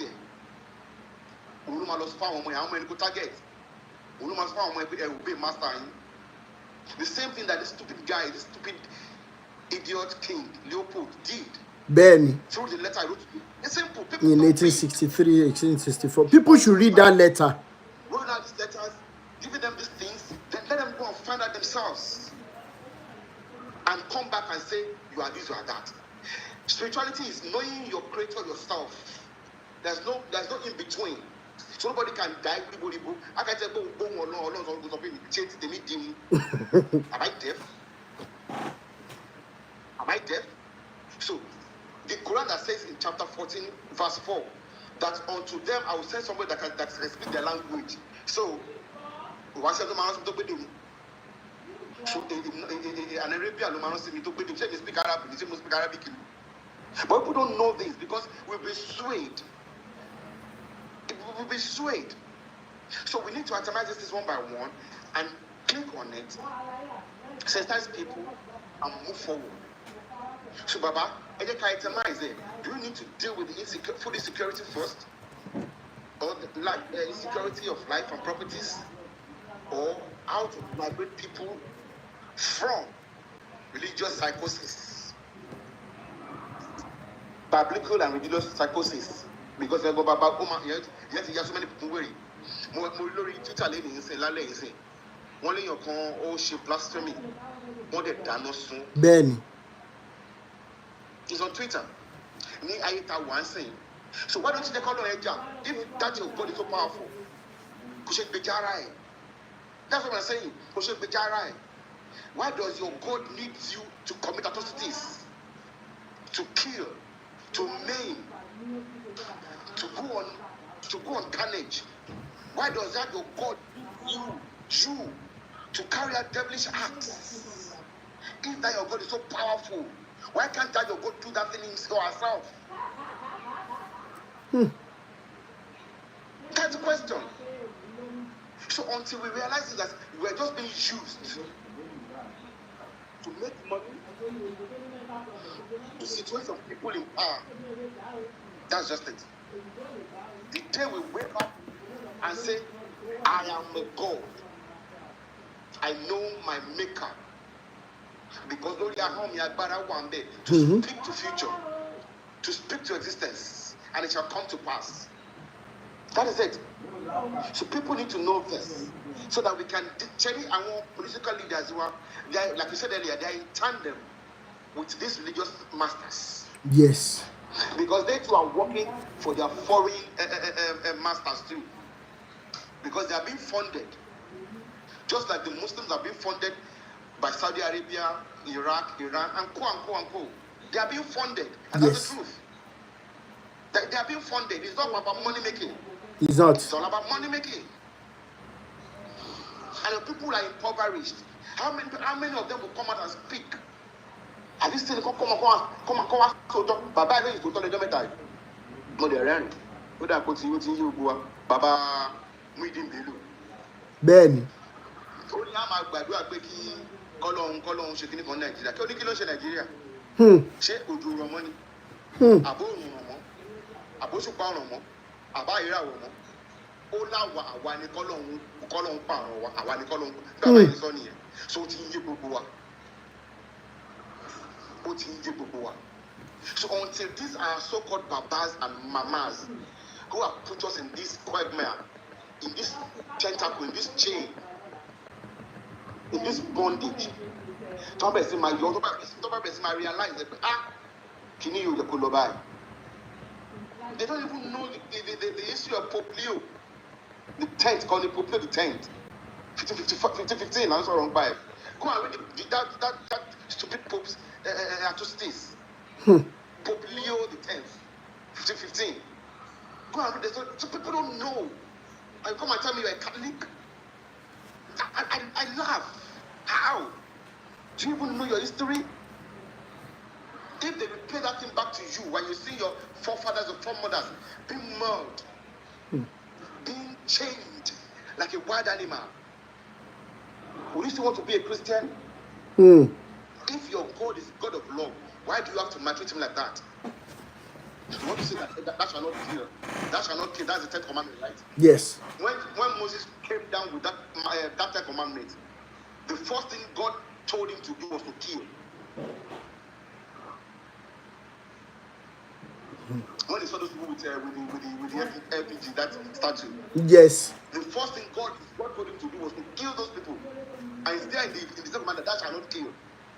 So who's fooling who? Thou shalt not steal. All our artifacts are in the Vatican Museum.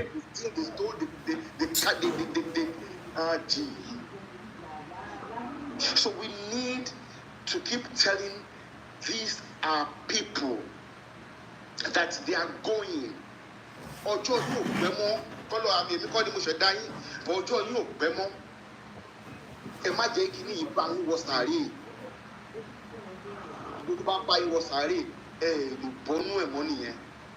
Come out and repent now. Nǹkan tó lè jẹ́ ara ni pé how do I come out and say the truth? They know the truth. And that was why what's the name? Emperor Titus Flavius put it in their Bible and said, "You shall know the truth, and the truth shall set you free." Because they know that what they compiled was a lie. Yes. That's the story for another day. What they compiled was a lie. So you put it there that ye shall know the truth, and so seek for the truth. And once you know the truth, you shall be free. You will not be in bondage again. How can you come and tell me that the world is going to end? And you are still as inform ọmọ ìṣe ìṣe ìwé ìṣe ìgbéyàwó ẹṣin ra ọkọ tuntun ẹṣin ọkọ bọgínì. How? Let me see it in you first as a man of God. Báyìí máa tó parẹ́. Sell your things. Give it away. Let's see it in you. Let's have the belief through you. But none of them will do that because they know that it's a lie. They know it's a lie. They know it's a lie. They are just ashamed to come out and say it. So we don't effort to go to I want continue recant. Ben. Like all this movement is not just in Nigeria alone. You know about Dr. Victor Fume? Yes. South Africa. You know about Thinker? Yes. Thinker one America. You know about Thinker? Yes. People are coming out to liberate people. To construct all these biblical psychoses so that we can be free and live as humans. Free of all this bondage and trauma that's playing in our heads. Hell.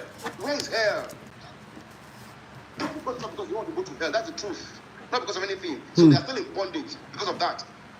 Where is hell? Who have gone there to come back? And it's there in the open. This present Pope said it now. That they are sorry they infused hell into everything. Yes. But yes. Are listening? Yes. Are listening? No. Because they have been washed. So it's a little by little step. She's an atheist. Right, Amy? Ben. Because if you want to go about it, then come and put it to her. If you are God that will not buy it, pray to buy a command there. She back when you might do my line in the bed. Show my woman, here my jet. Jeben. Come sick, look at them up, put in a cat who was on. Our God is a mysterious God. Why does this God want me to start fighting Satan? Whom you created? You created this Satan, this Lucifer. You cannot conquer Lucifer. You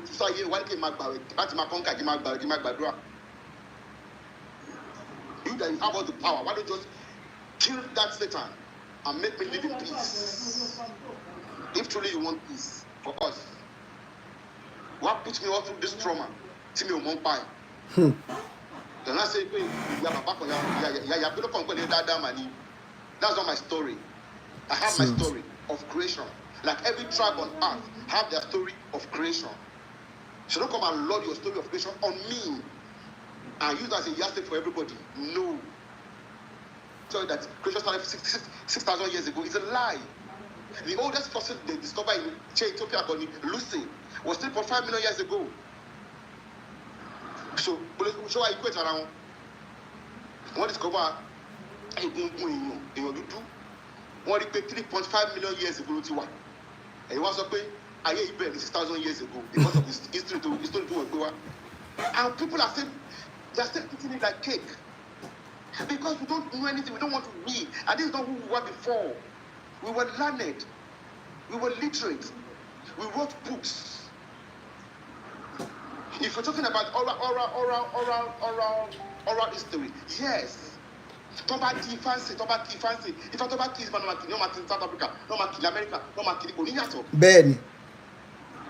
Colonial. So what are you telling me? People don't know what Luke said, different from what John said, different from what Matthew said, different from what Mark said. Even the most important history in that book, which is the resurrection of Jesus, they have different accounts. Of course. Different accounts. Matthew, Mark, Luke, and John, different accounts. This so-called Paul was a Roman pacifier. That was why he had clashes with Peter and everybody. That who are you? Last time today I say just guys, you saw just guys on the way to Damascus and Gilead so. Why did Jesus on the far I want to tell you for 3.5 years. But people don't really want to know because they have been blinded. What they talk about somebody want to research, want to find out.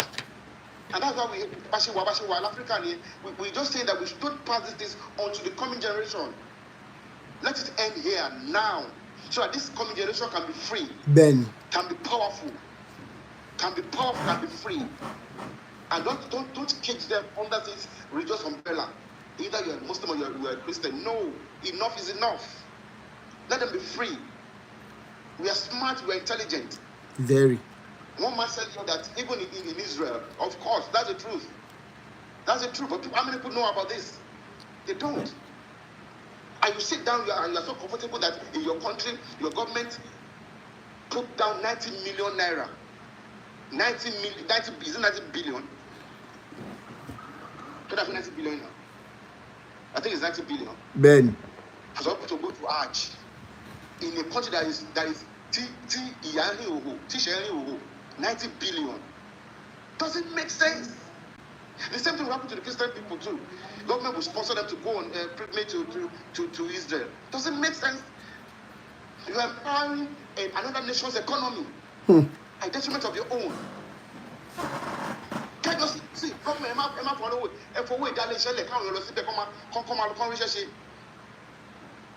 put it to industrial sector. Put it to something useful. But no. Because we are too selfish, all because of religion, I want to enter heaven. And you go there, you come back to all these things, and you start complaining. What are you complaining about? So until you and I wake up and say enough is enough. When they say they want to do this thing for you to go on any pilgrimage thing or whatever, tell them no. Either a Christian or a Muslim, tell them no. Plug into the system. They will start having a better country. Thank you. Thank you so much, sir. You said you wanted to ask a question. Please, can you go ahead? What was his name again? Yeah. Am I back online? Yes, you said you wanted to ask a question. Quickly ask so that we can round up. Yeah, I was just I can't know Uncle Yomi, as in I really appreciate you're so learned. Oh yeah. knowledgeable. Yeah, I really appreciate your contribution. But my question is, like, what does, as in, what do we own? What is our own as an African at this moment? What can we say? One thing that we can point to that is our own? Is there anything that we can point to that is our own? That's our own? As in what? In what Like, aspect? for instance, okay, I will just make an example. Because for me, I don't see anything that we own as an African. The system of government is not our own. No, of course it's not. It's not. The religious system is not our own. No, it's not. It's not. The economy system that we are running is not our own. No, it's not. Nothing. Like, we are still wearing wigs. You understand? The judiciary, we are wearing wigs. Like, nothing is. That means everything is being controlled by the West.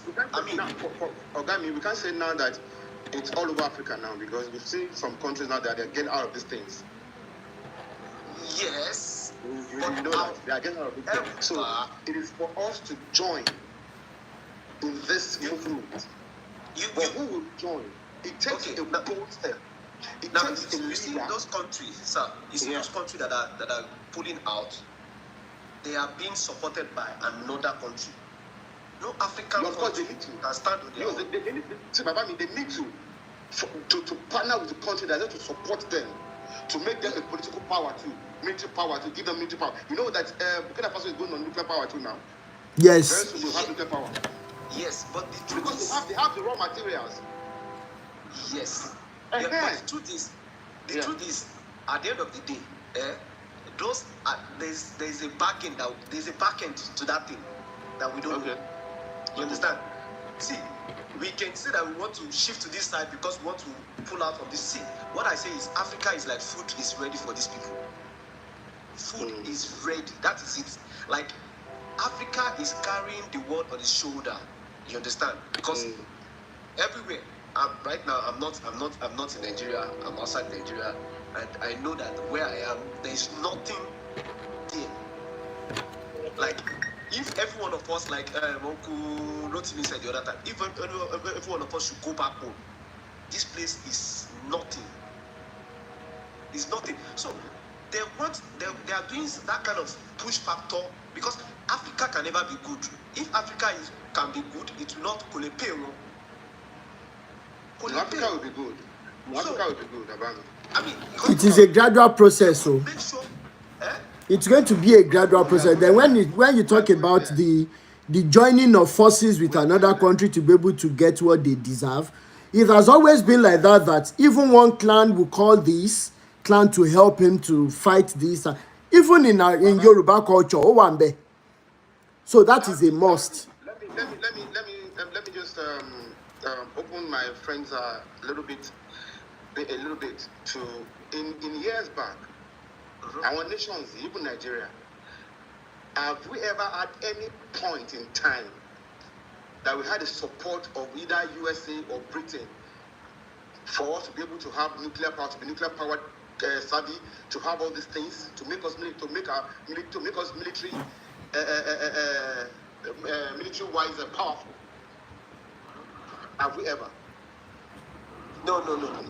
Now, Russia, that did not colonize us. Listen, did not colonize us, but have these businesses in Africa. They have businesses clandestinely. They have businesses now saying, "I will do this for you," and they are doing it now. Who will you choose amongst them?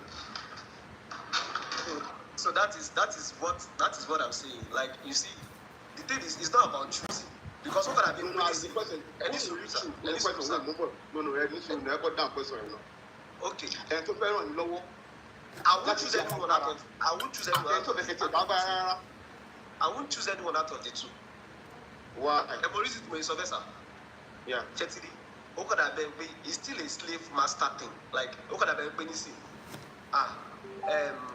Kloma Kurikwen. Master me on for mini bread at the other one, Koveloba, Yelpuma for me bread at for me. It doesn't remove the fact that I'm still a slave. But listen. To get out of this thing is a quagmire. It's a very terrible chain. You need to move with people that can help you get out of it, and be very smart about it. And I know that these people are very smart about it. You can't do it on yourself. At all. Because we don't have the technical know-how. We're not manufacturing anything yet. Even the bolt and nut is not being manufactured here. Okay. So you need them. I want to so you need one. In my place around me. Okay. Do you understand? My place around me. But no, Okay. they have an agreement. They have an agreement. You know that Niger now, what you said, our French Catholic Palestine, this all Yeah. forget their name now. So we need them to come. Yeah. Stabilize me. We have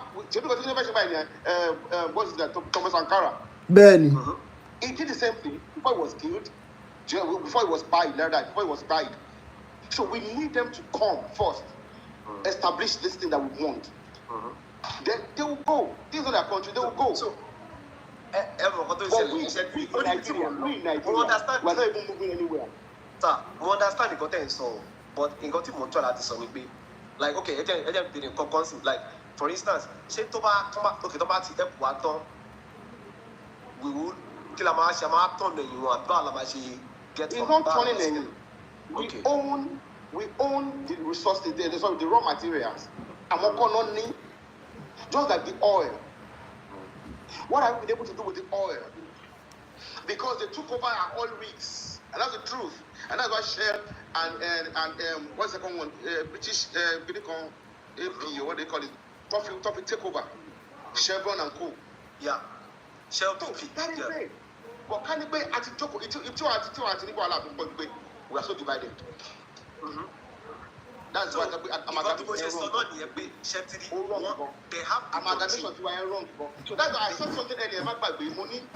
They are going for regional system. So each region will not develop on its own via our resources.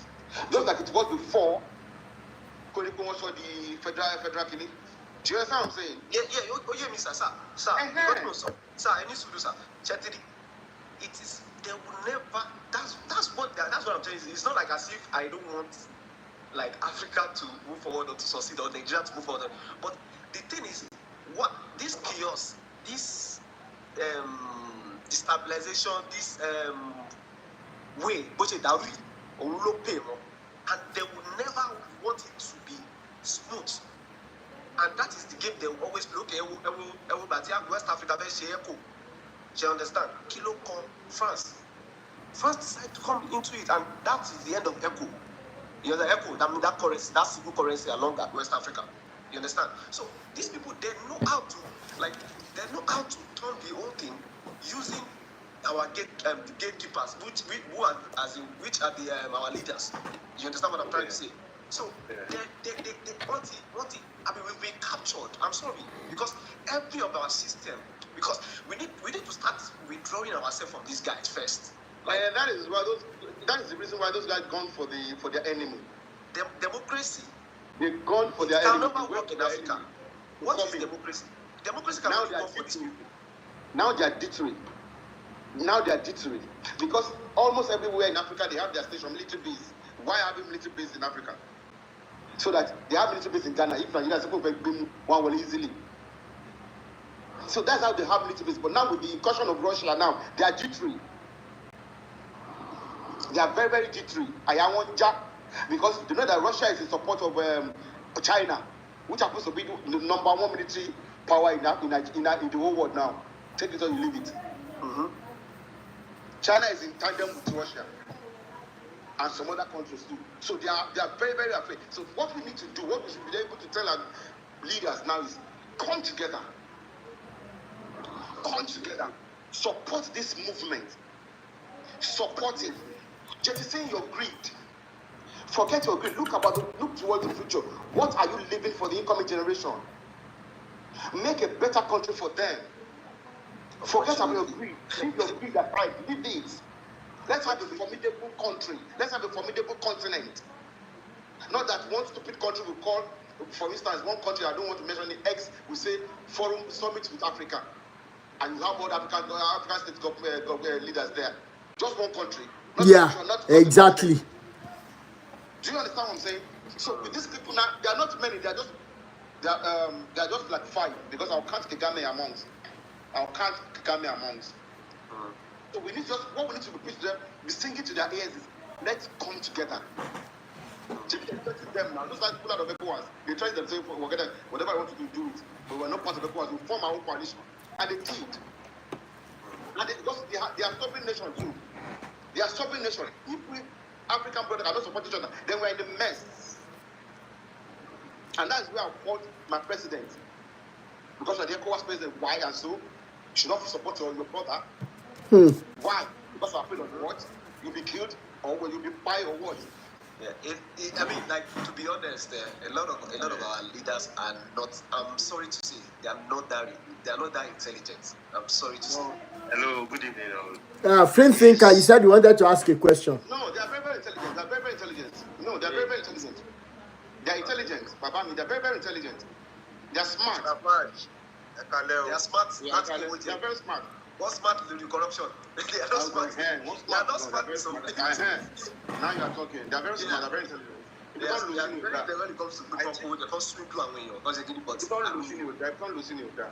Yeah. Yeah, but I think our leaders are very smart. The problem we have is these people, they own us. Yes, because if you look at what is happening, I will train the people who are leaving this country to en masse. To all those countries.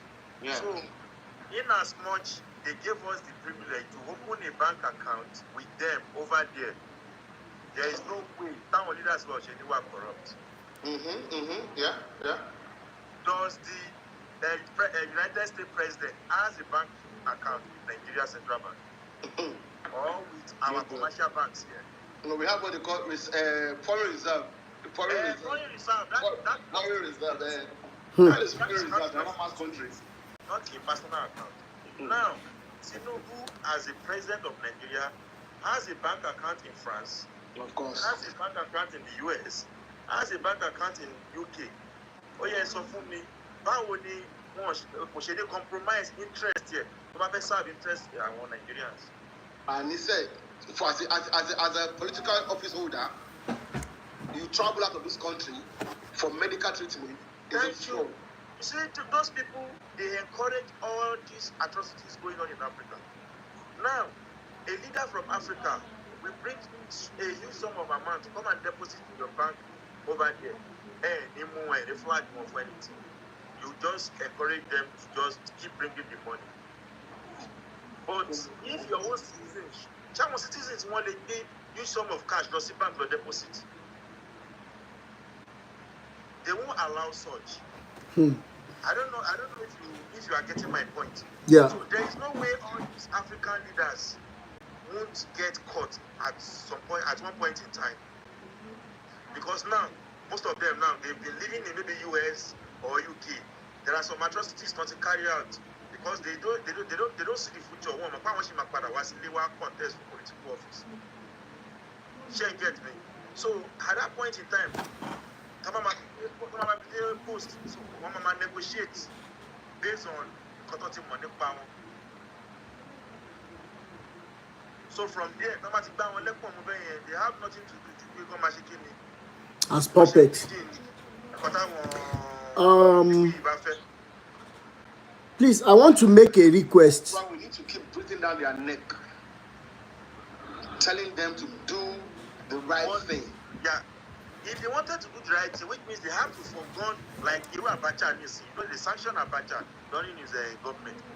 Zero, any leader, zero-minded. I have nothing to do with the America. I have nothing to do with the France. I'm not even traveling out of my country for medical clinic or check it. Britain is in grip, Sure, 100. 100. And I see them going to Chatham House to go and. Why will a leader? For what reason? Thank you. Why will a leader? You said you are governing the set of. For what reason? Then you leave your country. That's look by medical care in UK. You go to Chatham House to go and deliver speech for Are you going to govern Britain or UK? Are you intended to govern the charter the citizens of the because I don't understand. So they need to be There are some hidden hands underneath who control. Of course. And remember, sorry sir, remember we are still under Commonwealth. Who is Commonwealth? Who is controlling Commonwealth?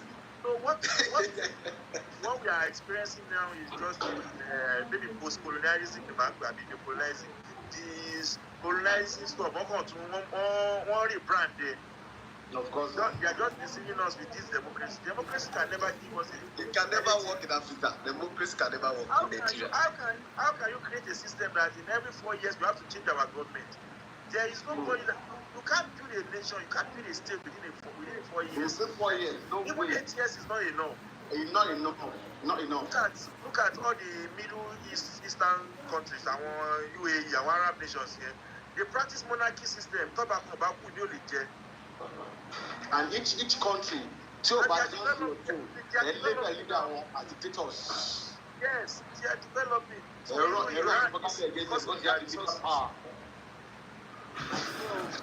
So please, before we go, sir. It is well. Amen. Oh, I love the direction we went today. Please, please, I want us to, because we have so many people still on TikTok. Please, let's follow one another. Please, even if it is 20 people watching, follow them. Let them follow you back, so that this awareness that we create every now and then will be going more and more viral. Please, let's follow one another. Please.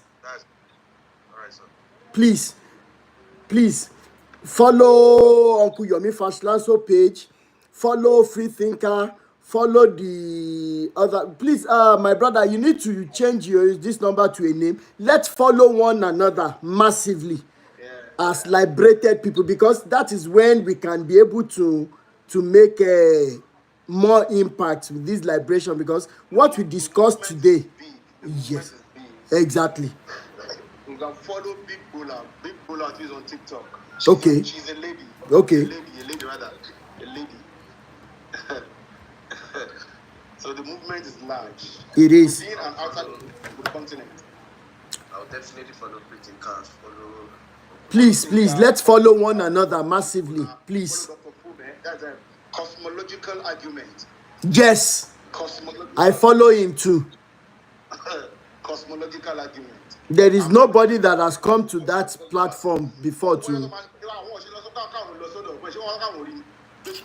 me, let me come. Laye. Let's discuss. Please, let's follow one another and the pages that are liberating people, please. Because if the ones that are doing rubbish on social media can have millions of followers or thousands of followers, then we that are carrying this kind of message, we should be having more. Please. Iromanta Beni.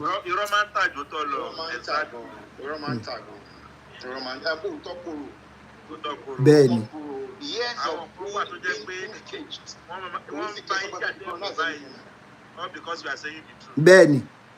Benny. So please, when you see people following you, please quickly follow back. It doesn't cost anything. Please, I am begging all of us. Please follow back. Thank you so much, sir. Please. Thank you so much, sir. Yeah. Ẹ ṣé gan. A máa fi agbada ètò kan sí ibi by lẹ́ni àti try. Next day will be probably Thursday or so. Lágbára Ọlọ́kùn Yomi Fashlanso, I miss you. Thank you so much. Ẹ kú iṣẹ́. Mo mọ̀ pé busy enjoying it, but still you created time for me. I really appreciate, sir. Come home now. Come home, go chop amala. Ẹ má worry. Me ma send message. Definitely mo ń padà bọ̀. All right, okay. Mo ń padà bọ̀. Àmín sà. Àmín sà, àṣẹ Èdùmàrè. Ó dàárọ̀. Yeah. Oníyàn ṣe ọlọ́bẹ̀ ṣe gbogbo ẹ̀yin tẹ́ ẹ jẹ́ náà bẹ́ẹ̀ ṣe ń mu ice cream tẹ́ ń jẹ àmàlà lé lórí lárọ́wọ́ yín, gbogbo ẹ̀yin tẹ́ fún wa ní gift, we really appreciate you. Thank you so much. YouTube family, thank you so much. I really appreciate you. Please help us always share our videos. Let the people begin to see. Okay, please, thank you. Really appreciate you. Facebook family, thank you so much. I really appreciate you. Thank you so much.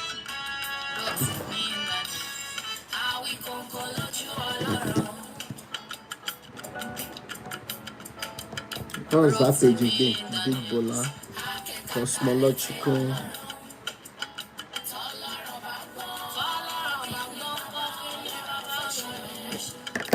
Rotimi Daniels. Oku iṣẹ́ ọpọlọ. Bàbá ẹwà Olúwa. Oku iṣẹ́ ọpọlọ. Lákàyè rẹ̀ kò mà ní dọ́gba o. Agbára Ọlọ́run. Ó máa ní ìṣòro sàn. Ó ní tẹnugbọ́ bí ọ̀wọ́. Ó ní tẹnugbọ́ bí ọ̀wọ́.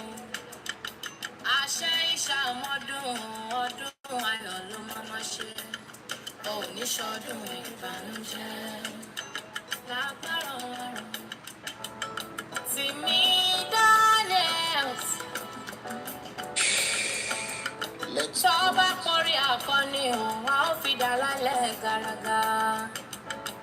Ìwọ ló nínú rẹ̀. Ìwọ lọ́lọ́kùnrin rẹ̀ òun. Ọkùnrin takuntakun. One man battalion. Man with wisdom. Man of knowledge. Man of knowledge. Akẹ́kọ̀ọ́ká. Ọlọ́run. Rotimi Daniels. Àwíkòǹkò lójú Ọlọ́run. Rotimi Daniels. Akẹ́kọ̀ọ́ká létí Ọlọ́run. Akẹ́kọ̀ọ́ká Ọlọ́run bá gbọ́.